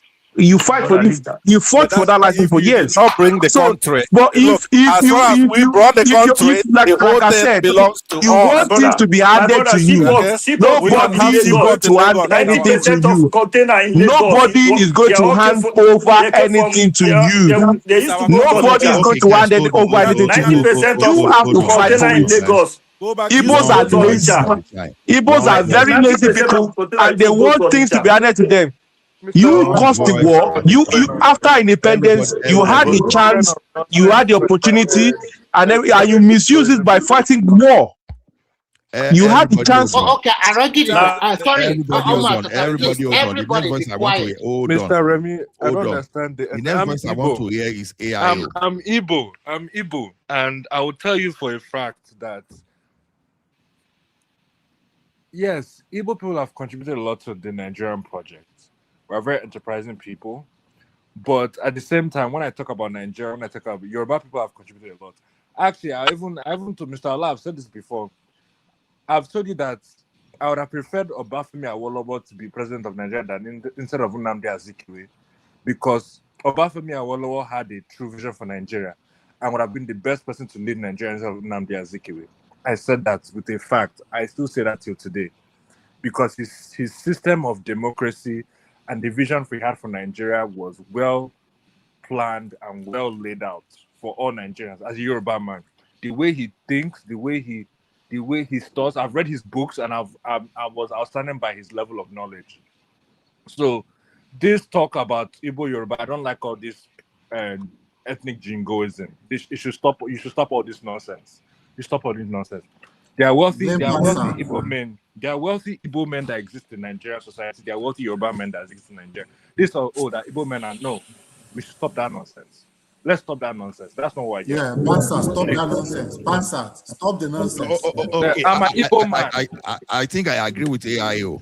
I think I'm an Igbo man, so I know what I'm talking about. When somebody say that Igbo man, you better check their DNA. All right. No What do Igbo you man check my come and DNA? say. No Igbo man is gonna come and say I'm an Igbo man. State. Pansa, stop this nonsense now. Stop this So I'm two things an Igbo man would never say is this. Number one, that Awolowo had any sense to be president, right? No Igbo man is gonna say that. Number two, no Igbo man is gonna say I'm an Igbo man. If you say that, let me land now. You're being just talk now. Make her talk. Just wait. Talk, Mr. Pastor. Now this Uzobu attitude. Uzobu attitude. No, I've been listening in the background. You're not letting me talk now. Mr. Pastor, we come in here. I'm your elder now. The only voice I want to hear now is AIO. Mr. Pansa, you've been speaking. I've been listening to you speak when I was outside of the group, and what you guys are speaking is just ethnic jingoism. You know, I do not believe the idea of Yoruba. Well, I don't know. We're all one. Nigeria is a one indivisible unit. I don't care about ethnic. This even idea of seaport, we talk about seaport. Let's tell ourselves the truth. It's not federal government that will come and build seaports for us. It's us that we need to build seaports for ourselves. It's us that we have to fight to go and get license. Why haven't when the Yorubas build their own seaport, they will build our own.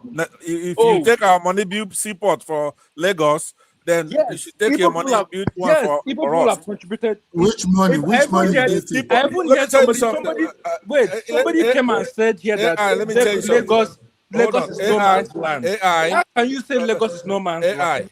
Which kind of nonsense is that? How can you come and say Lagos? Be quiet. Be quiet. Make her talk. Right? I'm older than you. Here's what I'm telling you. Now, will you bring order here? I can't get a word in here. Pansa, bring order here, or I'm gonna go ahead and leave now. If you're not gonna let me talk, you've been speaking. Everyone has been listening to you. Let me tell you, say you're an Igbo. No, Pansa, the only voice I want to hear now is that of AIO because he hasn't spoken since. Let him take his turn. Yes, so this idea of, Igbo people have contributed immensely to the Nigerian project. I'm an Igbo person. I know we went through Biafran War. I know how we suffered. And I know everything that we've gone through. But Igbo people self, we need to tell us, and we have to stop all this ethnic jigoing that, we're the richest tribe in Africa. No. Stop all that nonsense.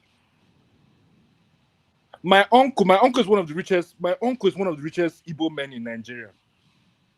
You don't see my about going. Do you know my uncle is Cosmos Maduka? You know Cosmos. You know Cosmos Maduka from Anambra State. Yeah. Cochares photos. Yes. Okay, but I don't give a damn. I don't give a damn. Right? I don't give a damn who your uncle is. Here's what I'm saying to you. Listen to me. No human being should come out here and say that. Let this guy talk. Oh boy, make her talk now. What do you want to say again? That let me finish now. Let me finish. This one. Let me finish. Mute that new guy. Mute that AI. He doesn't know what the hell he's talking about. And you know, it's an Igbo man, so I'm not doing it because I'm tribal, right? Here's an Igbo man. I'm telling you to shut him up. He doesn't know what the hell he's talking about. Number one, no human being should come out and say that Awolowo should be president over Zeke. Yes. What are you talking about? Make her finish now. Shut up. Don't tell me. Do you know who brought the country? Do you know who brought the country? Don't tell me to shut up. No, let me talk. You cannot tell me to shut up. I don't care. I don't care if you're an elder. You can do that. You can do that elsewhere. But not on this platform. I'm sorry. You can tell your son to shut up. Then you get out. I'm sorry. I've given you that. No, Pansad, I've said it that let AI take his turn.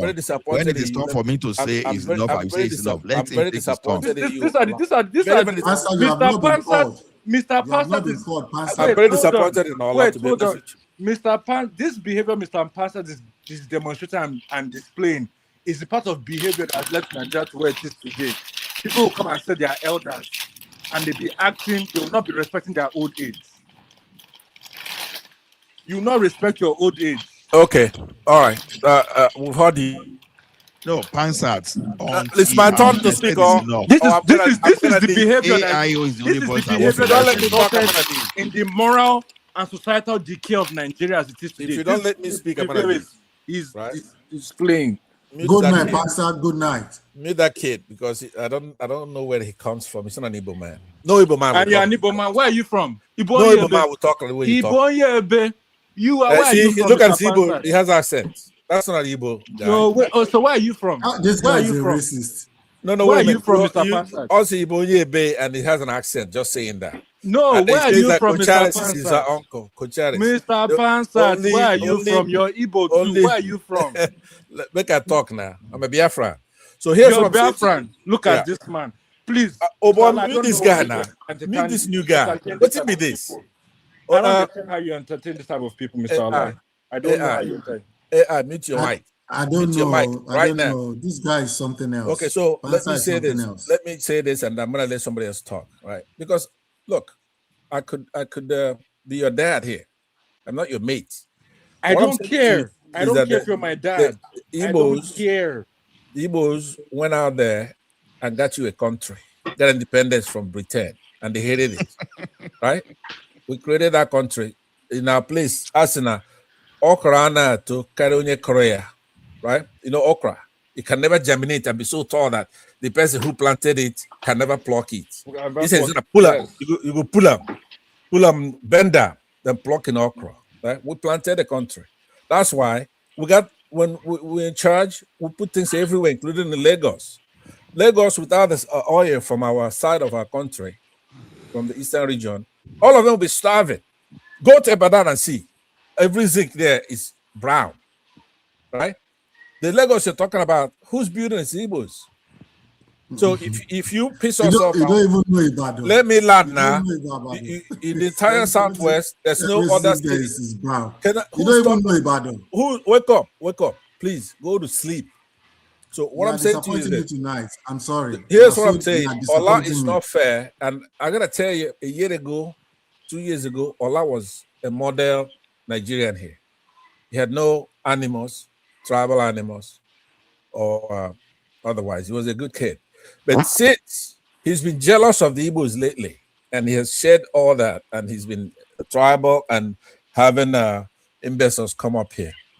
And the worst one. What I see is jealous. It's jealous. I'm seeing. That's how they don't have to be. He's saying, Allah is saying that Igbos are like the Fulanis, that they go and they conquer. Where? There's no land in this whole Nigeria that is going to say that the Igbos took it over. And all that. But I have a very important talk coming in, so let me yield back. I think Mr. Charles can handle you guys until I come back. Okay, bye. You don't even have the capacity Mr. Allah, to take any land over let in me Nigeria. finish what I was saying. You know, can I say something? When I said Awolowo would have been a better president for that, this is based on intellectual argument. I'm not trying to do any emotional or any sentimental, because Awolowo had a perfect system. Awolowo's idea was based on democratic socialism, the idea that the state can actually manage the economy and control major resources. If you read Awolowo's book, Awolowo set a great vision for Nigeria, how Nigeria should perform. And I wish that Awolowo was president, because Nigeria would have been in a better place. My brother, can I say something? Yes. Can I say that Zeke was president, Tafawa Balewa was prime minister? You know, yeah, go ahead, Mr. Charles. Zeke don't even have, as it. Let me, for example, now in Germany, they have a president, they have a chancellor. The president don't have anything to do. He's not doing anything. It's the chancellor doing everything. So I don't know how you are calling Zeke. Do you know that Zeke played the major role before Nigeria got an independent? That's why they call it Zeke of Africa. Zeke of Africa. So now you are saying call Zeke of Africa. Not Yoruba people call it Zeke of Africa. Is Igbo people that call it Zeke of Africa. You don't know history. Don't bring down I don't him. need to come follow the argue. Igbos are the one calling the music of Africa, not No, My Yoruba. brother, you don't know history now. Hold on. Do you know why they called him Zik don't of know Africa? history. Because he was promoting Pan-Africanism. Pan-Africanism. Thank you. And Mr. me, Ola. I'm Thank opposed you. to You don't know history now. Pan-Africanism. I can't follow you. They argue here again. So continue. Why I'm opposed to These are the problems Pan-Africanism is when we you know Ola, do you know what I found out as well? You Yeah? know, it's that Awolowo So- that came up with the idea of. You know what I found out as well. Yeah, sorry, it's that Awolowo sorry, that bro. came up was the first person in Nigeria to come up with the idea of free primary education and free healthcare. The thing is, look, this is what I found. This is what I found out. I'm sorry, but the Igbos that lived with Yoruba people, right? That lived with them for years, or some Igbos that were born in Yoruba land. I was born in Lagos. I lived in Yoruba land. Their mentality is totally different from the Igbos that are in Igbo land. I agree with you, 100%. And 100%. when those people that are living in Igbo land, that live in Igbo land, have not, once in a while maybe they come to like Yoruba land and stuff. Like those ones, when they speak, you could clearly hear the jealousy in their tone. And when it comes to like now talking intellectually and technicality, they just flawed. And what you're hearing from the mouth is, oh, we are the biggest, oh, we are the richest, oh, we built this, oh, we did that. Like the top 5 richest man today, top 5 richest men today in Nigeria, right? They're not Igbos. There's no single one Igbo man there. If you check the Nigerian stock exchange, the businesses there's not a lot of Igbo businesses out there. No, that's what I'm saying. These are how you measure the wealth of the nation. If you check, if you check the person that said Igbo build Lagos the other time, because whenever they say those things, you start laughing. That where did they get all those stuff? When you are talking about banking industry today, Igbos are just is Yoruba and South. Yeah, Igbos are just a majority of them are petty traders. That's how majority made their money. Right? They just petty traders. When it comes to one person industry, gave money, when it comes to industry, you guys have not built any industry. Right? Look, so I don't know what you're talking about. Mute your mic. I disagree with you when it comes to I beg, mute your mic. I beg. Ola. So one individual has a lot of billions of dollars. That's how you measure a people. And you are missing it. No, I'm not missing it. Listen, wait. I'm telling you, we're not doing things about Igbo get money. Only Yorubas talk that way. You're never gonna hear an Igbo man say, "Oh, Igbos have more money on this." No, you maybe hear an Igbo man say, "Look, we're building this." You basically said it today. Hold on. Said it today. Listen to me. I don't talk that way. If you ever show me anything like that, I'll give you $1,000. Right? I don't talk that way. You never see me here. Can we put it on the bed so that I can play back? If you let me tell you the kind of things you won't hear me say. You won't hear me say vote for Peter Obi. Peter Obi is better than everybody. I don't talk like that. What? If you see it, I'll give you $1,000. You don't hear me come in here and everybody. Did you hear him? Because I start monitoring you now. I've been on this platform before you came. You could go and get all my tapes on this platform. I've never changed. I'm the same guy, right? No. Hold on. You've been on this platform before I arrived. Is that what you said? Yes. Let me laugh. Okay. Hold on. Let us get this thing right. Hold on now. Hold on. You will continue. You got to this platform before me? Like seriously? Yes, I know now. I know. When did you join this platform? 4 or 5 years ago. With this guy. Oh my God. You joined this platform 4 or 5 years ago, and you were so here like before what's me. going on? Yes. Okay, so don't stop the go down this rabbit Go and hole check. Go and check. now. Go and verify. But anyway, let me tell you Oh my this. God. Let me tell you. Maybe let me ask you something. Ola, this is a question I was going to ask you before. Do you think the APC, with the damage they're doing to our country, and having these Yorubas support this APC, and then when we come here and we're condemning the APC, and then you think we're being tribalistic. You have It's no your shame. opinion. Let me finish, God damn it. I'm asking a question. That's why when I say I didn't say this, you think I say those things. I don't So say those things. you want us to vote for Abga? Hold on. Look, I'm getting irritated here now. I'm getting upset. The way I'm here, I'm the same way at Dr. Damages or any other platform I go to. You don't listen to what I'm saying. When you see what APC is doing to our country, right? And then you come out here when we're talking about APC and Tinubu and this. What is APC doing to our country? Hold on. APC is not the one in Anambra now. You think APC is not the one in Anambra now. What's going on there? Would you hold on? We think we're talking about the Yorubas. That's not what it is. Now, sometimes I talk about the Yorubas, right? And you know that. When I do, I tell you why I'm talking about you, but listen to what I'm saying. When you hold your governor to account, if your side is not working, hold your governor, hold Uzodinma, hold Soludo, hold him by the balls. He's the one that's in charge of your territory. Hold him. If you let this Omo out, right? Since APC came to Nigeria, Nigeria have never qualified for World Cup. Right? Have you noticed that? You cannot have a Yoruba person be fair. Mute the APC, guy. APC is in Ogun State, and Ogun State is working. I'm talking about federal government. Everybody Nigeria has never qualified for World Cup since 2015. Everybody hold on. Pansat, politicians destroy Nigeria, not APC. Because all those politicians, they were jumping from one party to the other. That's a lie. They were in PDP. Look, they were in Labour Party. They were in I bet. Only thing I'm asking you to do now, mute the Yorubas, please. Just okay. So here's what I'm saying to you.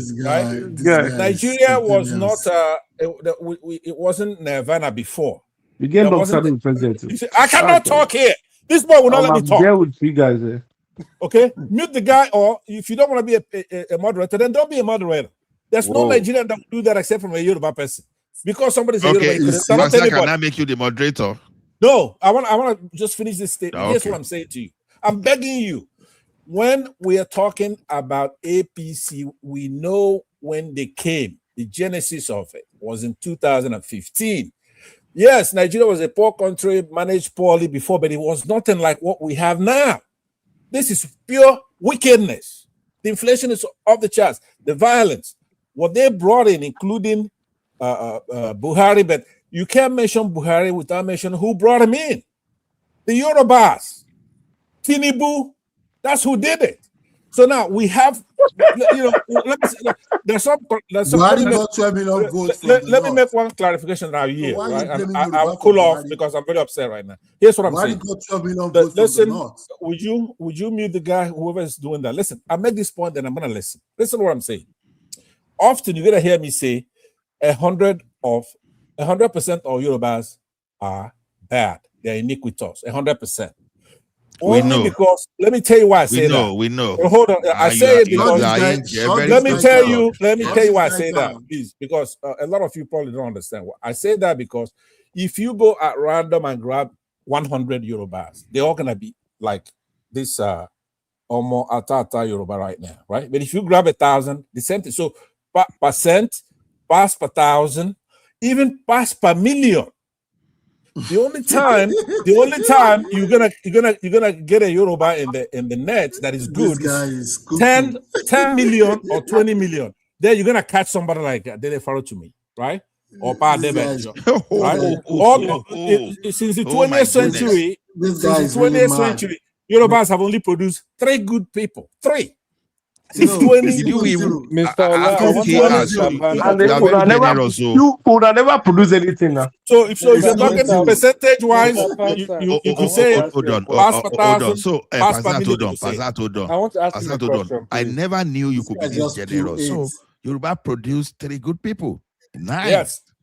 Okay. I thought we never. I gave you their name. They look to me. Fantastic. Pa Debanjo. And one other guy. Fantastic. So Awolowo was a bad person. Look, we're not counting those people. No. Awolowo was a bad person to them because he gave them £20.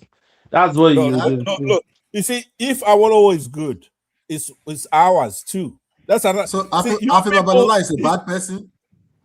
Who's that? You not go know. Babalola. Why you go know? You're not a Nigerian, and you're a Biafran. Who is that? I don't know who the hell that Who is. is that? Listen to what I'm saying to you. At least you have one good person right now. That's Delefra to me. Do you support him? No. You don't. Every time you have a good Yoruba, you say it's an Igbo man. Right? Please, can I say something? We are not Please, can I say something? We are not an ethnic group where Can I say something? Everybody, hold on. I don't think Simba is there. Can I say something? I just want to make an announcement. We'll be going to the background in the next in a couple of seconds. Shut this thing down. In a Let's couple go of to bed. minutes. This guy is So thank you everyone. I will leave the link here. If anybody wants to join, you can come to the background. Because I will soon fall asleep, so that's why I want to move it to the background. But if Simba is there, just shut it down. Let this guy go to bed. bed. You're a liar. You're not going to sleep. It's just that I'm hitting the Yoruba's heart. You're talking nonsense. You're just talking nonsense. There's no sense in what you are saying. Now, wow. Okay, Ola, continue.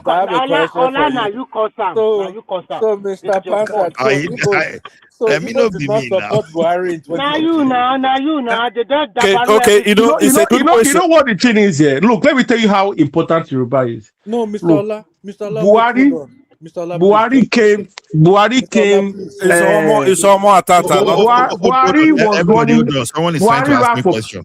Please, hold on, everybody. Because who is trying to ask me a question? Can I say something?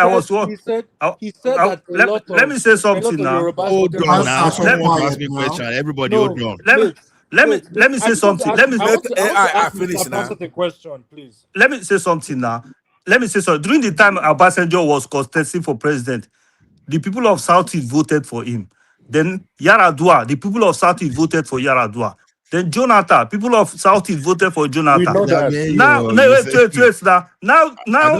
Southeast has a presidential candidate. Then you said they are tribalists. They are this. They are that. Southeast don't vote for Tinubu. They are this. They are don't that. need your votes. No, wait. Let me tell you something. Since APC came to power, Nigeria have never qualified for World Cup. Obasanjo was the wrong candidate that you voted for. Please, I want to ask it. Mr. Pansat, you said that when Buhari came into that, Yorubas voted immensely for Buhari, right? Yeah. So I was not the one who said it. No, Mr. Pansat said that. I did it. So my question, Igbos did not vote for Buhari. Is that what you're telling me? Yes. No, we didn't say. Remember when Buhari says? Hold on. Remember when Buhari says, the Igbos, they adopted the circle. They gave me 90. They gave me 5%. So why should I do something for them instead? I should do something. Okay, Pastor, before we go. Hold on. Before we go, can you tell the forum how you would develop the country if you were the president today? How will you move the country forward? My God, this Ola. Oh my God. Restructure. Ola knows I'm very smart. This is how inconsequential. We are going to the background. We are going to the background in the next 5 minutes. But I want him to tell us how he developed the country. That's the only thing he's going to do. Let me tell you something here. Buhari, to show you how important Yoruba ethnic group is in Nigeria, right? Buhari ran 3 times. He cried the first time, cried the second time. You understand? The third time he cried on TV. He cried on television. You understand? Now, the northern people, they tried, they use Atiku, use Igbo man, use this one, use that one, blah, blah, blah, blah, blah, blah. Nothing. You understand? So until they involved a Yoruba man. You understand? Now, the Yoruba man now uses his brain, his sense, his intellect to lay out the architect to win. Now, Buhari came and then he won. He campaigned and he won. You see, Igbo votes